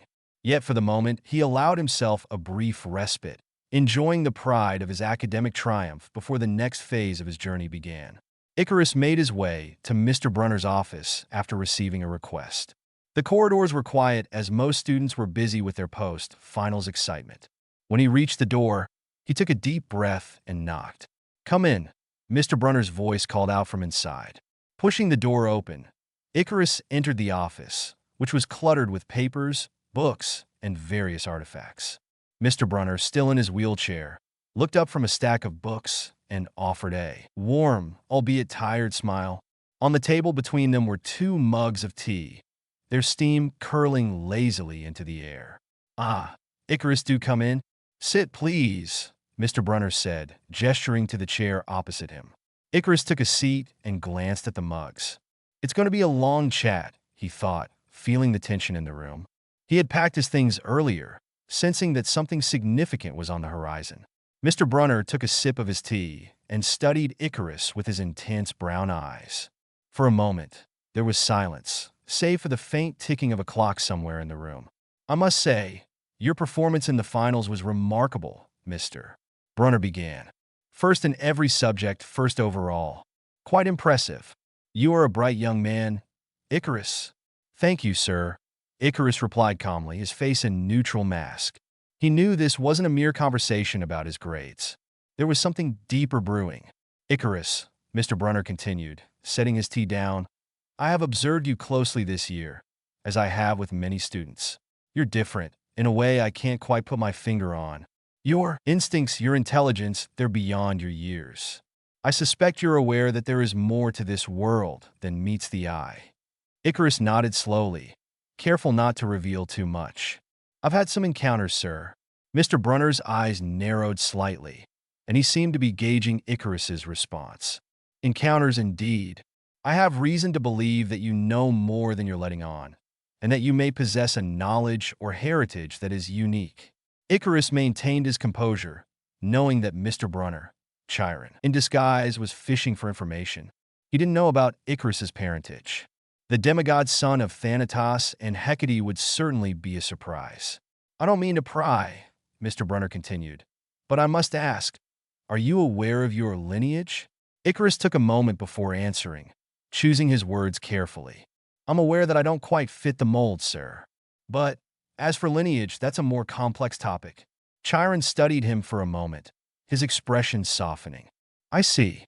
I'm asking because in the world we live in, knowing who you are can be crucial for survival. There are forces in play, forces that will soon come to the forefront. The gods are restless, and events are unfolding rapidly." Icarus nodded again, understanding the gravity of Chiron's words. "I'm aware, sir. I'm prepared." Chiron leaned back slightly, a thoughtful look on his face. "You remind me of another young hero many years ago. Talented, clever, but a bit enigmatic. You're welcome to ask questions, Icarus. I'm here to help, and I have resources at my disposal. If there's anything you need to know or any guidance you seek, now is the time." Icarus took a sip of his tea, pondering. He had many questions, but revealing too much could be dangerous. "What do you know about the state of the gods, sir? About what's coming?" Chiron's expression grew serious. "War is on the horizon, Icarus. And it's not just a war of mortals. Zeus, Poseidon, and Hades, there's a rift forming among them. Someone has stolen the master, Bolt, and I suspect you know about that. If it isn't returned soon, the consequences will be dire." Icarus nodded, his mind working through the implications. "I see. And I assume you have a plan, or at least a precaution?" Chiron nodded. "Indeed. I've been preparing young Percy for what lies ahead, and I suspect you may have a role to play as well." Icarus smirked slightly. "I always seem to find myself in the middle of things, sir." Chiron smiled knowingly. "Yes, you do. Just be careful, Icarus. The gods are watching closely, and so are other, less forgiving beings. I'll leave it at that. I'll meet you at camp, sir," Icarus said, standing up from his chair, with a calm confidence. "But I have some errands to complete first." Chiron raised an eyebrow, his interest clearly piqued. "Errands? I see. You seem to have a plan of your own, Icarus." Icarus nodded. "Just a few things to take care of before the real fun begins. And also," he added with a slight grin, "you might find a new cabin when you get there." Chiron's eyes widened ever so slightly at this revelation. He leaned forward, curiosity evident in his gaze. "A new cabin, you say? That's quite the claim. I'm sure the camp will be intrigued to see what you have in store." Icarus shrugged nonchalantly, though there was a spark of mischief in his eyes. Let's just say that certain gods like to keep things interesting. I have a feeling this is just the beginning. Chiron chuckled, nodding slowly. Indeed, the gods do have a way of surprising us all. Just be careful, Icarus. Camp Half-Blood has always been a place of refuge, but also a place of challenges. I wouldn't have it any other way, Icarus replied smoothly. With that, Icarus turned to leave the office. As he stepped out into the hallway, he could feel Chiron's eyes on his back, filled with a mixture of caution, curiosity, and maybe even a bit of respect. Icarus had a lot to do before arriving at Camp Half-Blood, but he was ready. He had plans, allies to seek, and perhaps a new home to make his own. Let the games begin, he whispered to himself as he walked down the quiet hallways, already plotting his next move. The school year ended with an awards ceremony in the stuffy gymnasium of YEA Academy. The students were called up one by one to receive their certificates, and Icarus, unsurprisingly, took first place overall for the 6th grade class. As he received his award, he maintained a modest expression, though a part of him was amused by the mundane normality of it all. Soon after, students began trickling out, ready to start their summer vacation.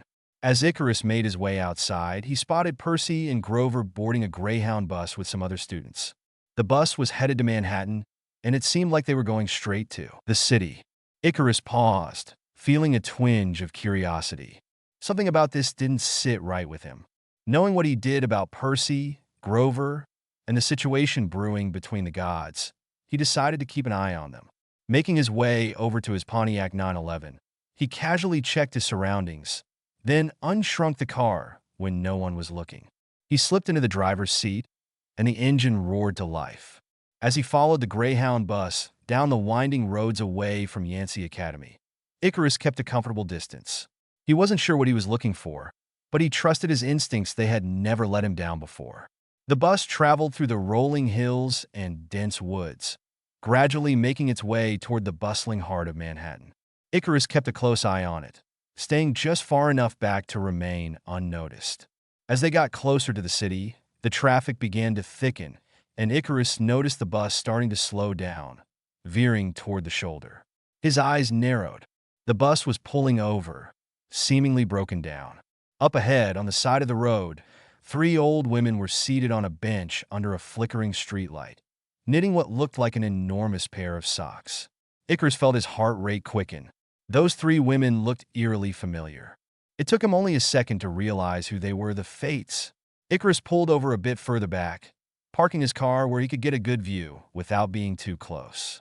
He watched as Percy, Grover, and a few other students got off the bus, seemingly unaware of the 3 old women. The Fates, Clotho, Lachesis, and Atropos, looked exactly as he'd read about them. Clotho was spinning the thread of life, Lachesis measured it, and Atropos, with her ominous pair of shears, stood ready to cut it. Icarus kept his eyes on Percy.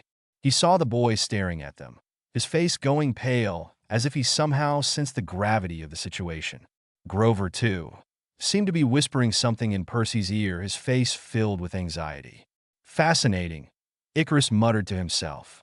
He could feel the air around them thickening with a sense of foreboding. The presence of the Fates was never a good sign. It usually meant something significant was about to happen. At that moment, Clotho glanced up, and Icarus could swear she looked directly at him. Her gaze pierced through him, like she could see every strand of his fate laid bare. For a second, he felt exposed, but then he steeled himself, meeting her eyes with a calm, steady resolve. The Fates continued their knitting as if nothing had happened, but Icarus knew better. The very presence of these 3 beings meant that something major was about to unfold, and he had every intention of being there when it did. After what felt like an eternity, the 3 old women continued knitting, seemingly oblivious to the uneasy glances Percy and Grover were casting in their direction. The driver of the Greyhound bus, having fiddled under the hood and muttered a few choice words, finally got the engine running again. A sputter, a cough, and then the roar of the engine filled the tense silence, breaking the spell that seemed to hang over the road. Icarus watched as Percy and Grover quickly shuffled back onto the bus, clearly eager to be away from the unsettling presence of the 3 Fates. The other students followed suit, less aware of the supernatural tension in the air, but impatient to be on their way. The bus slowly pulled back onto the road, merging into the flow of traffic heading toward the city. Icarus waited for a few moments longer, eyes still on the three old women. Atropos, the one holding the shears, had not moved the entire time. She held the shears in her bony fingers, and Icarus couldn't help but feel a slight chill run down his spine. What thread were they contemplating cutting? He would need to be vigilant. He knew that if the fates were watching, something significant was on the horizon. Satisfied that he had seen enough for now, Icarus started his Pontiac 911 and pulled back onto the road, trailing behind the bus again. He maintained his distance, keeping the bus in sight without drawing attention. His thoughts raced as he considered the implications of the fates appearing here, now. He guessed that their appearance might have something to do with Percy, or perhaps Grover, maybe both. The looming thread of Zeus and Poseidon's feud, and the stolen items, hovered like a storm cloud over everything. The cityscape of Manhattan gradually came into view, towering buildings piercing the skyline.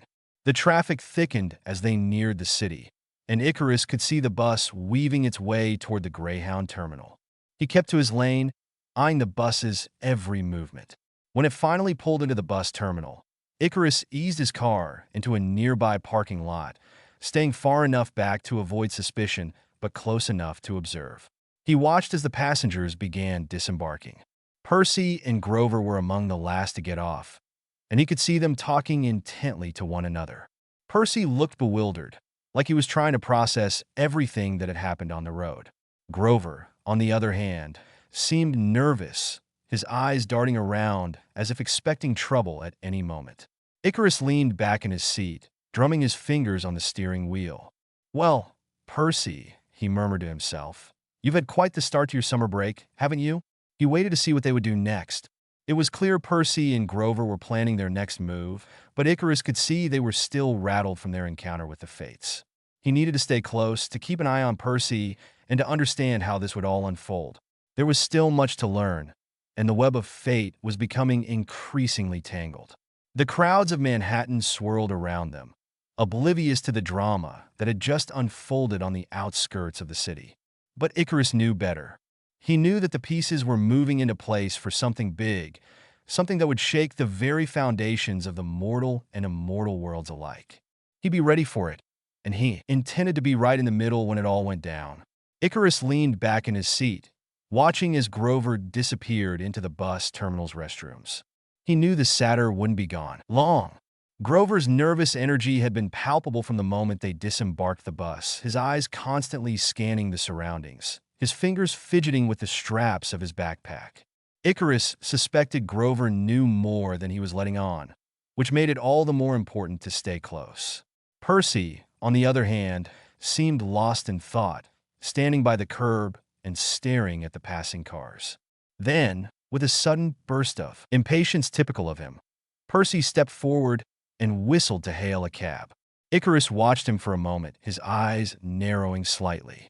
It made sense. Percy wanted answers, and he wasn't the type to sit around and wait for them. He likely had his own plans for the afternoon. But Grover's nervous demeanor was a red flag that Icarus couldn't ignore. Percy's always moving forward, Icarus mused to himself. But it's Grover who's looking over his shoulder. He decided it was more prudent to wait for Grover. If something were about to happen, Grover would likely know about it. And if the satyr had been sent to watch over Percy, Icarus wanted to know why and what exactly Grover knew about the looming trouble with the gods and the missing items. Icarus had his own reasons to stay in the loop, especially considering his recent encounter with Poseidon. Percy's cab finally pulled up, and Icarus watched as he climbed inside, giving the driver a quick instruction before they sped off into the Manhattan traffic. He considered following for a split second, but decided against it. Percy's path would cross his again soon enough, especially with Camp Half-Blood looming on the horizon. Instead, he kept his eyes on the restroom door, waiting for Grover to reappear. The sounds of the city buzzed around him, the hum of engines, the chatter of tourists, the distant wail of a siren. But Icarus's focus was razor-sharp. He had spent enough time around mortals to know how to blend in when necessary, and right now, He needed to be as inconspicuous as possible. Minutes ticked by, and finally, Grover emerged from the restroom, still looking around nervously. His gaze swept over the terminal, a hint of panic in his eyes when he realized Percy was gone. Icarus noted how Grover's shoulders slumped for a brief moment before he straightened up, seeming to come to a decision. He looked around again, more cautiously this time, perhaps searching for anyone or anything out of place. Icarus decided it was time to make his move. He slipped out of his car, locking it with a soft click, and began to blend into the crowd, moving closer to Grover. If he was right, and he usually was, Grover was about to decide on his next steps. And wherever the satyr went, answers were sure to follow. Icarus watched as Grover glanced around, clearly intending to make his way to Percy's apartment. He could see the concern etched on the satyr's face, the way his eyes darted toward the direction Percy had disappeared. It was obvious Grover wanted to make sure his friend was safe, but Icarus had other plans. Before Grover could fully commit to his decision, Icarus stepped out of the crowd and intercepted him with a calm but firm presence. "Hey, Grover," he said, keeping his voice casual. Grover startled, his eyes widening, but then relaxed slightly when he recognized Icarus. "Icarus?" Grover asked, still jittery. "What are you doing here?" Icarus smiled, leaning in slightly, his voice dropping so only Grover could hear. "I could ask you the same thing. I know you've been keeping a close watch on Percy, but you're not going to find anything out by running after him blindly." Grover hesitated, his eyes flicking to the exit, then back to Icarus. I need to make sure he's okay. You saw what happened back there, right? The fates aren't exactly a good sign." Icarus nodded, understanding the urgency, but also knowing that there was more to be gained from a calm approach. "I get that, but rushing off like this isn't going to help. Come with me, I have a better way to get where we need to go, and we can talk on the way." Grover looked torn, but something in Icarus's demeanor, his calm confidence, his certainty seemed to reassure him. Finally, with a reluctant nod, Grover agreed. "All right, but we need to hurry." Icarus led him through the terminal, weaving through the crowd with ease until they reached his Porsche 911. The sleek car caught Grover's attention, his eyebrows rising in surprise. "You have a car? And it's a Porsche?" Icarus chuckled softly. "A gift from a friend," he said cryptically, unlocking the doors with a click. "Now, get in. We'll be at Percy's apartment in no time." Grover, still looking bewildered, slid into the passenger seat while Icarus settled in behind the wheel. As the car roared to life, Icarus glanced over at Grover. "You've been keeping a lot of secrets, Grover. Maybe it's time we share a few.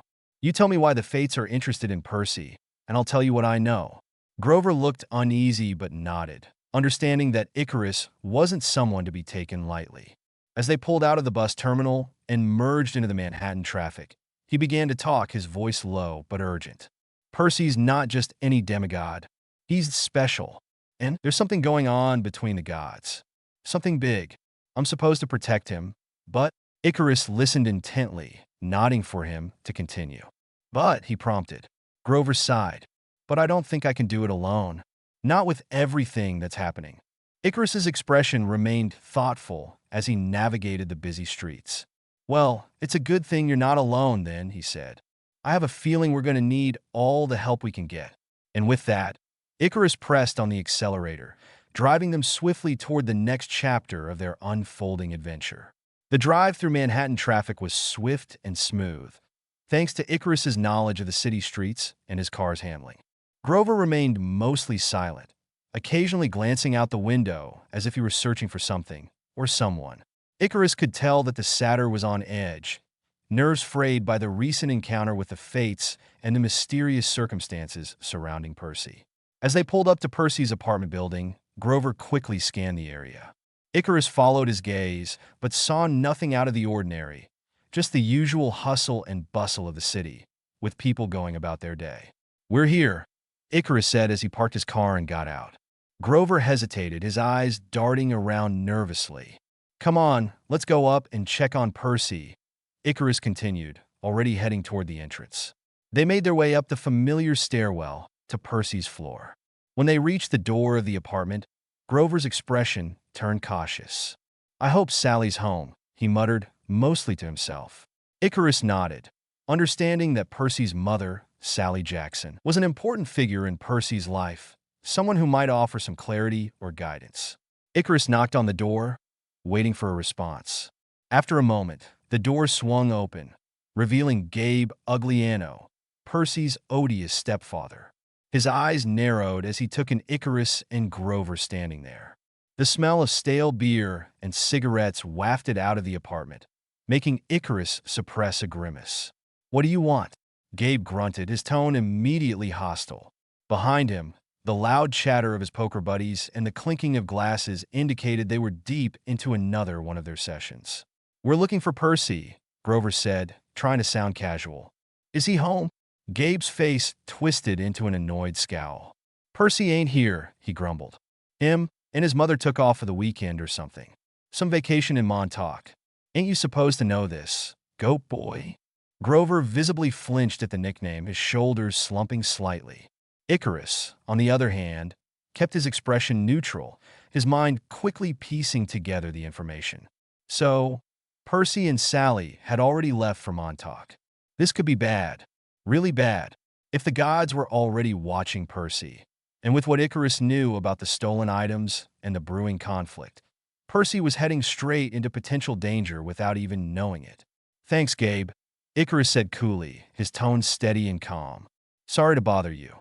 Gabe sneered at them and slammed the door shut, muttering something about damn kids and ruining his day.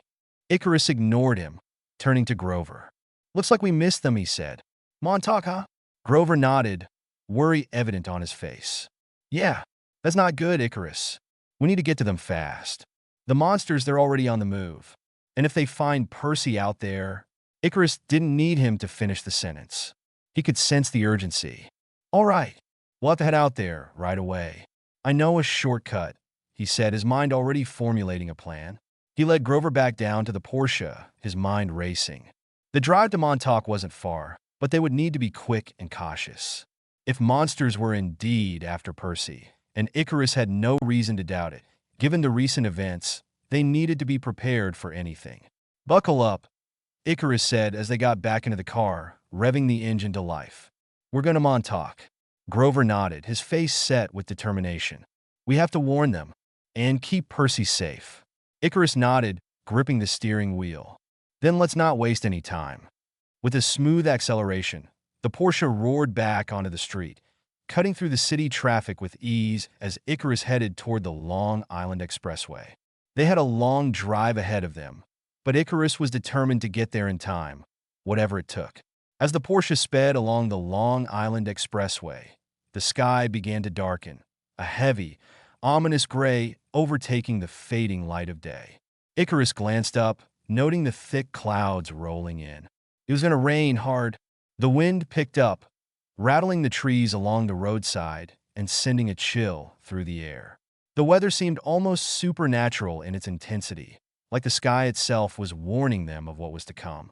Grover shifted uneasily in his seat, his eyes glued to the horizon. "This is bad," he murmured, his voice barely audible over the hum of the engine. "The storm, it feels unnatural, like Zeus is furious." Icarus nodded. He could feel it too, an electric charge in the air, a tension that set his nerves on edge. It wasn't just a regular storm brewing. This was something more. "If the gods are involved, it could mean trouble," Icarus said, his tone steady but serious. "We need to get to Montauk as fast as possible."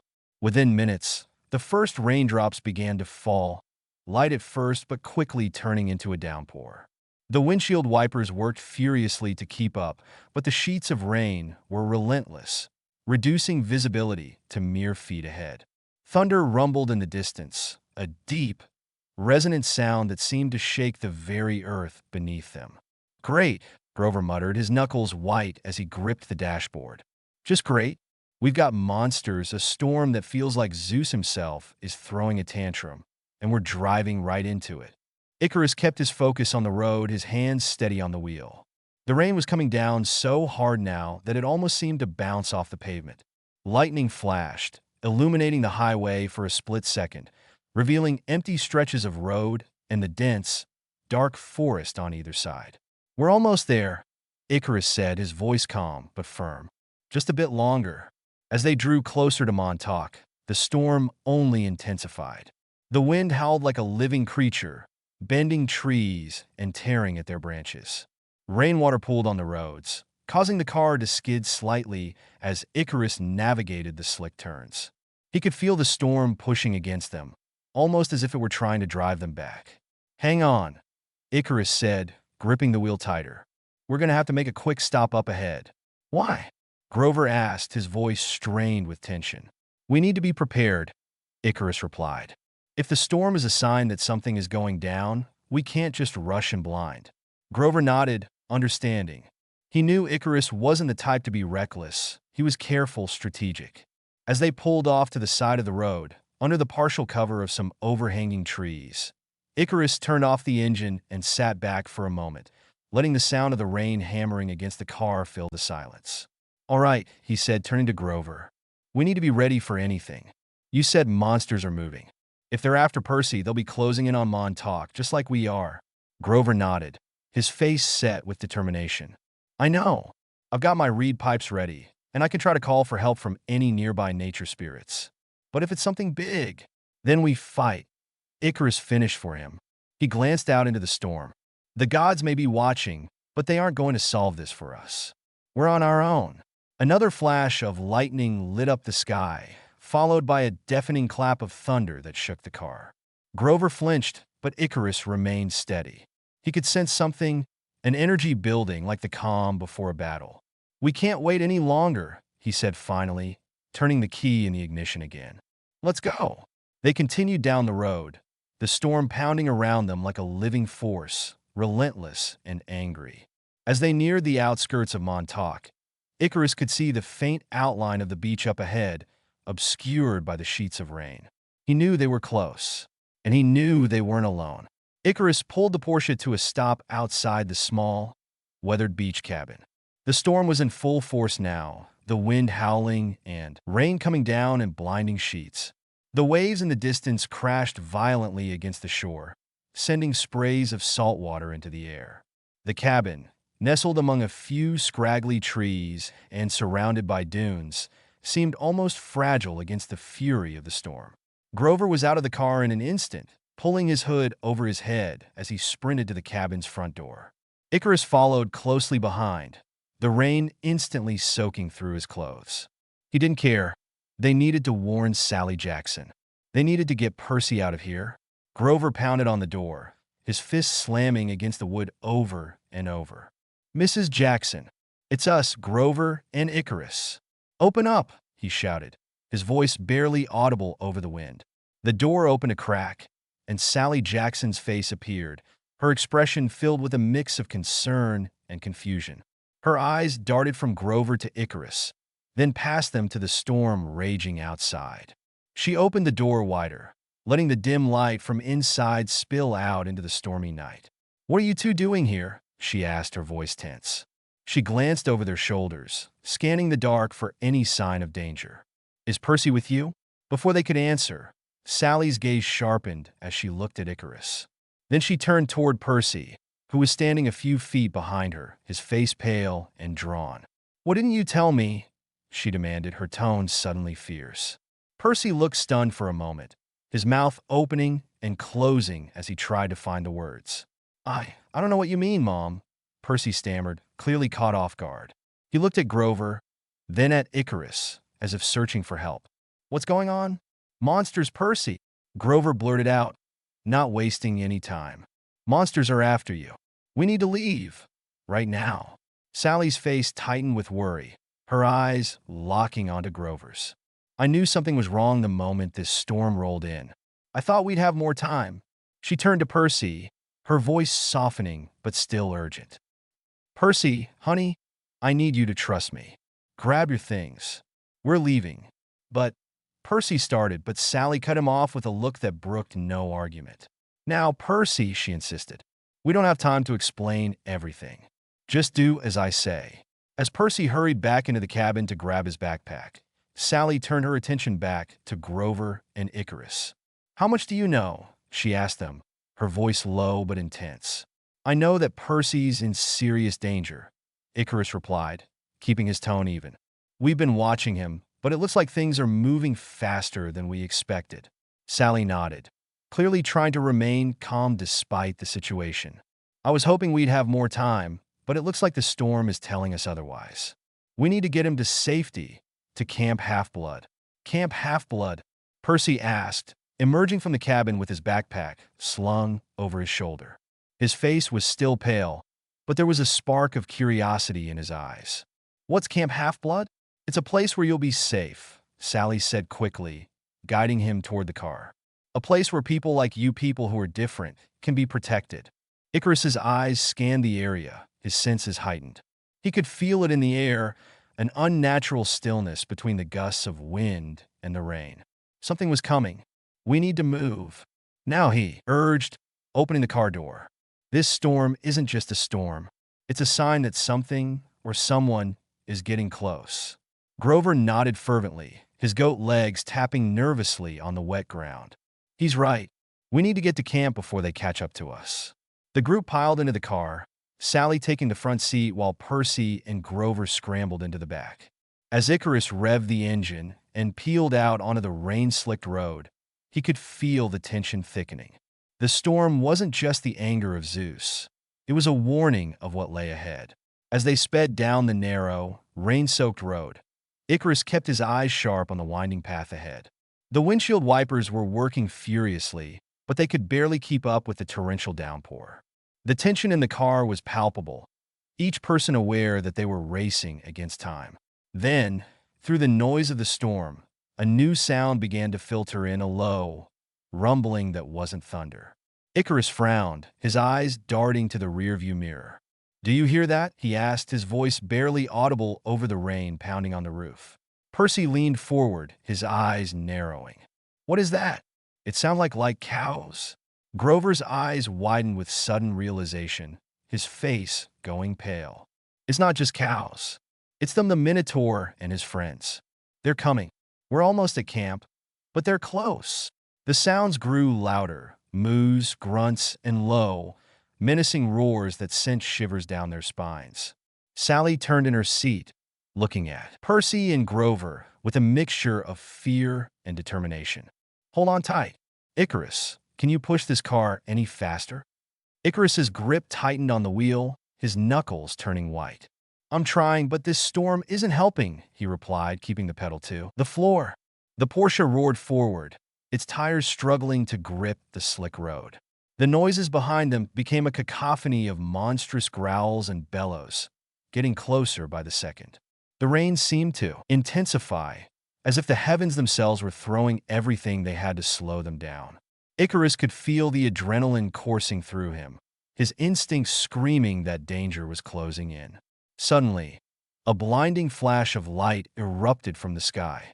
Icarus had only a split second to react, his eyes widening in shock. "Hold on," he shouted, just as the lightning bolt struck. The Porsche 911 was engulfed in a deafening crash of light and sound.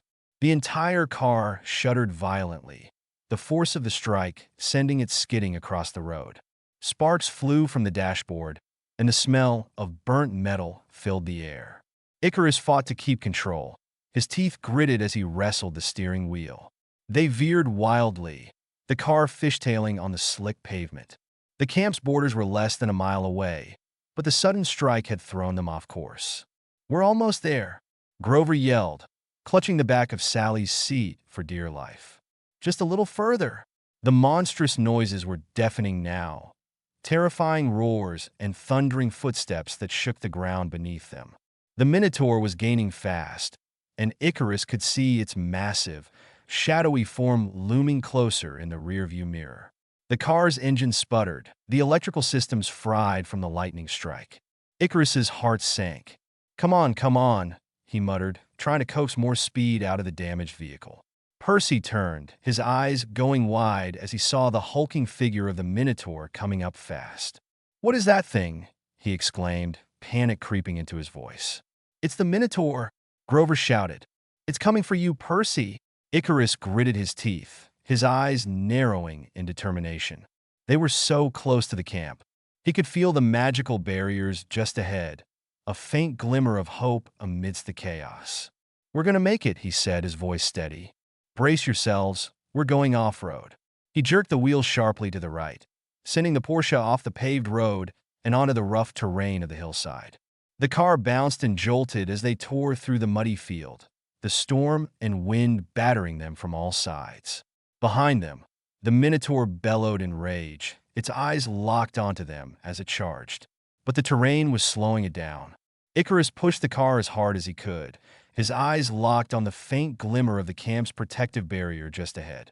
"Almost there," Sally murmured, her hands gripping the seat, her eyes fixed on the invisible line that would mean safety. Just a few more seconds. Another roar echoed behind them, followed by the sound of heavy hoofbeats closing in. Icarus could see the desperation on everyone's faces, the fear mixed with hope. With a final burst of speed, the Porsche lurched forward, crossing the invisible barrier. As they did, a powerful wave of magic washed over them, like a protective shield slamming down. The Minotaur skidded to a halt, letting out an enraged roar as it slammed against the barrier, unable to pass through. They were safe, at least for now.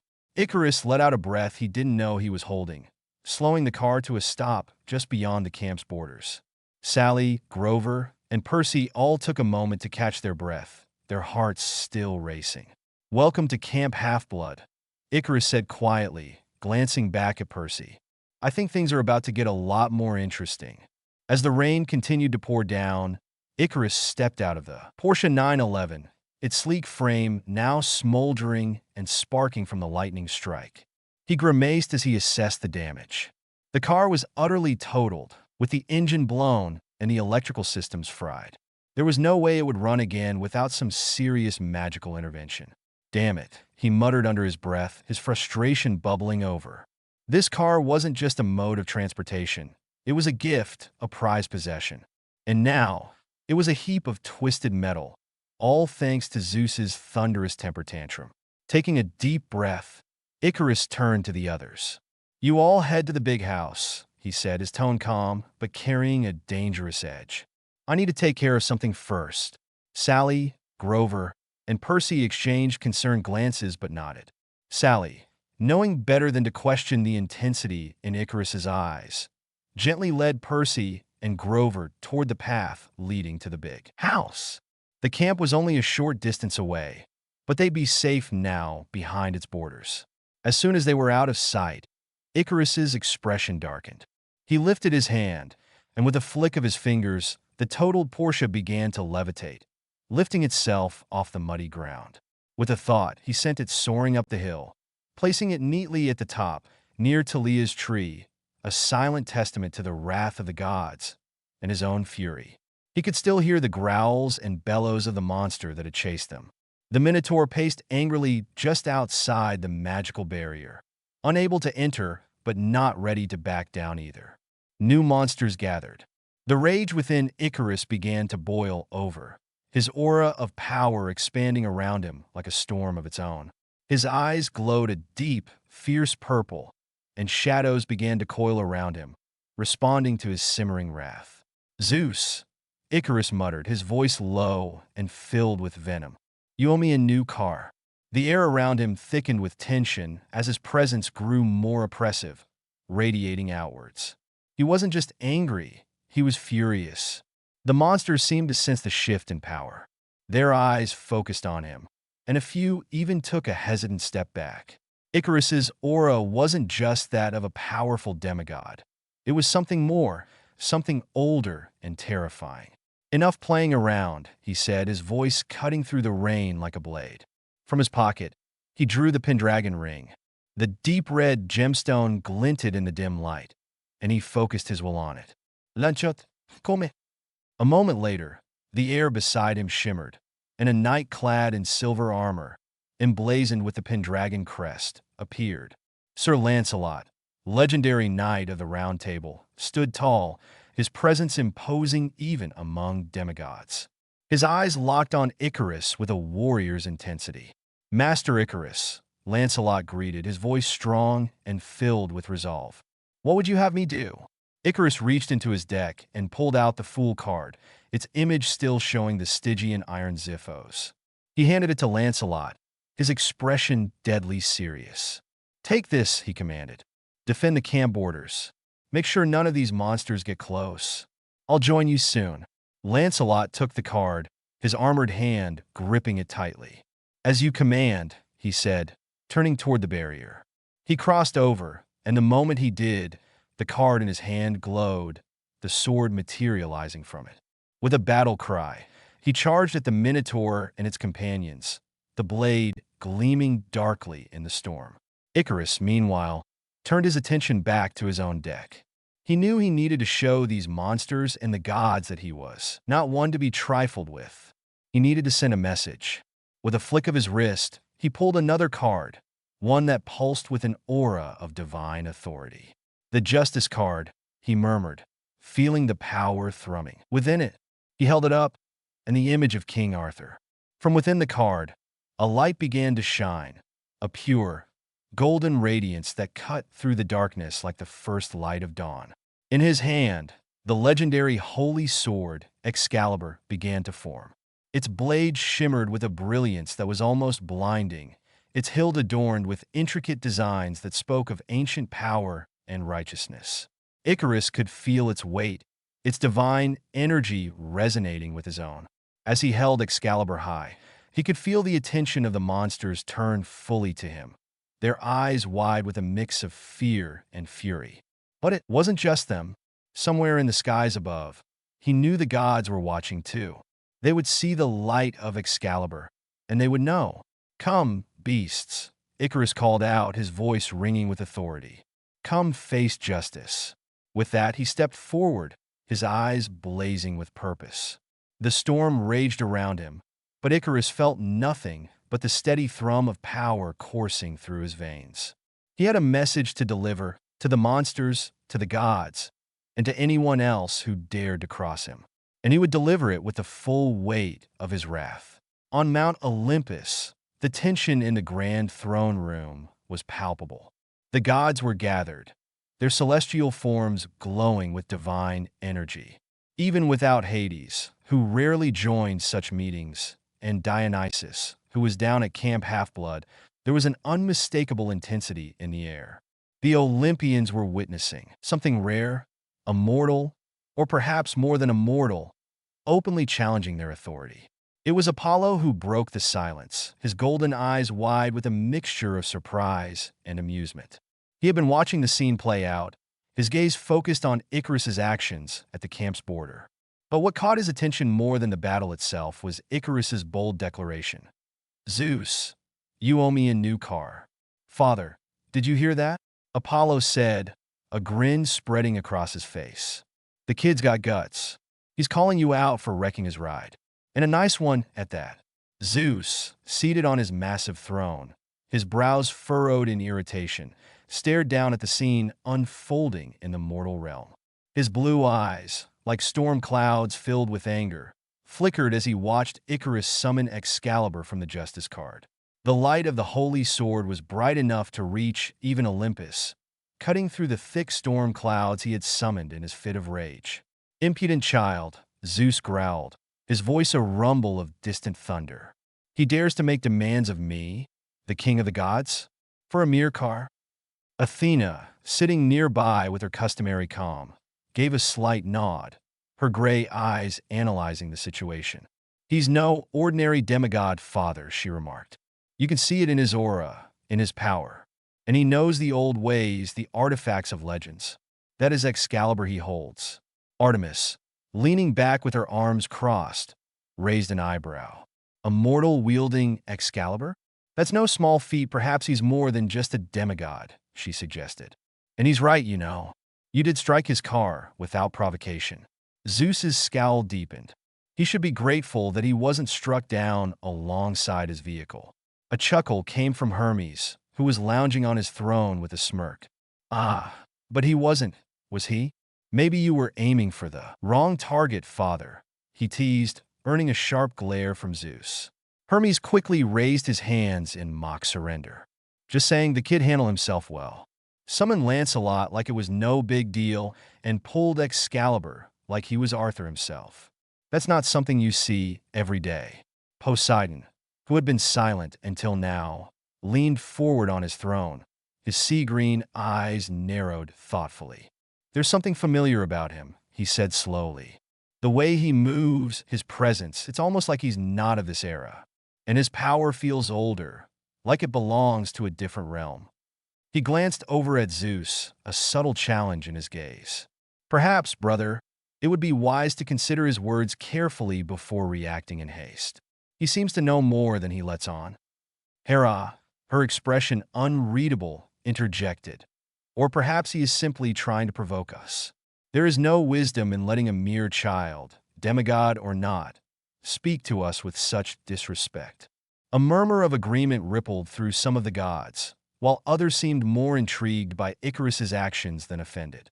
Ares leaned forward, his eyes alight with excitement. "I like this kid," he said with a grin. "He's got a warrior spirit, not afraid to throw down with monsters or call out the gods. Maybe he'd be worth watching or testing." Hephaestus, who had been quietly observing, nodded. "In his craftsmanship, those cards of his, there's something special about them. They're not of mortal making.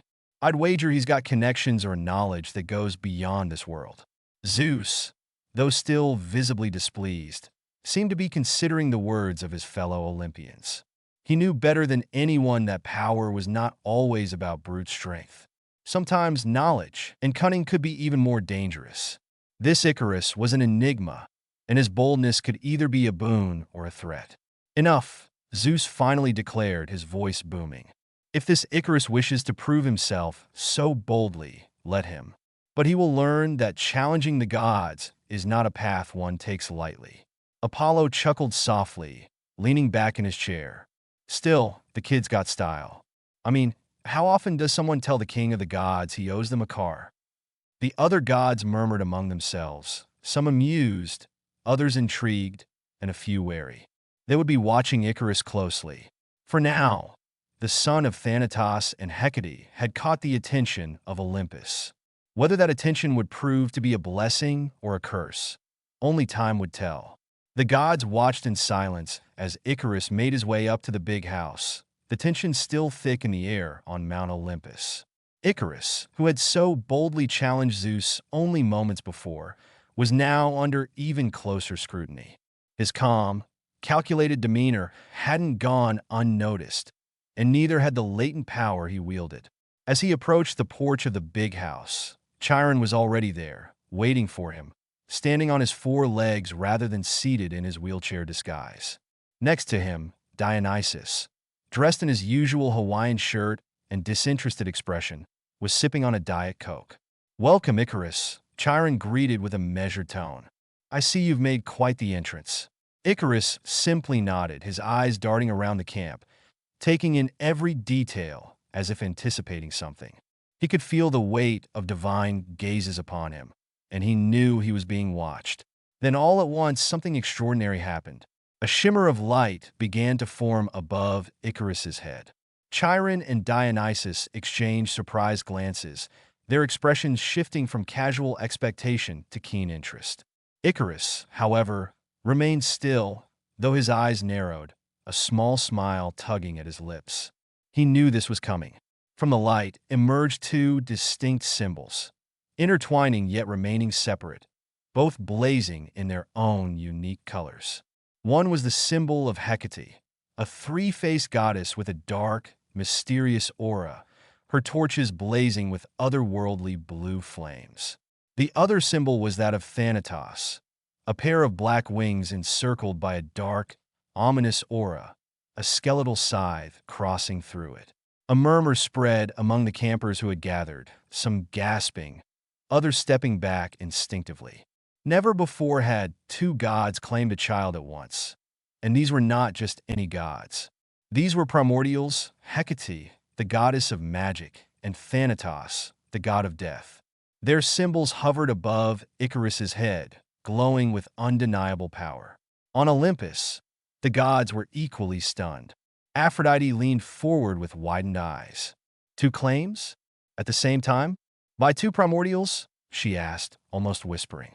"Impossible," muttered Hera, her face twisting with both confusion and concern. Not even demigods of Zeus and Poseidon have such a privilege. Athena's eyes were sharp, calculating. This boy, Icarus, he's rewriting the rules, she said. There is more to him than even we thought. Zeus's expression was unreadable, but his eyes flashed with a mixture of curiosity and fury. Poseidon, however, remained intrigued, as did Apollo and Hermes, who exchanged knowing glances. Back at Camp Half-Blood, the energy was palpable. Chiron stepped forward, his voice ringing out with the authority of millennia of experience. "It is determined," he announced. Campers nearby started to kneel before Icarus. "Your father is Thanatos, the primordial reaper, sovereign of the eternal silence, the unyielding shadow, and lord of the final breath. Your mother is Hecate, the triple-faced goddess, keeper of the crossroads, mistress of witchcraft, and guardian of the hidden arts. Hail, Icarus Blackwood, son of magic and death." As he spoke, the ground beneath them began to rumble softly. The camp seemed to shift as if reacting to this remarkable event. Near the cabins of Zeus and Poseidon, a new structure began to emerge from the earth itself. The campers watched in awe as a cabin slowly took form. The cabin was unlike any other. It stood tall and elegant, made of dark stone that seemed to absorb the light around it, giving it an aura of deep mystery and power. Veins of obsidian ran through its surface, creating an almost ethereal glow in the shadows. A majestic Blackwood tree, its dark cherry blossoms rustling softly, grew beside the cabin, its roots entwining with the foundation as if it had always been meant to be there. This cabin, this home, was uniquely Icarus's. It was a blend of the shadows of Thanatos and the arcane mystery of Hecate, exuding both a haunting beauty and a formidable presence. The cabin door was adorned with carvings of arcane symbols and underworld motifs, merging into a harmonious design that spoke of his dual heritage. A hush fell over the camp. Even the gods on Olympus watched in silence, realizing the significance of what was unfolding. Never had a demigod or half-primordial been gifted their own cabin by the camp itself. This was a new era, one that would demand attention from all. Icarus looked up at his new cabin, his expression remaining calm, but there was a gleam of satisfaction in his eyes. This was more than just recognition. This was a declaration. He knew his power, his parentage, and now so did everyone else. "Well," he said softly, more to himself than anyone around him, "it seems the camp has made room for me." Chiron, still standing by, nodded. "Indeed it has, Icarus. You have brought change, and perhaps more is to come." Icarus turned his gaze back to the big house, knowing that his journey was only just beginning. The eyes of gods, demigods, and primordials were upon him, and he intended to prove his worth not just to them, but to himself. In the sky above, a storm cloud rumbled ominously. Zeus watched from Olympus with a deep scowl, his hand tightening around his throne. "So be it," he muttered, his voice a low growl that echoed through the halls. "Let us see where this leads, Icarus Blackwood. Let us see how far you will go." And as the wind carried the promise of storms to come, Icarus knew one thing for certain. His story was far from over.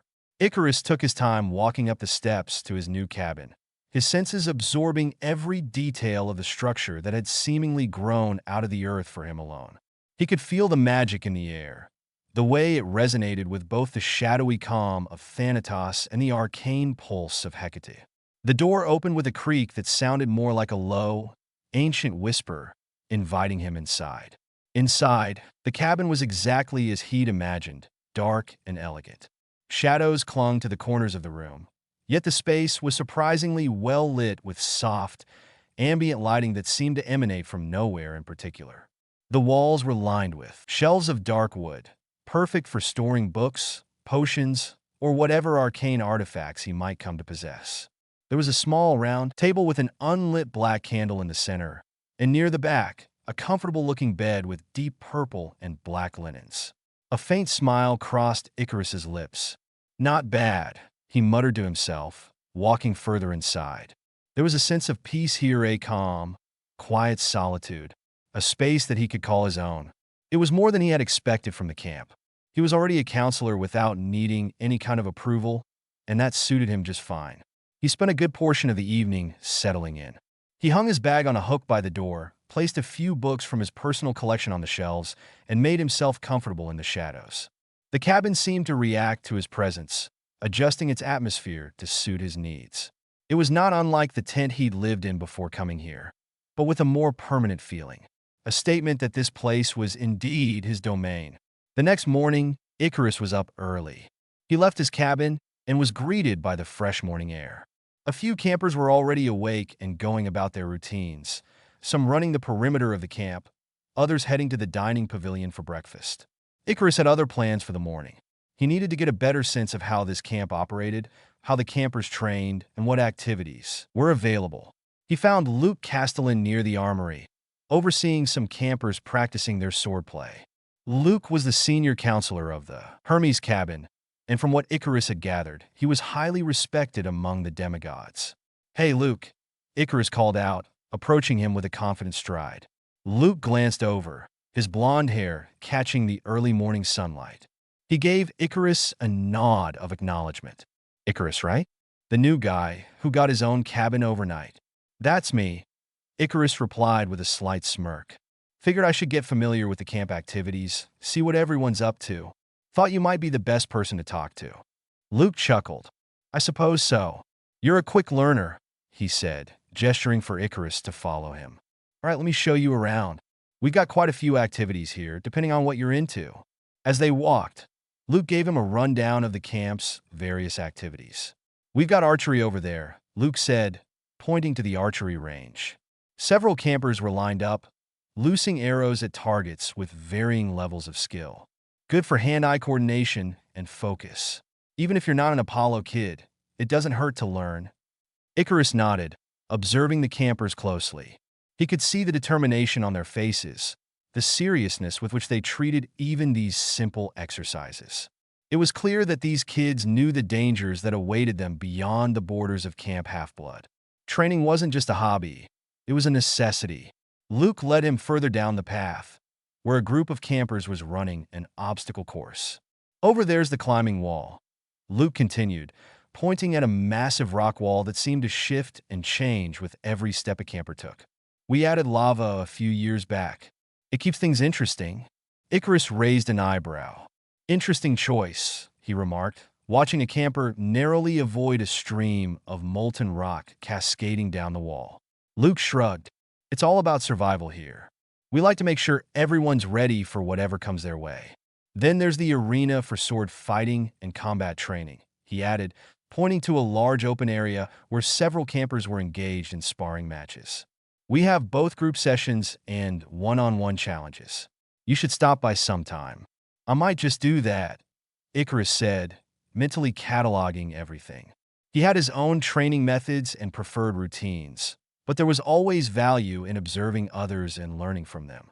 Luke continued to show him around, pointing out other activities like canoeing on the lake, Pegasus riding lessons, and even a designated area for magical studies and practice. The camp was more than just a place for young demigods to hide from monsters. It was a place where they could truly become heroes. When the tour was complete, Luke turned to Icarus with a grin. "So, what do you think? Find anything you like?" "Plenty," Icarus replied, his mind already working through the possibilities. "I've got a lot to think about, but I appreciate the tour. I think this place might just work out." "Good to hear," Luke said. "And if you need anything, feel free to ask. Us counselors have to stick together." "Right," Icarus agreed, his eyes briefly catching a flash of something in Luke's. Something guarded. "I'll keep that in mind." With that, Luke walked back towards the armory, leaving Icarus to his thoughts. There was a lot to take in, but Icarus knew he'd fit in here just fine. He had already carved out his place in this camp, and soon enough, he'd start making his mark. For now, he had all the time in the world to figure out the rest. Icarus made his way to the archery range after his tour with Luke, his mind buzzing with thoughts of what he'd seen. He wasn't entirely unfamiliar with archery, but he knew there was always room for improvement, especially when the teacher was Chiron himself. Aiming and shooting were as much about focus and control as they were about strength and skill, and Icarus always enjoyed the challenge. Chiron was already at the range when he arrived, standing tall in his centaur form, holding a bow in one hand. A small group of campers was gathered around, all of them watching as Chiron demonstrated proper form and technique. "Ah, Icarus," Chiron called out as he spotted him approaching. "I was wondering when you might take an interest in archery. Come, join us." Icarus nodded, stepping up to the line alongside the other campers. He grabbed a bow from the rack and a few arrows from the quiver, sizing them up in his hands. It felt comfortable, balanced, but he knew he could use some extra help. Chiron continued his lesson, explaining the importance of posture, breathing, and release. Icarus listened intently, but couldn't help but smirk inwardly. He had a little trick up his sleeve, one he'd learned from one of the many books in his personal library back at his tent. It was a simple spell, really, an aiming spell that created an ethereal line, visible only to the caster, that traced the optimal trajectory of any projectile, be it an arrow or a thrown object. With a silent whisper under his breath and a slight wave of his fingers, Icarus activated the spell. Almost immediately, a faint, glowing line appeared, extending from his bow to the target, marking the best path for his arrow to fly. Chiron continued, demonstrating a perfect shot that hit dead center on the target, earning an awed murmur from the campers. "Now, it's your turn," Chiron said, looking at Icarus. Icarus drew an arrow from his quiver and knocked it on his bowstring. He followed Chiron's instructions mostly. He lined up his shot, took a deep breath, and released. The arrow flew straight and true, guided by the ethereal line. It struck the bullseye with a satisfying thunk. A few of the campers turned to look at him, eyebrows raised in surprise. "Nice shot," one of them muttered. Icarus just nodded, a faint smirk playing on his lips. "Thanks. Beginner's luck, I guess." Chiron's eyes narrowed slightly, but he said nothing, instead encouraging the rest of the campers to take their turns. Icarus continued to shoot, hitting the target each time with almost unnerving accuracy. The other campers whispered amongst themselves, impressed by his consistency. As the session continued, Chiron moved closer to Icarus, watching him carefully. After Icarus landed another bullseye, Chiron spoke softly. "You have quite the talent for this, Icarus. Your form is almost perfect." Icarus glanced at Chiron, reading the curiosity in his gaze. He kept his face neutral, pretending to adjust his grip on the bow. "I've had some practice," he replied nonchalantly. "Indeed," Chiron replied, but there was a knowing look in his eyes. "Practice is important, but so is honesty in competition." Icarus met Chiron's gaze and gave a small, almost mischievous grin. "I'll keep that in mind, Chiron." Chiron chuckled softly, shaking his head. "Very well, but remember, here at camp, it's not just about winning. It's about learning and growing stronger. That's something no spell can teach you." Icarus nodded, acknowledging the truth in Chiron's words. The spell had been fun to use, but he knew that real skill came from practice, patience, and understanding one's own limitations. Still, a little magical assistance never hurt anyone, especially when you had an immortal centaur watching your every move. "Thank you for the lesson," Icarus said, lowering his bow. "I'll keep practicing." "See that you do," Chiron replied with a smile. "And perhaps next time, without any magical shortcuts, Icarus chuckled. "Perhaps." He canceled the spell, and with a smooth motion, he summoned a shadow rod into his hand, its dark form solidifying from the shadows themselves. He took a deep breath, and in one fluid movement, Icarus hurled the shadow rod through the air. It cut through the space with silent precision, striking the target dead center with a soft thud. A perfect bullseye. Chiron's eyebrows raised in mild surprise, but his smile remained. "Impressive, Icarus. You're starting to understand the balance between magic and skill. Just remember, it's not about relying on one or the other, it's about mastering both." Icarus nodded, feeling a sense of satisfaction at the centaur's approval. "I'll keep that in mind," he said, his eyes still on the target, the shadow rod now fading back into nothingness. "Good," Chiron replied, his tone warm. "Now, let's see how you do with a few more rounds this time. All on your own." Icarus, feeling a bit cheeky and wanted to prove a point, turned his head away from the target and raised his bow. Without so much as a glance, he knocked an arrow, drew it back, and released. The arrow sliced through the air with a sharp whistle. A split second later, the arrow struck the target, cleaving the shadow rod perfectly in two. The halves of the shadow rod, still embedded in the bullseye, were now split by the new arrow, which nestled itself precisely at the center of the target, a flawless double bullseye. Chiron's eyes widened slightly, his usual composed demeanor momentarily disrupted. He couldn't help but chuckle, a mix of amusement and acknowledgement. "Well, I suppose that's one way to prove a point," he said, clearly impressed despite himself. Icarus turned back to face Chiron with a slight smirk. "I guess sometimes a bit of flair goes a long way," he replied, lowering his bow. Chiron shook his head, still smiling. "Just don't let that flair turn into arrogance, young demigod. There's always something more to learn." Icarus nodded, his grin softening. "Fair enough, Chiron. I'll keep that in mind." As the lesson ended, Icarus decided to take a break and think over what Chiron had said. He knew he had a lot to learn here at Camp Half-Blood, and not just about archery or sword fighting. He needed to understand his fellow campers, the way things worked, and perhaps most importantly, himself. There was a long road ahead, and he was just getting started. After the archery lesson, Icarus decided to stroll around the camp, taking in the sights and sounds of his new home. As he walked past the arena, he noticed a crowd gathered there. Curious, he moved closer and spotted the Hermes cabin, along with Percy and Luke, Castellan, all involved in a sword-fighting lesson. Luke, the head counselor of the Hermes cabin, was leading the session. He was demonstrating some advanced techniques to the younger campers. Icarus watched from the sidelines, his interest piqued.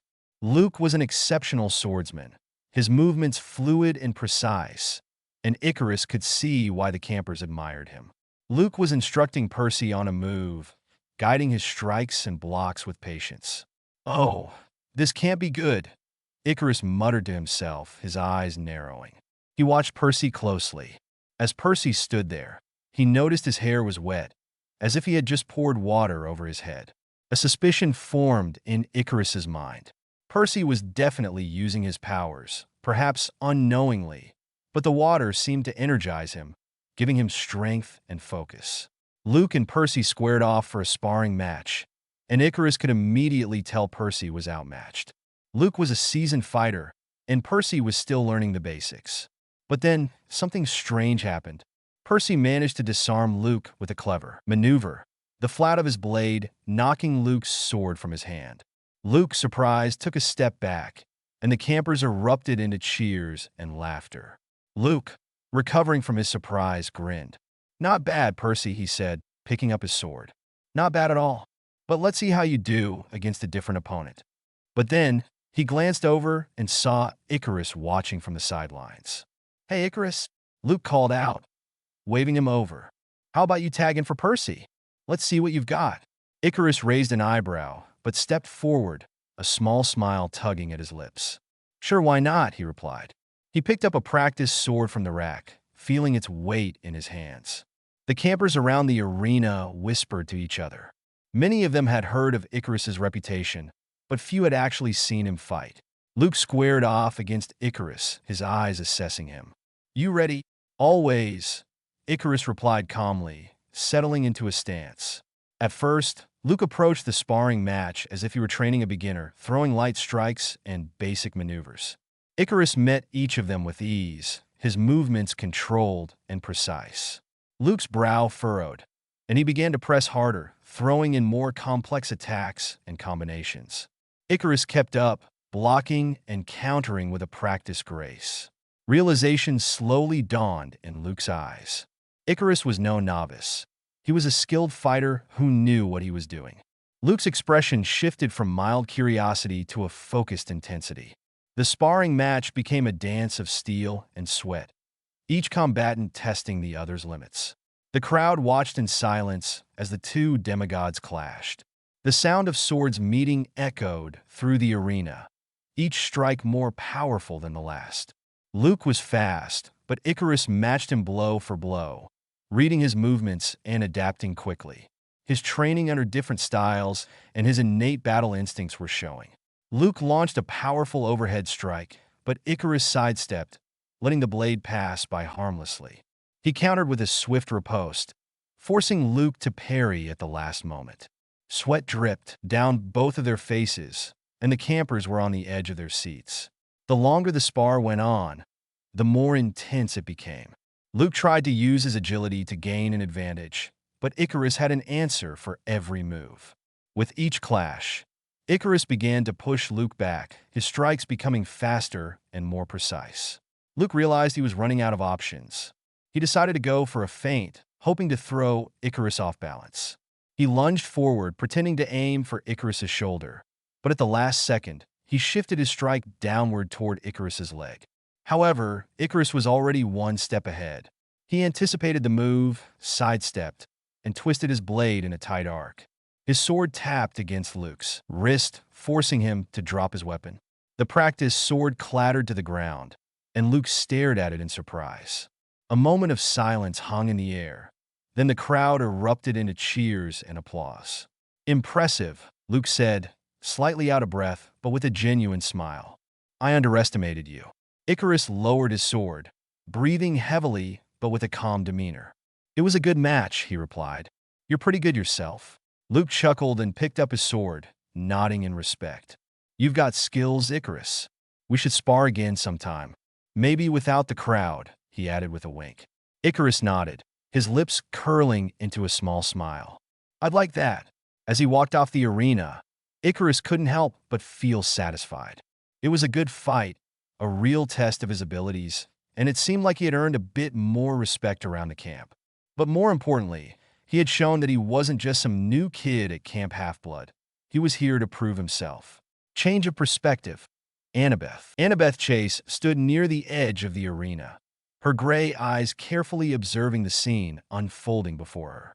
She had always taken an interest in the new arrivals at Camp Half-Blood, especially when they showed potential. When Percy Jackson disarmed Luke, her curiosity about him grew. There was something different about that boy, something she couldn't quite put her finger on. The way he had managed to beat Luke, even if just once, was impressive for a newbie. But the water dripping from his hair, it triggered a feeling in her gut, a suspicion she wasn't ready to voice just yet. As Luke called Icarus into the arena, Annabeth's focus shifted. Icarus Blackwood. She'd heard stories about him, about his strange, personal cabin appearing overnight, the symbols of Thatos and Hacte hovering above his head, and his powerful aura. The son of two primordials. He was an enigma to her, and that made him all the more intriguing. Annabeth crossed her arms and leaned against the wooden railing, her analytical mind already working through different possibilities. She had seen him in action before. He wasn't like most of the demigods who came through camp. He had a different air about him, a mix of confidence, mystery, and something almost older. She wasn't quite sure what to make of him, but she knew she had to keep an eye on him.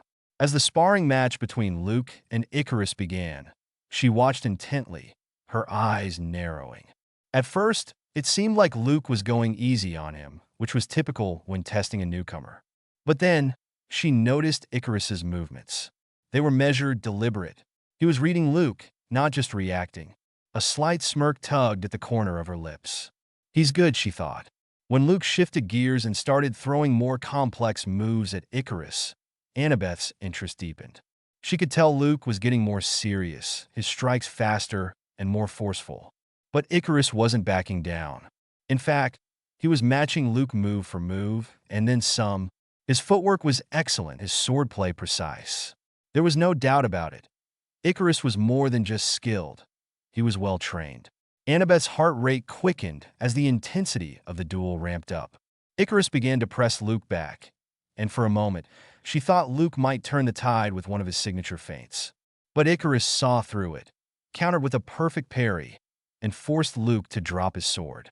The arena erupted into cheers, and Annabeth couldn't help but be impressed.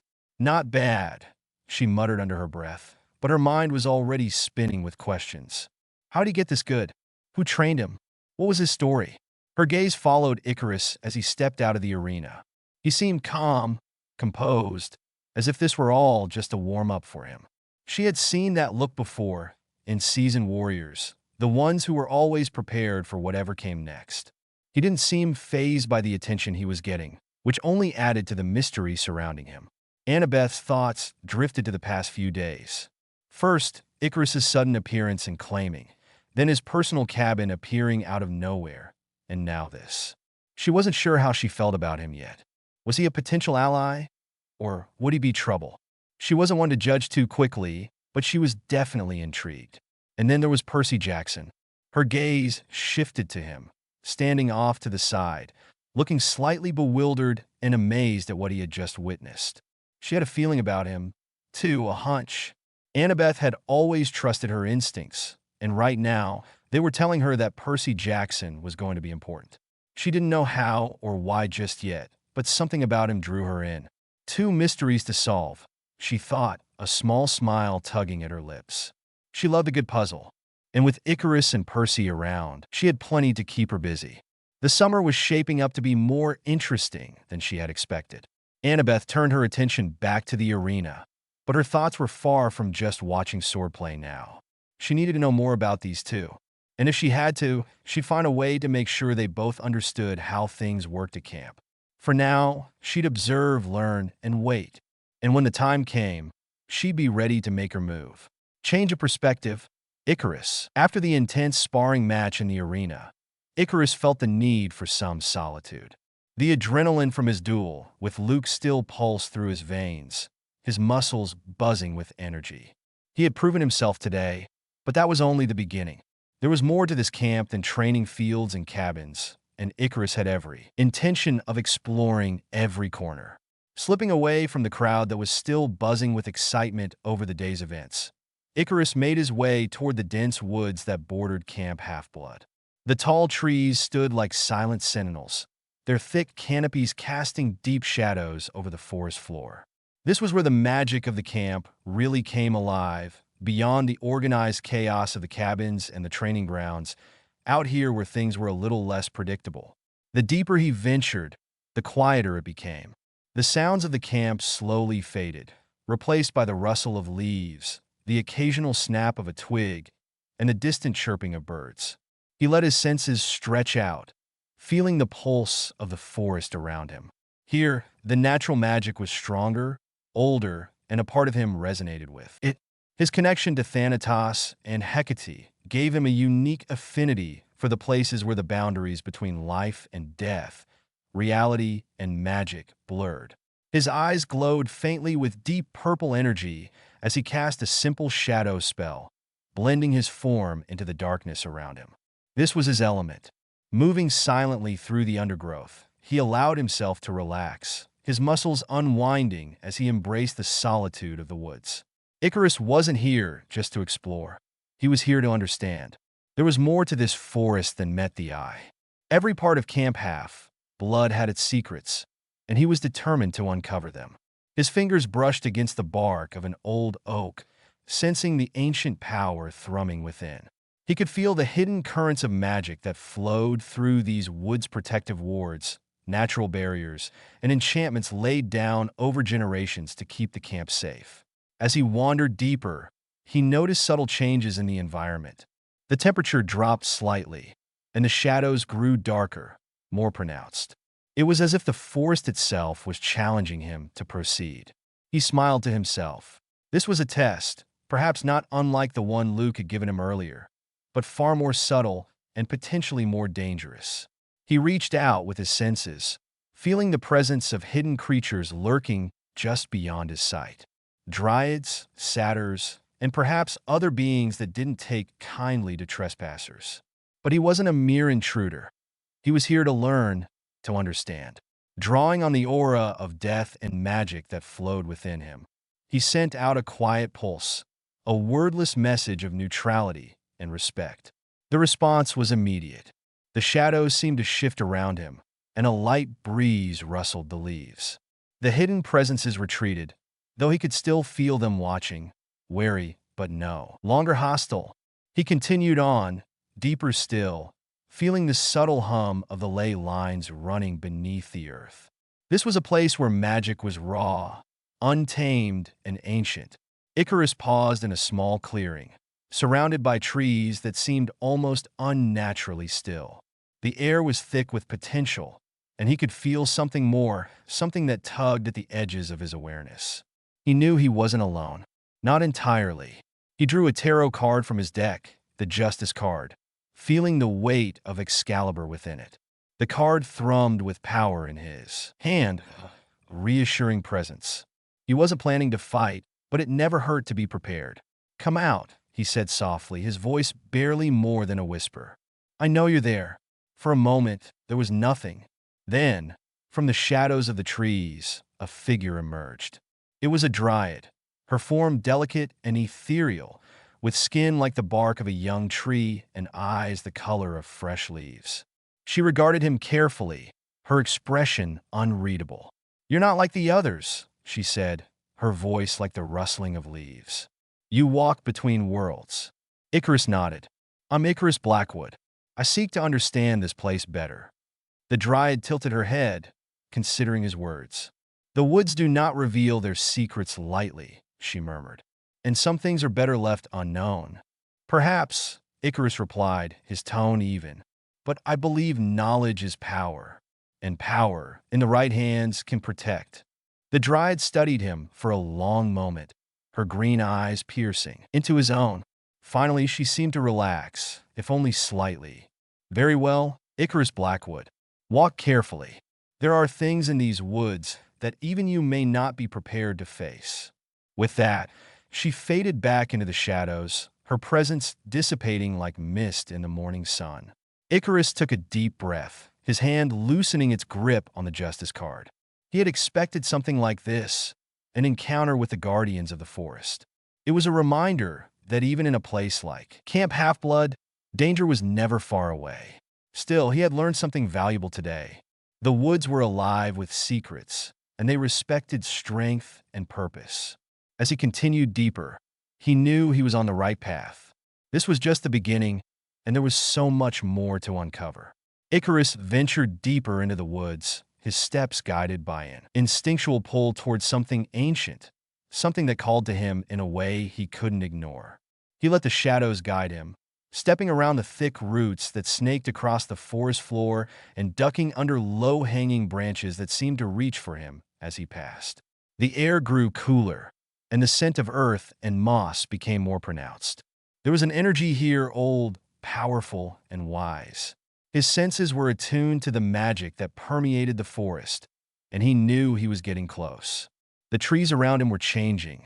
Their trunks were wider, their roots more gnarled, and their leaves a deeper, more vibrant green. There was an almost imperceptible hum in the air, a whisper of voices that seemed to come from all directions at once. It was then that Icarus realized where he was being led, to a place that was spoken of only in hushed tones at camp. The Grove of Dodona. The grove was a sacred place, hidden deep within the woods, where the oldest trees of Camp Half-Blood stood. These trees were said to have witnessed the rise and fall of civilizations, their roots stretching deep into the earth, touching secrets long forgotten by mortals and gods alike. And they spoke, sometimes in riddles, sometimes in prophecies, and sometimes in warnings. Icarus stepped into the grove, feeling the weight of ancient eyes upon him. The trees seemed to lean in closer, their branches heavy with age and wisdom. At the center stood the largest and oldest tree of them all, its trunk wide and twisted, its bark darkened by countless years. The air was thick with an almost tangible energy, like the moment before a storm. Icarus took a deep breath, steadying himself. This was what he had come for. He walked slowly to the center of the grove, standing before the ancient tree that seemed to radiate power. He could feel the tree's awareness, a consciousness that was old and vast, watching him with interest. "Great tree of Dodona," Icarus began, his voice calm and respectful. "I seek your blessing and a branch to craft a magical staff, one that would serve me well in my path ahead." For a moment, there was only silence. Then, a low murmuring began to fill the air, like the rustling of leaves in a soft breeze. The whispering voices grew louder, overlapping and echoing in a language that was ancient and strange, one that Icarus could only partly understand. He waited patiently, his eyes locked on the tree's massive trunk. After what felt like an eternity, the voices quieted, and the grove fell silent once more. Then, slowly, almost imperceptibly, the branches of the central tree began to move. They swayed and creaked, bending toward Icarus as if considering his request. A single, thick branch began to lower itself, descending from the highest part of the tree.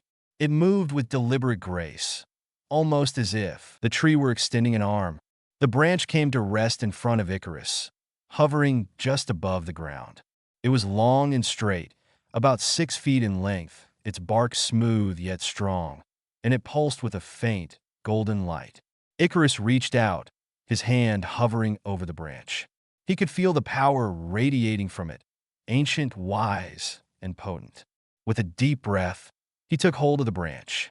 It was warm to the touch, and as his fingers wrapped around it, he felt a connection forming, a bond between him and the living wood. The moment he touched it, the voices of the grove rose again, a cacophony of whispers and echoes, but this time they spoke to him directly. Wielder of shadows and magic, they whispered, bearer of death's mark and moon's blessing, tread carefully on your path. The power you seek comes with a price, and the choices you make will echo through the ages. Icarus listened, feeling the weight of their words settle over him. He knew better than to dismiss such warnings. Magic always came with a cost, and power had a way of demanding repayment when one least expected it. "Thank you," he replied softly, bowing his head slightly in gratitude. "I will heed your warnings." Icarus steadied his breath, eyes focused intently on the branch standing before him. He released his grip, but instead of falling to the ground, the branch remained upright, held by some unseen force of the grove's magic. It stood tall and resolute, as if knowing it was about to be transformed into something extraordinary. From his pocket, he retrieved the Draken orb crystal, a gleaming sphere filled with a swirling, ominous energy. It was a relic of ancient power, one that he had carefully safeguarded for this very purpose. Next, he pulled out a bar of celestial bronze he had discovered at the forges, its metal glowing faintly with a divine aura. And finally, the large Ethereum shard he had found in the Pendragon Vault, a rare and powerful crystal that had been gifted to Arthur from Merlin ages ago. He placed each of these items in the cardinal directions around the branch, careful to set them down with purpose.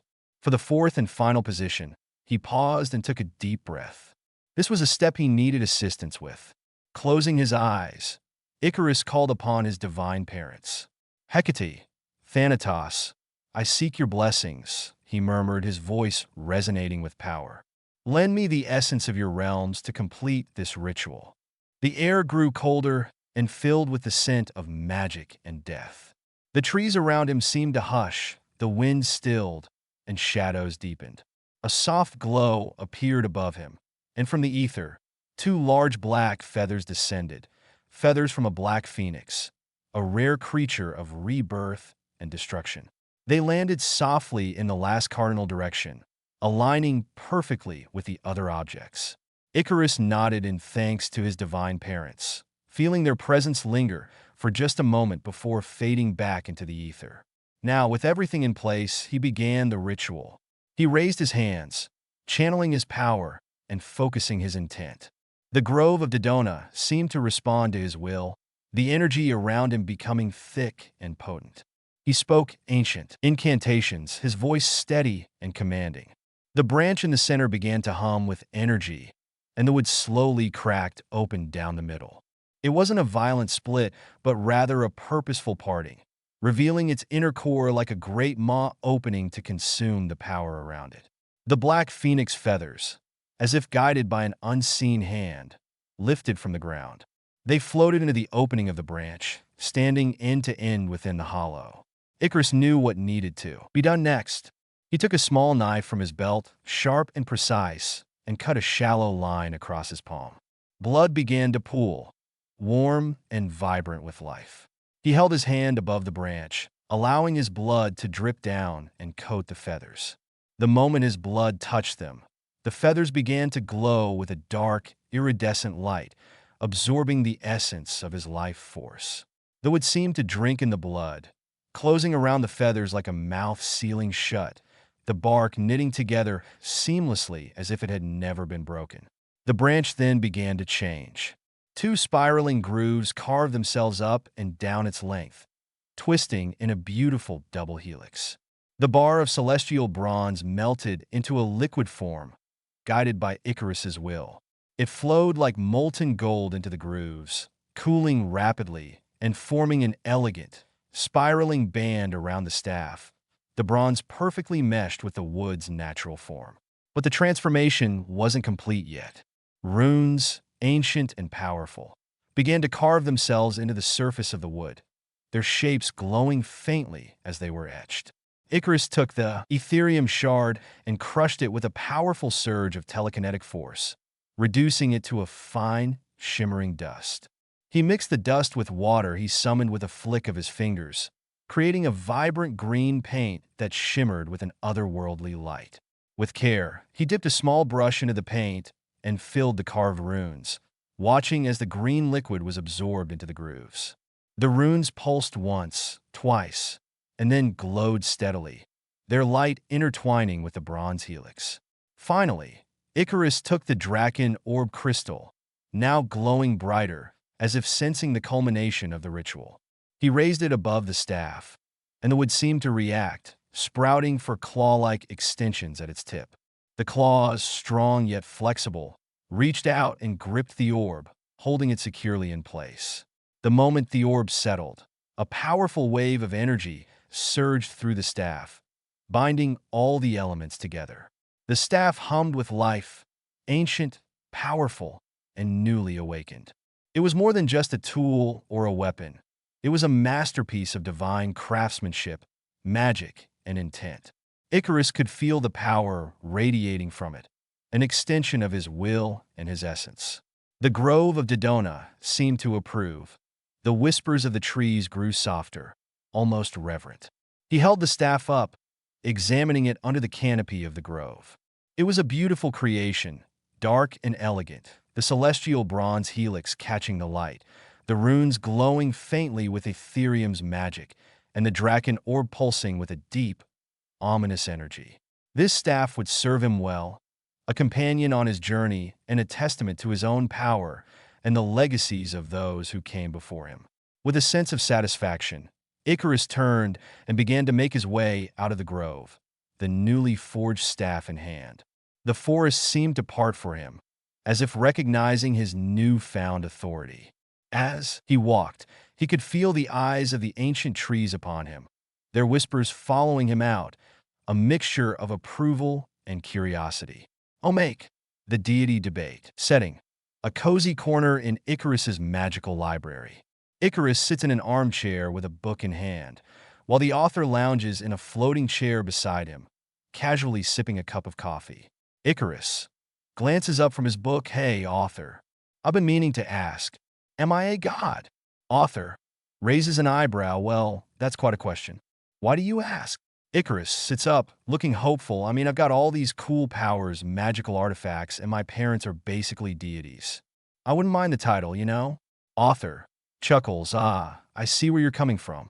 But no, you're not a god. You're a demigod, which is kind of like being a superhero, but with way more family drama." Icarus sighs dramatically. "So, all these powers and I'm still not officially a god? What's the point of having godly parents if I can't even get a promotion?" Author grins. "Well, think of it this way. You get all the fun of being a demigod, adventures, epic battles, and magical artifacts without the whole being worshipped part. Less pressure."